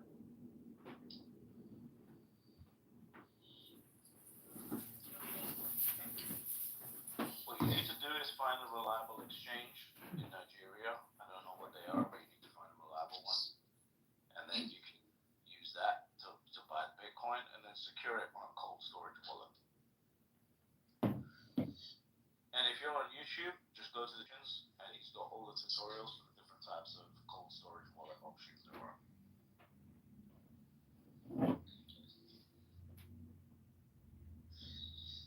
Anything else that we may help with?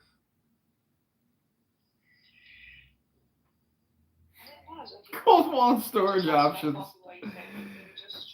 I love cold wallet storage options, T-Robs. It's like these people don't gotta eat. They ain't gotta pay their rent. It's like everything. Put it all in Bitcoin and just live in a hole in the ground. Just you'll be rich that way.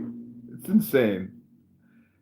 This is why Bitcoin is a sickness. It's all communication is hypnosis. You just attach the word Bitcoin to everything. Real estate, stocks, bonds, anything. Bitcoin, Bitcoin, Bitcoin, Bitcoin, Bitcoin. You know it's true. This is true of anything, right? Like, it's now it's going to be AI based.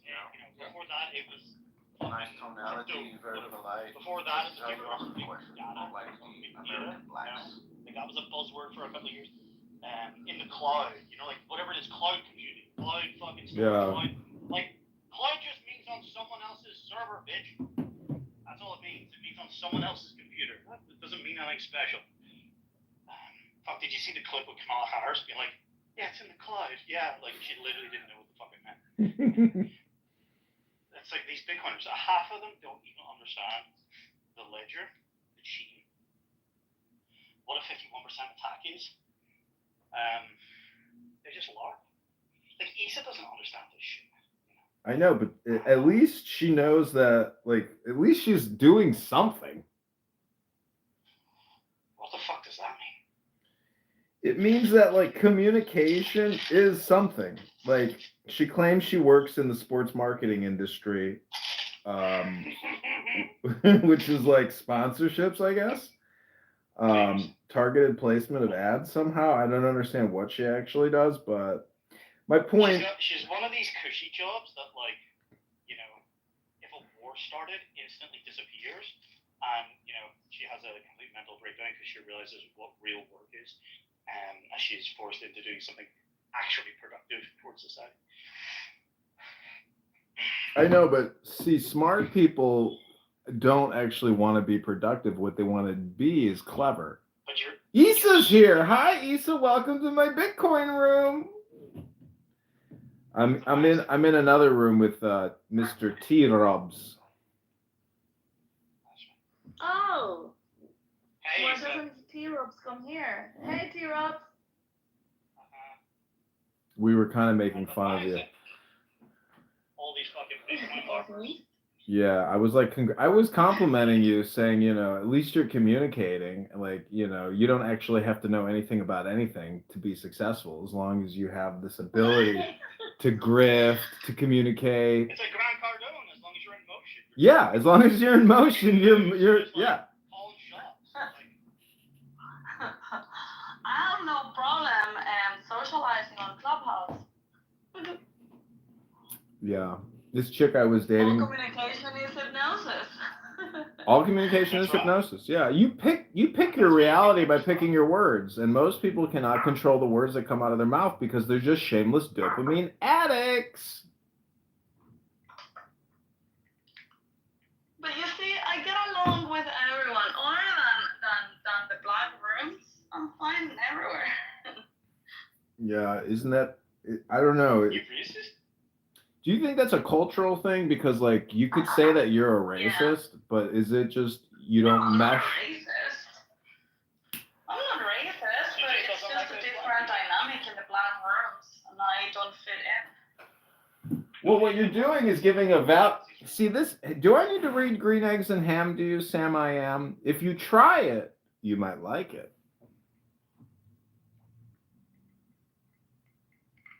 Yeah, maybe if I try, but I really have zero interest. Well, I mean, those rooms are no stimulating at all. Like they're just yelling at each other. I know. Yeah. I had a domain name called blackpeoplepodcast.com or blackpodcast.com. And I was like, you might as well just record these insanely toxic conversations and try to monetize them. Yeah, Scam Movie was another attempt. I wonder if AI is able to do anything with the transcripts of those rooms. Well, I can't, Bussy on this app. Do you know Bussy? You know that F word, N word. He is so toxic. Hey. Yeah, he is so toxic. I cannot have a live stream up for like less than a couple minutes until it gets disabled because Bussy just sits there and uses the N word nonstop. He just trolls all the time, dude, but... Anyways, I'm just saying it's annoying having live streams get shut down because of the vulgarity. And, if you use vulgarity and you don't have anything intelligent to say on this app, like, what's your real life like? Do you even have intelligent conversations on the outside world? Do you do anything productive? Like, I don't know. It's just annoying. I'm just looking for intelligence, I guess. Bussy is very smart. You think he's smart? Bussy is very smart. He just trolls. I don't know. To me, F word, N words are not intelligent. That's my opinion. I'm sticking to it. I mean, you might call it intelligent in the corporate setting, cubicle to cubicle, email to email, but like in terms of life intelligence, you really think Bussy is like a winner? Like everybody chooses how they want to navigate life, right? I mean, if you want to navigate life pissing off people, then probably you will end up alone. But yeah, that might not be too smart in the sense that, well, you're pushing people away. Yeah, hello, Quran. Hello, Quran. He is not dumb. Who is this guy? I'm Kelvin. This is a scam. Are you a Muslim, Calvin? I know. I'm an assistant producer. Listen, Calvin, what I don't understand is like, can't you be more professional in your communication? I spend so much time, educating, studying with you, and you still have this horrible Toastmasters introduction. Calvin, we need to change this way you sound, what you say. Like, we need a full social audio makeover. We do all communications hypnosis. Let me be more professional. Issa, how is Bitcoin doing? Good, that's much better. Nicely done. And then this is where Issa says, well, currently the price is at 102,000 a coin. If you are interested in cold water storage, hit me up in our backend and I will send you my tutorial. Exactly, yes. Everything he said. See, I need a girl who laughs at my jokes like that, who thinks I'm funny, that thinks my Instagram live is funny. You are funny. You're very funny. Yeah, Yeah, you are funny. Thank you. I think you were just misunderstood, to be honest. Thank you. It could be argued you're the funniest on Clubhouse. Thank you. Thank Where are you. you from, Calvin? He's from California. Yeah, California. No way, that accent is not from California. It sounds like Russian, but like deep Russian. No, I'm not Russian. I'm from the U.S. You don't sound from the U.S. West Coast. What are you doing? Putting together a mousetrap for your next victim, Isa? I'm sorry, I'm just washing dishes. Because I don't like to go to bed with my dishes dirty. Oh, it sounds so annoying. I'm sorry, I'm about to be done. Give me just 30 seconds. I'm about to be done. But Just was Mr. T-Robs, wait, you're Zav'd, right? You're Zav'd, and you've had 2 boosters, 2 Zavs or 2 boosters. What is your vax count? Me? Yeah. No, I didn't get any. T-Robs was saying that you were a professional opinion giver with regards to all things Zav back in 2020. No, what? Yeah, what are you talking about, T-Robs? Can you clarify? I never got a vaccine. Not even one.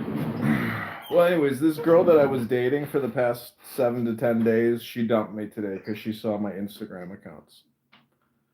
She said there's no way I can be in a relationship with you. Why?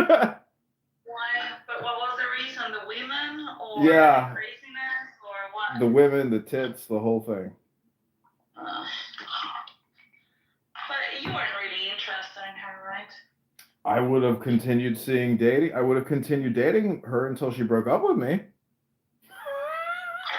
Yeah, but you're not planning on marrying anyone. Listen, if you can't have kids, what the fuck is the point of getting married? Well, I don't know. Like, do you want to have kids? I wouldn't mind having one or 2. You know, I wouldn't mind. But the point is, if you're fully zapped 3 times over, 3 times boosted, and you've taken Plan B multiple times, you're 3 times boosted? No, not me. The girl I was with. Oh, then why are you dating her then? I'm a compassionate person. I don't care if you've made bad medical choices. That's your problem. I mean, I still like you because you're beautiful. Yes, because if your goal is to have kids, you are not going to date a woman that has been vaxxed, right? That is a conspiracy theory, and according to Google medical misinformation, you can't actually say that. So be careful. I'll have to correct the moderators watching this 10-hour live stream to go back for clarification. But that's what I say. I mean, depending on what you believe, if you want to have kids and you don't like vaxxed people, then yeah, you wouldn't choose a girl to date. But I'm not. Listen, I don't know if my theory is correct. I think it's totally still possible to have children even if you're Zav'd, but I'm just saying from what I recall that there's been a lot of investigation and research into the fertility rates with regards, you know, to the C19 Zav. Anyways, my point is that, like, you know, you spend a lot of time and money getting with a chick that you like, and then she sees your Instagram and it's like, sorry, not gonna work. It's like, you know, I wish I could have concealed it more. The problem is everybody is so socially media inclined that, like, my footprint is so large that, like, it's hard. I need to spend more time cleaning it up and, I guess, privatizing it. Maybe you need a crazy like you. It's like whether your kid's DNA is contaminated with some fucking Yeah. modified structure. Some Jewish modified genetic structure. Do you think they put the Star of David in their blood?